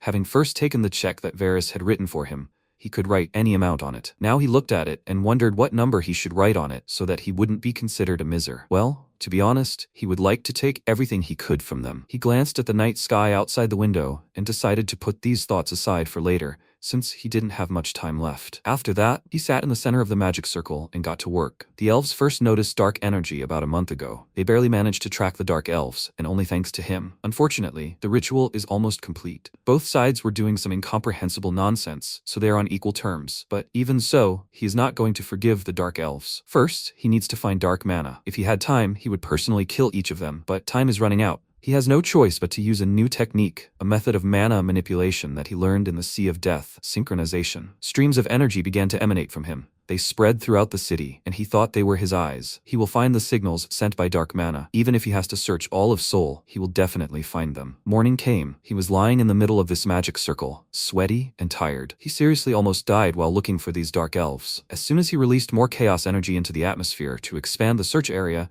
he began to feel like his brain was about to explode. He was glad, of course, that it didn't happen, but Seoul is too huge. He spotted about 10 suspicious locations. All of these points had roughly the same amount of mana, so he couldn't find the main magic circle. He sent Varys the locations of all these points on the map, and Varys replied that they were getting started. Minchiel was also surprised that he responded so quickly. It seemed they were waiting for his message. In that case, he'll leave these idiots to the elves. He would, of course, deal with them himself, but the search had exhausted him greatly, so right now he can only use 20% of his power. First, he needs to recover. Nothing helps him calm down better than energy flows. He uses ancient Celestia's techniques to melt the World Stone so he can separate two types of energy from it, light and darkness. The system informed him that the power of chaos and the effectiveness of ancient Celestia's techniques had been increased by 0.1%. This continued for some time until he finally felt much better. But how much time had passed, and why was he feeling chaos energy elsewhere? Had he missed it because he was busy searching for dark mana? This feeling was familiar to him. He headed toward the energy source and, seeing a portal, realized that it was the same breakthrough from a gate in one of the nearby areas. He immediately opened his eyes and thought that this was the same energy as back then, during the breakthrough of the Black Gate. The kobolds that emerged from there possessed chaos energy. Could this breakthrough be caused by the activities of the Dark Elves? However, he had no evidence to indicate this, and why should they care? He could miss the chance to profit from the chaos energy locked within these monsters. He immediately jumped out of the training hall and, quickly moving across the rooftops, headed towards the gate in anticipation. Meanwhile, the Dark Elves continued their dark deeds. They completed the great ritual on time, and everything began to unfold according to his prophecy. MC approached the gate and noticed that the breakthrough hadn't begun yet. After passing through the portal, he looked around and thought, so this is what the dark gates look like from the inside? There's little mana here at all, not to mention that he doesn't feel any life. It's as if this world had been destroyed by someone. Then a thought occurred to him. This turned out to be an unknown dimension, a world that had met its end. Most astral bodies had been destroyed by the war that broke out between the gods several centuries ago. He smirked and thought that if he wasn't mistaken, in such cases it was customary to say bingo. The rituals that the Dark Elves performed in different parts of Seoul were needed to open this dark gate. He saw a pack of wolves surrounding him and said that it was such a warm welcome. He didn't expect that his followers would gather in one place to greet him. Besides the wolves, there were also Dark Elves. One of them said that he was quite brave for a representative of a lesser race, and his friend laughed and said that he had already gotten bored guarding the gate, so it was time for some fun. He waved his hand, directing the wolves to attack, and said that despair would consume him. He only grinned in response and prepared for battle, saying that today they would all die. After that, he used the Great Palm Strike, the Emperor's lightning-destroying fist, to deal with the wolves that attacked him, and then began to use weapons. He dealt several blows and thought that the Dark Wolves were almost no different from kobolds. C-rank monsters with B-rank stats. They were easy to deal with, so using a chaos energy technique would be a waste of effort. The elves were surprised that he dealt with them single-handedly, and their wolves folded their ears in fear and took a few steps back before running away. The Dark Elves shouted at them for being cowardly curs, while Minchiol covered his body in holy fire and approached them, exclaiming that none of them would leave here alive. After that, MC began beating them, and they continued shouting that the demonic Lord Deimos would destroy all their enemies. He soon dealt with them all, and one of them even wrote, "Glory to Deimos" in his blood before dying. Minchiol thought that those parrots still wouldn't shut up, then grabbed the surviving wolf and began absorbing the energy. The system informed him that the chaos power had increased from 250 to 280, and the energy from 4250 to 4760. He said that thanks to them, he was able to absorb a lot of chaos energy, and they are pretty juicy guys. Even despite the recent fight, he doesn't feel any fatigue. He was even able to use martial arts while covered in holy fire, and it turns out it's quite effective. His body is light as a feather. He's very grateful to him, so how can he repay him for such a chance? All this time, he was talking to the Dark Elf, who was sitting in the middle of the magic circle, but he ignored him. Throwing the wolf to the ground, he walked towards him and asked, isn't he going to answer him? Whatever he does, he advises him to stop unless he wants to end up like the others. The elf laughed, and he, holding the blade to his neck, asked if he still didn't understand the situation he was in. All his subordinates were dead. What was he laughing at? He answered that his comrades had researched the ways of the great Deimos, and he was sure they were proud of their sacrifice. Thanks to their dedication, the ritual was completed, so his efforts were in vain. MC cursed silently. It looked like he would have to dirty his fists again to shut him up. He said that he was spouting such nonsense with such confidence, as if it were an irrefutable truth. What was the point of following Deimos if he was long dead? He answered that he knew nothing. They weren't following the deceased god of war, but him. At that moment, a loud sound came from the sky. Minchiol smiled nervously, thinking that it was so untimely. A rift appeared in the sky, a bright light fell on the Dark Elf, and he raised his hands, asking their lords to come, wake up from their slumber, and plunge this world into chaos. He turned his gaze to Minchiol and said that a lesser being like him would be unable to resist their lord. He asked, doesn't he find it strange? Why hasn't his lord appeared yet? He pointed to the sky, and then the elf saw the rift just closing, and then MC hit him in the face. He didn't pay attention to it and exclaimed that it was impossible. After all, they performed all the rituals according to his instructions. He asked, does he mean those magic circles? He destroyed them, every single one. The old elf's face turned pale at this news. Minchiol thought that the elves seemed to have done their job well. It was worth it. He turned his gaze to the elf and invited him to continue their conversation. Who ordered them to do this? He told him it was the demon lord Deimos, and he said in an irritated voice that he would cut off one of his fingers for every time he spouted such stupid nonsense. The old man grabbed his head in fear and screamed, and MC thought it was a pathetic sight. Dark elves have no concept of honor, unlike their light brethren. This weakling only cares about his own life. He can barely restrain himself from blowing his head off right now. But if he wants to find out who is behind all of this, then he will have to let him live. Suddenly, a sound came from the sky. They both looked up,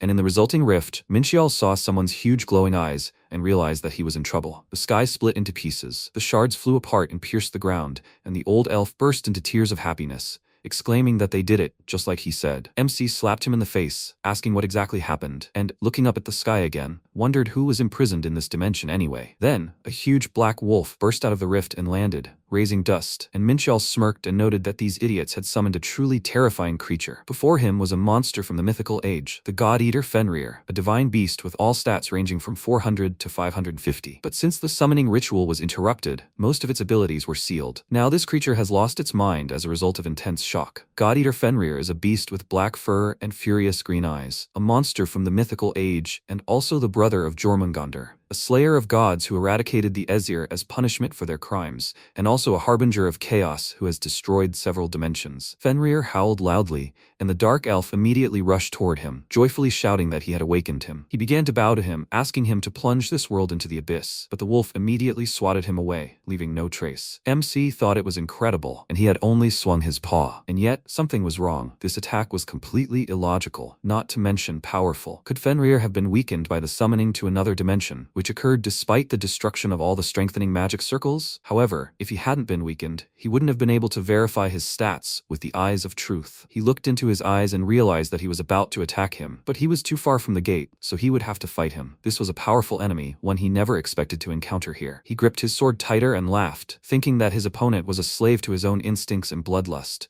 An interesting development. He had every chance of winning.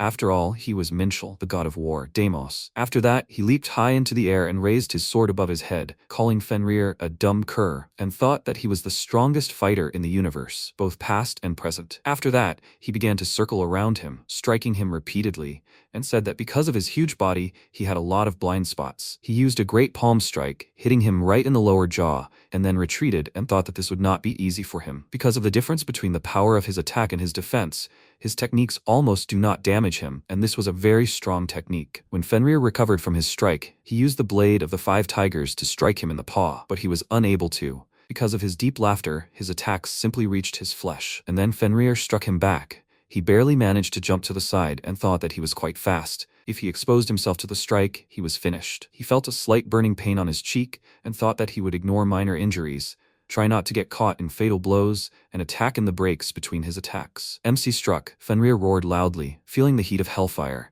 and Minchiel exclaimed, "Did he really think he wouldn't hit him back?" Most of his power was sealed, but even so, he was still a monster of the mythical age. Even the hellfire didn't cause him significant damage. When Fenrir began to gather energy in his mouth, he realized that he was now attacking him with his breath and rushed towards him, exclaiming that he couldn't believe he decided to use such a powerful move. He hit him with his palm on the lower jaw, closing his mouth, and while the wolf shook his head and spat out all the energy he had gathered, he moved behind him and thought that if one blow didn't help, he would just deliver several more in a row. He quickly swung his sword several times. It was able to cut through his fur and reach the skin and wound him. He was delighted and thought that he needed to continue attacking him, like drops of water breaking through stone. Fenrir shook his head, throwing him off, and then he pulled out a dagger on a rope and threw it at him, saying that he would never catch him that way. He pulled himself up to the wolf with the rope and immediately used the Lightning Emperor's destroying fist technique and delivered a blow that electrocuted the wolf and made him start shaking his head in panic. MC managed to hold on by grabbing his fur and thought that he was very strong. Now he had about half of his total energy reserves left. He smiled and thought that this was a serious opponent, any attack from which could send him to the next world. That's what a real battle should be like. And at that very moment, the sky split and began to collapse. He used the eyes of truth, and the system informed him that due to the enormous energy surges, the dimension was no longer able to maintain its integrity and was beginning to collapse. 42 minutes remained until destruction. An additional energy surge would accelerate the process of destruction of the world. He cursed and wondered if they had fought too fiercely. At that moment, Fenrir pounced on him with its mouth wide open, but he clapped his hands and grabbed it, preventing its jaws from snapping shut. He gritted his teeth, trying his best to hold it back, and thought that the world was beginning to collapse. Was it all because of the energy emissions their attacks produced? As if that wasn't enough, Fenrir continued to attack. He weakened him blow after blow, but it wasn't enough to kill. He jumped to the side, The wolf's jaws snapped shut with a ringing sound, and he thought that its chaos energy was about to run out. After that, the wolf howled loudly, its claws covered in green flames, and it pounced on Minchuel, slamming its paws into the ground, causing it to crack. He became nervous and thought, so this is how he wants to restrict his movements? The system informed him that additional energy emissions had accelerated the destruction of the world with 37 minutes remaining. The more he attacked, the less time they had left, and his actions were becoming increasingly calculated. Judging by his smirk, he could assume he was gradually regaining his sanity. He smirked and asked his opponent, "Is that all?" If he thought this would stop him, he was sorely mistaken. He could move freely, even in the abyss. Now it was a race against time. He used the 7-colored blessing to teleport, and the system informed him that the energy had been restored. All negative effects had been neutralized, and he had also recovered from all damage. He figured that even the gods who ruled dimensions had at least one weakness, and he was sure Fenrir was no exception. He smirked and advised his opponent to calm down, otherwise this place would be destroyed. Fenrir only growled in response, and then MC pounced on him, exclaiming that it was time for round 2. A cracked sky, a fragment of the world, indicating the imminent destruction of the world. The remaining time until the destruction of the dimension was 15 minutes, and the battle continued. Minchuel attacked once again and thought it was so pathetic. Fenrir, the devourer of gods and destroyer of worlds, fought without the slightest dignity, like a wild beast. His eyes were filled with madness. His gaze had lost its majesty. For some reason, this reminded him of himself. He once tried to split his body to descend to Earth, but in the end, he only died at the hands of a human hero. He was unable to return to his original body, so he was reborn as a human, and this dimension will soon be destroyed. If he did nothing, Fenrir would drift forever in the space of the destroyed world. Therefore, he would kill him with his own hands. He moved behind him and aimed for the cut on his neck. He's attacked areas where vital organs might be located, but the only area where the blow has had any effect is his neck, so he's confident that's his weak spot. Noticing the glint, he pounced on it and thought that there was something in his wound. He used the first form of the 7 stars demonic sword, a blade that cut stars and delivered a precise blow, deepening the wound. He was right, a crystal was stuck in his body. He thought that this was his weak point and delivered another powerful blow, crushing the crystal into small pieces. The wolf immediately howled loudly in pain. He fell to the ground and MC landed nearby and thought that he did not expect such a reaction. Could this crystal really be his weakness? But it does not matter. He must finish the fight. He will cut off his head and be done with it. And then Fenrir finally spoke. Minchuel immediately stopped and thought, had he regained his sanity? Fenrir, as if just waking up from a long sleep, looked at him with conscious eyes and asked who he was and where he was. MC answered him that he was Fenrir, and he excitedly said that he remembered his name. Ragnarok, he fought with the gods. Or was he freed to fight them? Minchuel asked what nonsense he was talking about. He absorbed the most powerful gods and destroyed several worlds. He, perplexed, said that it was nonsense. He definitely fought with the gods. MC asked if he looked like a god. He answered him that he was not a god at all. He was a mortal, a lower being, a human. He remained silent and after a short pause told him to listen to him carefully. His family was killed by the gods, while his brother, Jormungandr, took the throne as one of the 72 lords of Pandemonium. Fenrir was very surprised that he had defected to the demons, saying it was so strange that he couldn't remember anything. Minchuel said he didn't seem to believe him, then pulled out the snakeskin and Fenrir immediately felt his brother's power. He closed his eyes, not wanting to believe it, and said it couldn't be. He was preparing for war with the gods with him. Or was he? He didn't remember anything at all. MC mentally noted that something had definitely happened to his memory. Could the crystal he had broken be to blame? He wondered what his last memory was, and he tried to recall, but his headache only worsened. After not waiting for an answer from him,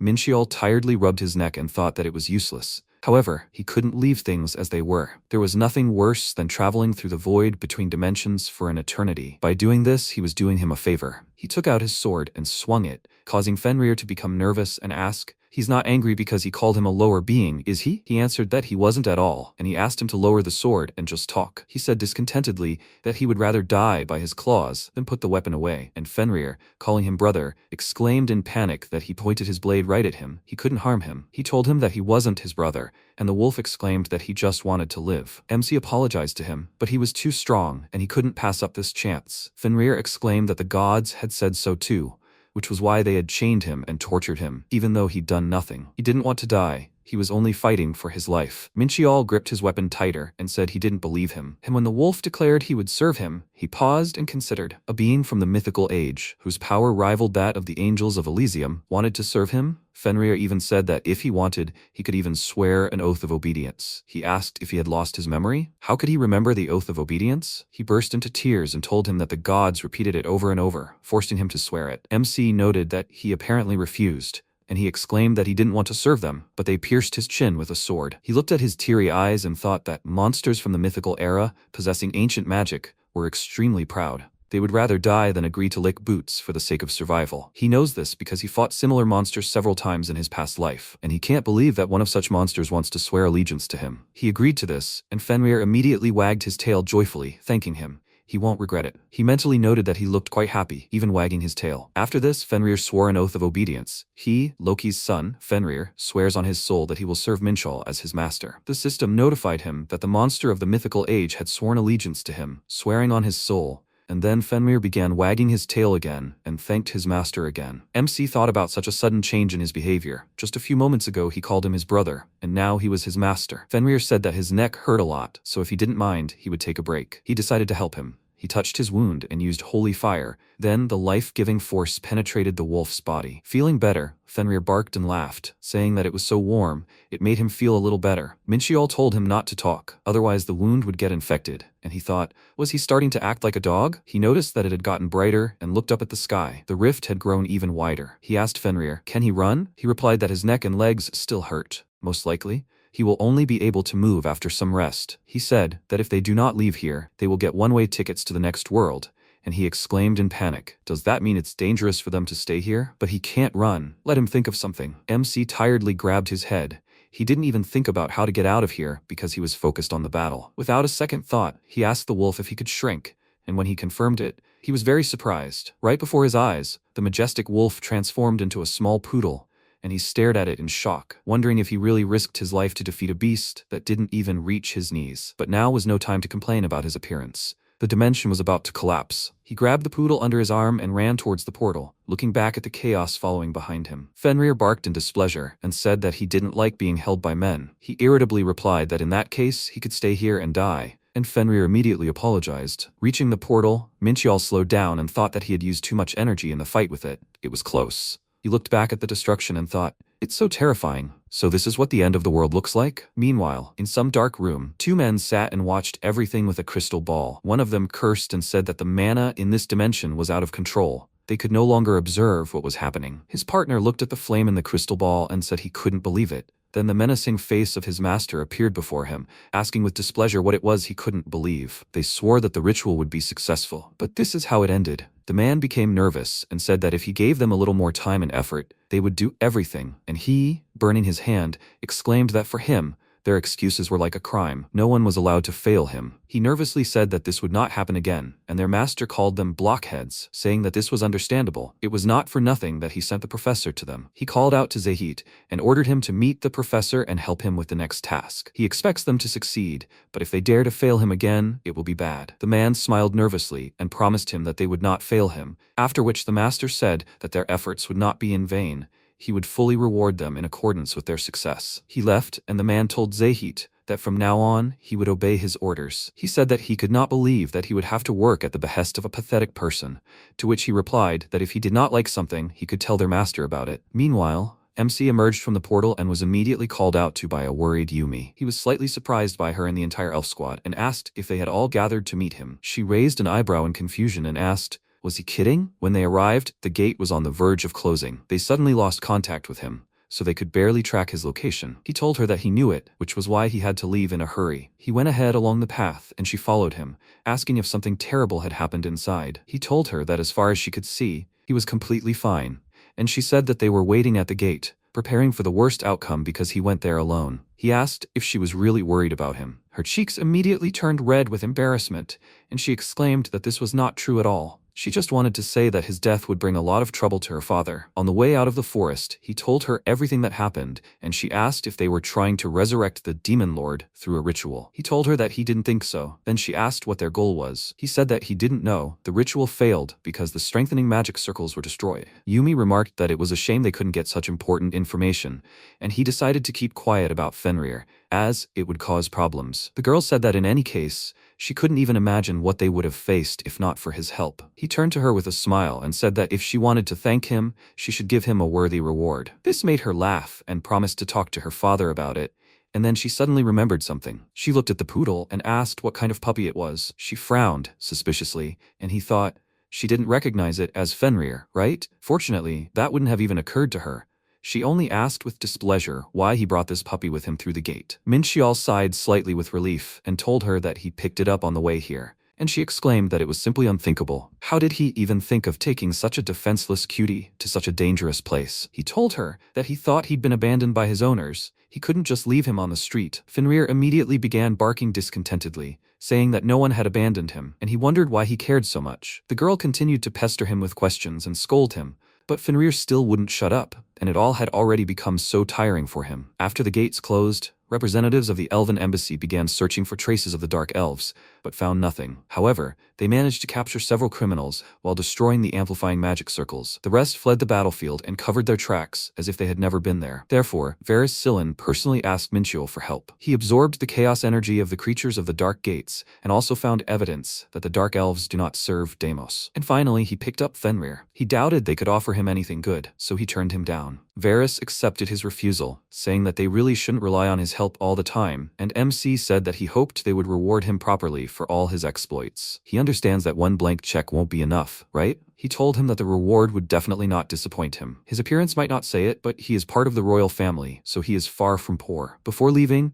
Minchiel asked him to notify him if they learned the identity of the one behind the Dark Elves, and they said goodbye to each other. MC thought that since he had found out that the Dark Elves did not worship him, there was no doubt that someone else was behind them. Besides, as soon as he learned the identity of this demon, he would kill him with his own hands. He smirked, imagining grabbing him by the horns and spinning him around like a propeller, while Fenrir casually said he was hungry. When MC returned home, he sighed heavily and said he'd thought he'd finally be able to rest. Didn't he say he was hungry? Why was he so picky about food? Fenrir, who had already tried several dishes and scattered them all over the floor, exclaimed in displeasure that he couldn't eat this. Minchiel lost his patience and shouted that when he asked him about his preferences, he had said that any food would do, and he had exclaimed in response that he couldn't eat anything sour, spicy, or salty. It was his own fault for giving him inedible food. He irritably asked what he could eat then, and Minchiel replied, confused, that he didn't know. In the past, he had always been full even though he hadn't eaten anything. He sighed heavily and thought that he shouldn't forget that this wasn't an ordinary poodle, but a god-eater. He couldn't believe that his taste preferences were so different from those of an ordinary dog. Maybe he should feed him like a werewolf? He frowned, thinking hard about a solution. And that girl came to mind. She could help him with this. Soon Ellie came. She immediately picked up the poodle and started calling him cutie, and MC thought that he didn't know that she had such a side. She asked the poodle what family he was from, and he told her that he didn't know. He lost his memories, so he can't even take on his true form. She was happy and said that he probably comes from a very ancient family. He smells of power. Even representatives of noble families don't have such a smell. Minchiel smiled nervously, and the girl told him that he really surprised her. When he called her and asked about the werewolf diet, she couldn't even believe her ears. She is also a werewolf dog, but she didn't think that he would call her because she knew about it. He asked, so she's a werewolf? What a coincidence. She asked him what the name of the poodle was, and Fenrir told her his name, but MC said that his name was Pengu. Because of his memory loss, he developed mythomania, so he tells everyone that he is Fenrir. This made the girl cry and feel sorry for him, and Minchiel thought that Fenrir seemed unhappy with what he heard. But he couldn't stop wagging his tail because the woman hugged him. He doesn't look like Jormungandr at all. While they were exchanging pleasantries, MC silently told Ellie not to let him deceive her. He may look like a poodle, but in reality, he is a true monster who has lived for over 1,000 years. But why can't he shake the feeling that he lost to some dog? After that,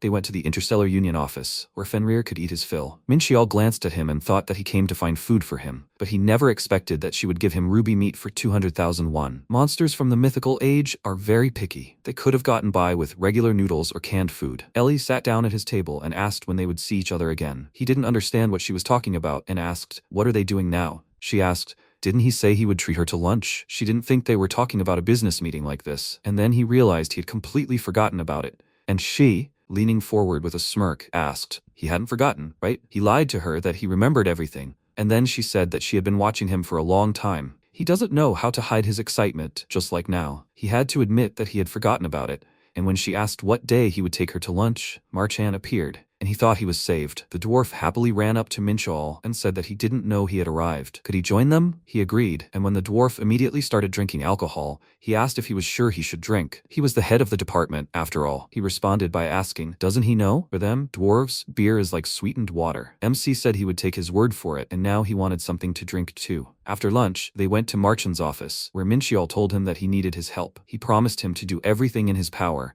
and then he took out the snake skin and asked if he could enchant it. Marchan looked at it in surprise and exclaimed that this item looked incredibly valuable. Where did he get it? He told him that he took it from the tower, and he said that, in that case, they wouldn't have been able to get it themselves. He reached his hands towards the skin in anticipation. But when he tried to use his skill on it, he was a little confused. It blocked his recognition skill. He told Minchiol that it would be difficult for him to unlock this item. What is it? He told him that it was a cape made of the scales of a world serpent, and he exclaimed in shock. Is he serious? This is the first time he touches something so valuable. MC asked, what's the use of it? He won't be able to unlock it anyway. Because of this, Marchin became very upset and asked if he can't do anything with it at all. The dwarf answered him that probably only his teacher can handle his request, and he thought that this cape is so heavy, it becomes useful only after unlocking. Until then he can't wear it. It seems this gift is much more valuable than he thought. He asked, will he be able to find someone who can take on this order? He answered him that he knows a couple of craftsmen who will be interested in this offer, and he will talk to them. But there is one more thing.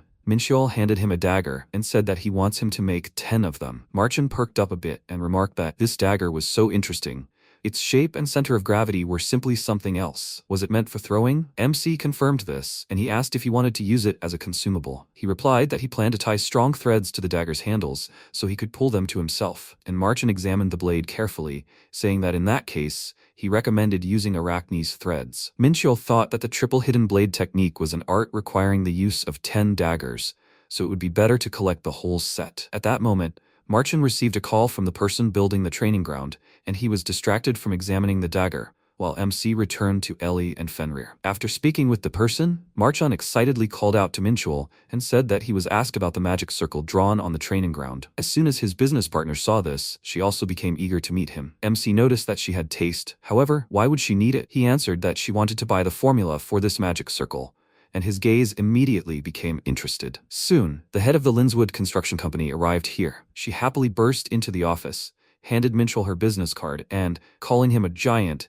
told him to hear her name. She is Haran Linswood. MC introduced himself to her in response, and Marchin said that she founded her company because she did not want to work for the Interstellar Union. She sternly said that there was no need to tell such unnecessary details, and Minchiol thought, is she a gnome? She has a very interesting manner of speech. Gnomes are a race that specializes in creating objects, just like dwarves. However, there's one small difference between them. Dwarves are engineers by nature, while gnomes are more scientists. Haran looked at him with admiring eyes and asked if he had drawn that magic circle. He confirmed it, and she said that no one on Earth possessed the knowledge for such a thing. This magic circle consists of 18 equal words, but if you look closely, you can see runes that are used only by celestial beings. He realized that she was interested in how he, a human, could use runes known only to angels and demons. He asked her what she thought the circle was for, and she answered that all the runes were drawn on one side of the circle. It was a formula for concentrating mana. In other words, the circle collects the surrounding mana. MC smiled and said that he was impressed. Now he understood why Marchin works with her. She proudly raised her head and said that she was 10 times better than that bearded guy,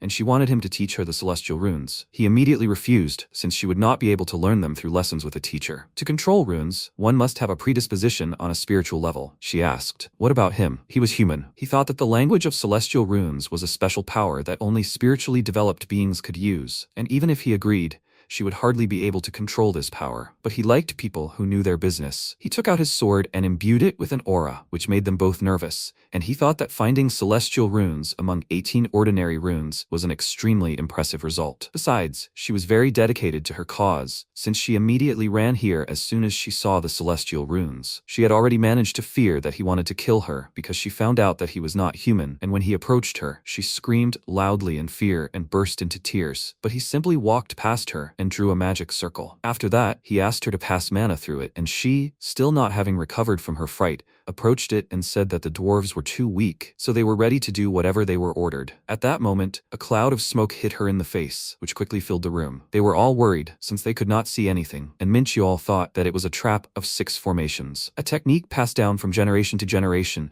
of one of the most famous families of the continent of martial arts, the Chagall family. This trap is capable of turning off the senses as if they did not exist. Now they only lost their sight, but over time, all 5 senses will be paralyzed. He decided to erase the circle before this happened, and their sight returned. MC approached Haran and asked if she could tell him how this circle worked. She told him that, unfortunately, she could not do this, and he told her that it was a trap. She asked why he showed her this technique, and he smirked, thinking that she reminded him of his younger self. He used to be willing to do anything to become stronger, so he knows how to handle someone like her, and he will fulfill her wish. If she can't learn the celestial runes he will simply have to teach her something else. He told her that he wants her to help him. Dwarves are a race that lives in peace and harmony, thanks to their exceptional knowledge of magic. In exchange for a peaceful existence, they gave up their ambitions. But Haran Linswood was different. She gravitated toward new knowledge and material wealth, so the other dwarves considered her an eccentric. Life on her home planet could not satisfy her curiosity and thirst for money. Using her exceptional knowledge of magical artifacts, she was able to get a job in the Interstellar Union. There she met Marchan, with whom she successfully completed a major project. Working for the Interstellar Union, she earned a lot of money and achieved recognition, but her ambitions were still unsatisfied. One day, a distant dimension stirred her like the sea during a storm. It was the site of a testing tower built to resolve the conflict between Elysium and Pandemonium, a neutral zone that suited both sides. It saw this as an opportunity, and Earth attracted her. Never one to run from a challenge, she trusted her intuition and left the Interstellar Union. She soon realized that Earth was significantly behind in technological development, so finding herself among humans, she opened her own company with the money she earned during her time working for the Interstellar Union. She used her knowledge of magic and applied it to the construction industry. This significantly sped up the construction process,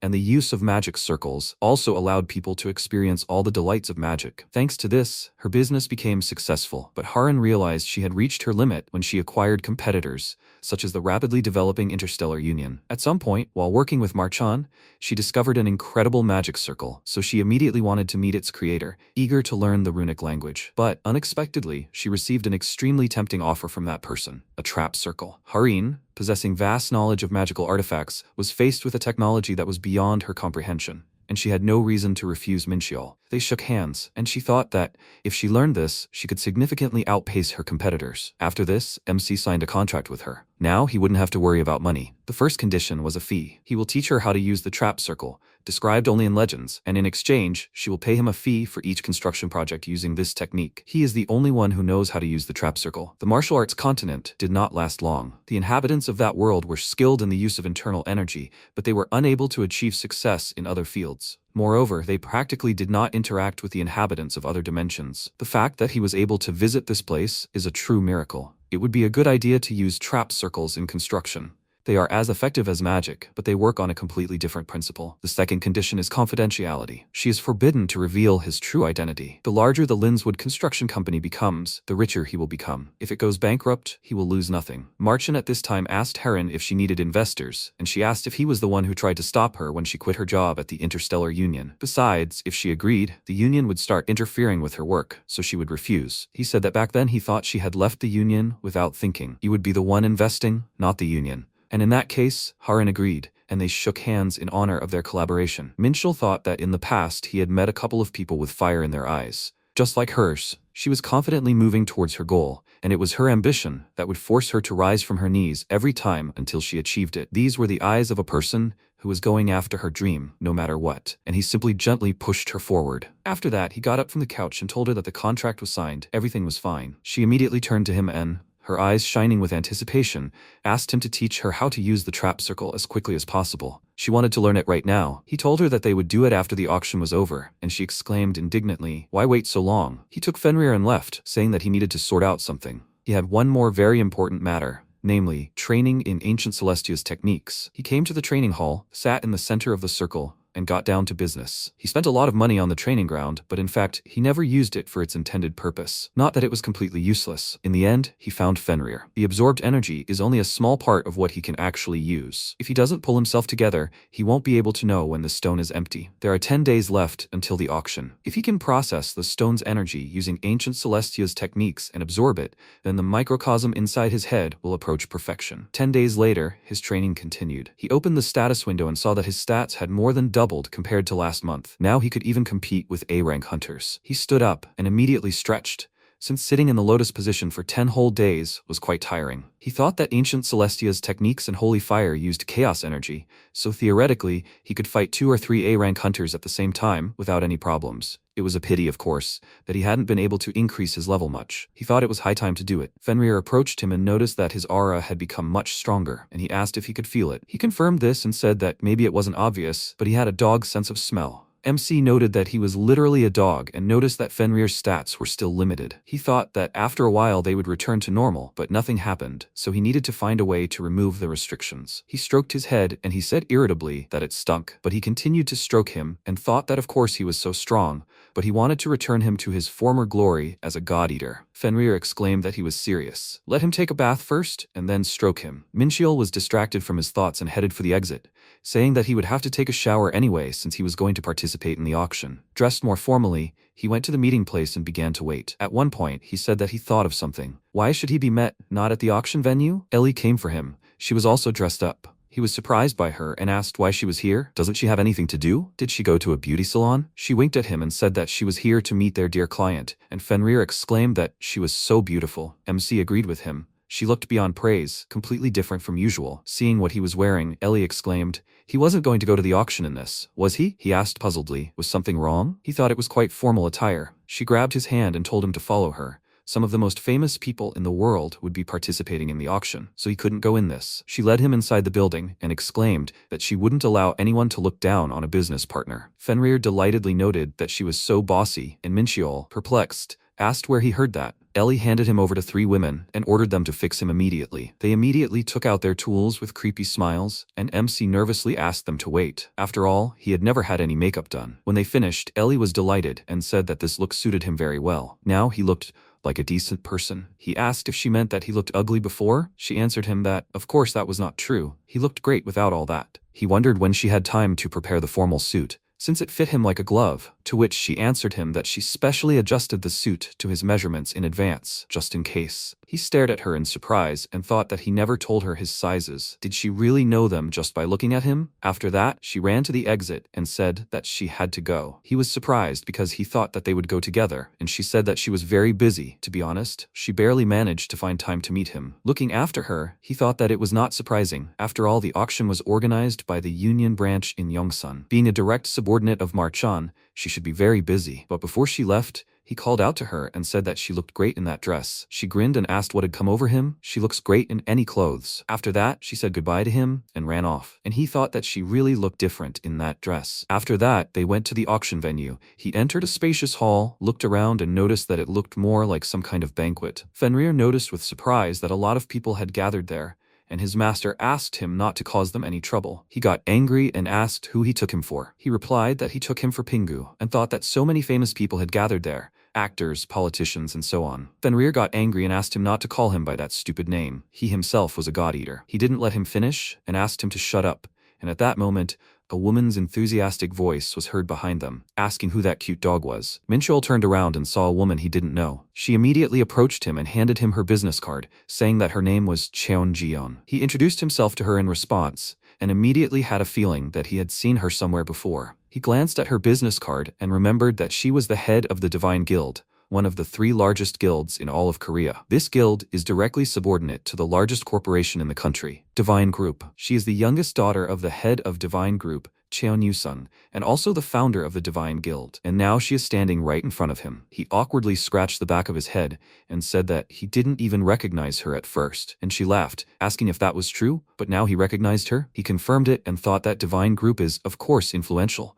but only in Korea. There are several corporations in the world that have more authority than her, and yet he has no reason to be rude to her. He has nothing to worry about. After all, he crushed Hwarang, the largest guild in Korea. Jion said that in fact, they had long wanted to invite him to the guild, and now she finally had the chance to meet him. She called him several times, but to no avail. He looked at her confused because he didn't remember anything like that, and she clarified that she called him right after he passed the exam. And then he remembered the notifications for 300 missed calls and 500 messages. His phone was ringing off the hook, so he didn't pay much attention to it. People probably thought he was ignoring them. So, because of this, he felt awkward. He decided to say goodbye to her and quickly leave, but she said that she thought it would be better for him to stay a little longer. She advised him to look around. He did so and saw that so many people had gathered there, and he didn't even notice. They were all looking at them. He didn't want to attract unnecessary attention. Did they all come to talk to him? Jian said that it seemed like he didn't quite understand what was going on. Right now, he was considered a real storm petrel. He outshone all the other participants with his performance, and he also won first place, despite the fact that members of Korea's largest guilds were participating in the exam. He wreaked havoc on the entire hunter community, He told her he wasn't going to join a guild, and she said she knew it, so she didn't offer him anything like that. But she couldn't vouch for the others. He asked her why she started this conversation then, and she told him that she wanted to build a friendly relationship with him. He wondered if it was all because he won first place in the exam, but that seemed like a weak reason. Jian said that, to be honest, she had seen a video of his fight with the Blue Guard, and as soon as she saw it, she immediately knew he would become the strongest hunter in Korea. He swallowed nervously and thought about how he had been a rookie back then, just starting to learn martial arts. Did she really see his potential and draw conclusions after watching that video? She's far from an ordinary person. She smiled and said that she wanted to become friends with Korea's strongest hunter. In her opinion, that was a worthy reason, but Mincheol said she was wrong. She would become Korea's strongest hunter, and he would be the best hunter in the world. She thought for a second, then chuckled, and he asked with a grin, "She's not laughing at him, is she?" She told him that of course not,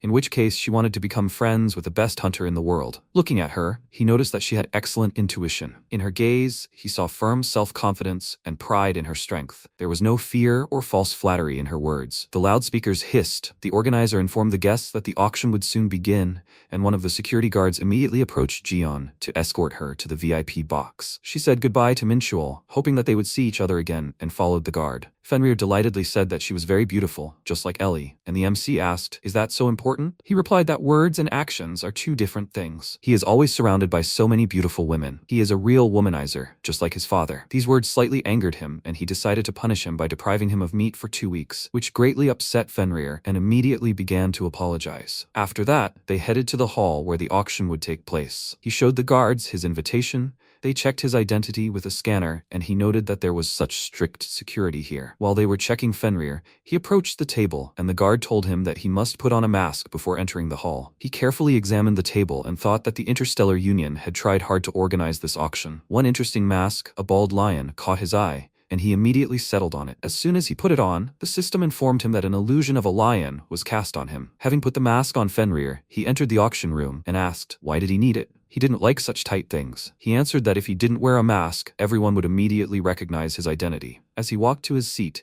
he thought that since his entire image was hidden behind an illusion, he didn't need to worry about his privacy. And why did they even do makeup on him? This mask reminded him of the person in charge of training in the tower. He remembered that he had given him the key that could open the treasury on the 3rd floor and took his seat. Fenrir noticed there were so many people there, and when a dwarf took the stage, the auction began. Marchan greeted everyone and said he was the head of the Yongsun branch of the Interstellar Union and wanted to thank everyone for taking the time to attend their modest auction. Mincheol burst out laughing and wondered why he looked so nervous. Fenrir asked if they had come to watch an insecure dwarf try to overcome stage fright. He answered that of course not, and then Marchan left the stage, scratching his head in confusion. He was sure Mincheol was laughing at him. Ellie took his place, thanking everyone for waiting and saying the auction was about to begin. Fenrir remarked that she was so beautiful, and MC lightly hit him on the head, saying they weren't allowed to talk until the auction was over. After that, he used his eyes of truth and thought he had seen the list of items long before the auction began. The list includes a rare rank Guardian's bracelet, a nameless blade, and a cockatrice egg. But there's nothing he could possibly need among all of them. They're just junk. Marchan-crafted items are far superior. He thought it would be much more profitable to order equipment from Marchan than to buy it here. Then Ellie presented them with another item, an unknown fragment, a mythical item dropped by a B-rank gate boss. Mincheol immediately saw that it was a legendary rank drank key. Without the eyes of truth, no one would be able to discern the key's true value, so it was unlikely anyone would want to buy it. He immediately placed a bid, and Ellie said that the key had been sold to guest number 55, the only one who had placed a bid. Now it was time to sell 10 kilograms of mithril and 5 kilograms of orichalcum. MC thought that this was the main course. The ore needed to upgrade the Dark Star. After that, guest number 79 raised the bid by 10%. And guest number 101 offered 50% more. Number 32 raised his bet by another 10%. And Mincheol raised his hand and thought, why beat around the bush? He'll offer twice as much. Ellie immediately exclaimed that guest number 55 had doubled his bet. Guest number 79 raised his bet by 10%. MC looked at him and thought, who is this blue dog? Is he challenging him? He raised his hand again, increasing his bet, and the blue dog raised his bet by another 10%. Mincheol began to get annoyed. He increased his bet by 1.5 times, and number 79 added another 10%. Ellie delightedly exclaimed that the current bet was $13 million. MC wondered if she was being too happy about his empty wallet. Remembering Varys, he decided to use a blank check and raised his bet by 10%. The blue dog meanwhile sighed in disappointment, and Ellie, having counted to 1, announced that the lot was sold to guest number 55. Mincheol smiled maliciously and thought that this dog should have given up much earlier. Guest number 79 turned to him and measured him with some kind of dissatisfied look. When the auction was over, he went out to the banquet hall and thought that he bought all the items he needed, so the auction could be considered a success. It reminded him of the times when he got his hands on everything he wanted. The auction was fun, but now he would like to collect his purchases. But he was interrupted by an American named Alfred Graf. He excitedly asked him to wait and asked if he had some time. MC wondered, "Who is this? Have they met before?" He refused him, citing business, but the guy smiled and said that he needed the mithril and orichalcum, which he bought. He immediately turned to him, not understanding how he knew that it was he who bought them, and asked what he said. Alfred answered him that he knew everything. He bought mithril and orichalcum. He thought, "Is this really the guy in the dog mask?" He asked, "So he is that blue dog?" He confirmed it, adding that he loves dogs, and he aggressively said that he does not care what he loves. He thought it was still strange. There was illusion magic cast on the mask. Even his eyes of truth could not penetrate it. Who is he, since he could see his name through the mask? He used the eyes of truth on him and saw that his name was Taniel. He is a 450-year-old angel, and his skills included black baptism, S rank. He looked at him in bewilderment and thought, why is he here? After that, they went to a secluded place for conversation, namely the helipad. They talked for a while, and Minchiol asked, so in a month he will have $20 million, so he wants to buy back the mithril and orichalcum with that money? He confirmed it and said that the two of them will get along well. In a month, he will be incredibly rich. MC thought about it. His main goal is to get mithril and orichalcum. But why did he need these metals so urgently? And where did he get the black baptism? He feels the same energy from it as from Verde, but does not see the mark of the fallen. Most likely, he is still an angel. He is sure of one thing: someone is behind him. First, he decided to try to find out his motives, and, since he was speaking in a mixture of English and Korean all this time, he asked if he could use translation magic. This manner of speech is starting to irritate him. He smiled awkwardly and told him that he does not know how to use it, and he asked, "Is this true? Isn't this a basic spell for angels?" Alfred immediately froze in place, his entire body blazing with divine light, and when he completed his transformation into an angel, he cautiously asked how he knew his true identity. Fenrir looked at him and asked his master, "Will they fight?" He answered that this was not the case. He had many questions, so he needed him alive. In his thoughts, he irritably called the angel an arrogant idiot with chicken wings. In the past, he would have already cut off his head, but after reincarnation, he became much kinder. That's why he forgives his arrogance. He called him a fool and told him to look at him more closely, after which he used 100 units of divine energy and thought that holy fire gives life and drives away all ailments. If he really is an angel, he should acknowledge its authority. As soon as the holy fire activated, Minchiol called him a young child and asked, didn't he recognize him? Alfred, sensing his majestic aura, trembled in awe before such a supreme being. He immediately bowed his head before him as much as possible, and called him Michael, saying that he was glad to welcome him, one of the 7 most powerful angels. MC snapped his fingers, calming the holy fire, and thought that he didn't even have time to say anything to him. He asked him to first calm his energy and raise his head, but he refused to do the latter, since he had no right to talk to him face to face. Minchiol remained silent and thought that this is why he hated angels. No adaptability. He called out to him and asked, perhaps he was wondering how he ended up in this world. Alfred knelt before him, and still not daring to look at him, exclaimed that this was not true at all. How could he, a lower being, dare to be interested in this? MC ordered him to shut up and listen to him. The truth is that infidels have infiltrated Elysium. He immediately looked up at him in surprise and continued, saying that the proof of this was his Baptist energy. This made Alfred very nervous. He bowed his head to him again and asked for his forgiveness. He followed the instructions of his superiors, so he doesn't know anything about baptism. He asked who gave him the black baptism and sent him to Earth. He answered that it was one of the pillars, Adel, and Minchiol thought that he had never heard of him. No wonder, he is an insignificant 6th rank. He asked why he came here, and he told him that he heard that a ritual would be held in America. That's why he needed mithril and orichalcum. MC touched his chin in confusion and thought, dark elves and angels perform some kind of rituals? That's suspicious. This is too much work for a 6th rank angel. The one behind all this must be at least a monarch in Pandemonium. However, this guy knows nothing. Like Verde, Taniel is just a pawn. The puppeteer commands him from the shadows, and to draw him out, he needs to lure Taniel to his side. Minchiol touched his head and said that he was still innocent, after which he blessed him with holy fire, and said that when trouble comes, people appear who try to corner the lamb. Feeling the warmth, Taniel burst into tears and thought that he was forgiving his sins. He looked up at him in awe, and MC patted him on the back, saying that he had a task for him. He promised him to do everything in his power, and he said that he would be his undercover agent. We'll get out. Until now, he had acted alone, but today, he had met someone he could finally trust. That's how Taniel became his undercover agent. Before leaving, Taniel waved happily and exclaimed that even if his body was covered in fire, he would follow his orders. He would do everything to justify his trust. Minchiol thought that thanks to Taniel's trust,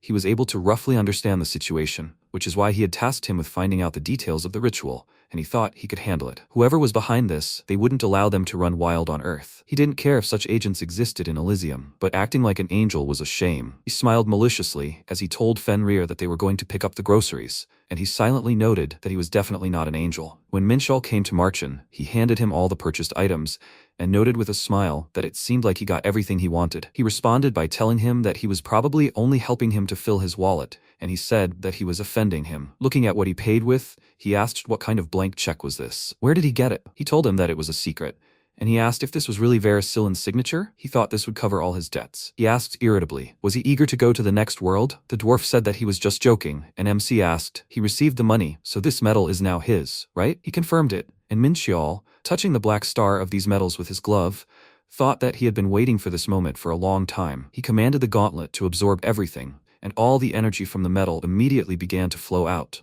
Marchin, who didn't understand what he was doing, became very agitated. MC smirked and told him to just watch it and he would understand everything. He thought that the black star seemed very hungry. It was so greedily absorbing metals. Fenrir was also quite the gourmet, but the black star was not so picky. Because of this, he gave a whole bunch of money. When the absorption was finished, the dwarf's eyes widened in surprise. All the metals disappeared in an instant. Minshall, meanwhile, looked at the gauntlet with a smirk, glad that he had unlocked the second level. This is an all-powerful weapon created from the essence of a dying star. It is possible to recreate various legends and tales. The user can change the weapon's appearance at will, and two weapons can also be used simultaneously. If the appearance changes, the user's stats are adjusted to the unique ability. This artifact cannot be destroyed. He thought that if he could only recreate weapons from his memories, then all he had to do was hone his skills with them. The second level only elevated Black Star to unique rank, but that was enough. As long as he could create weapons for every martial art, his strength would only grow.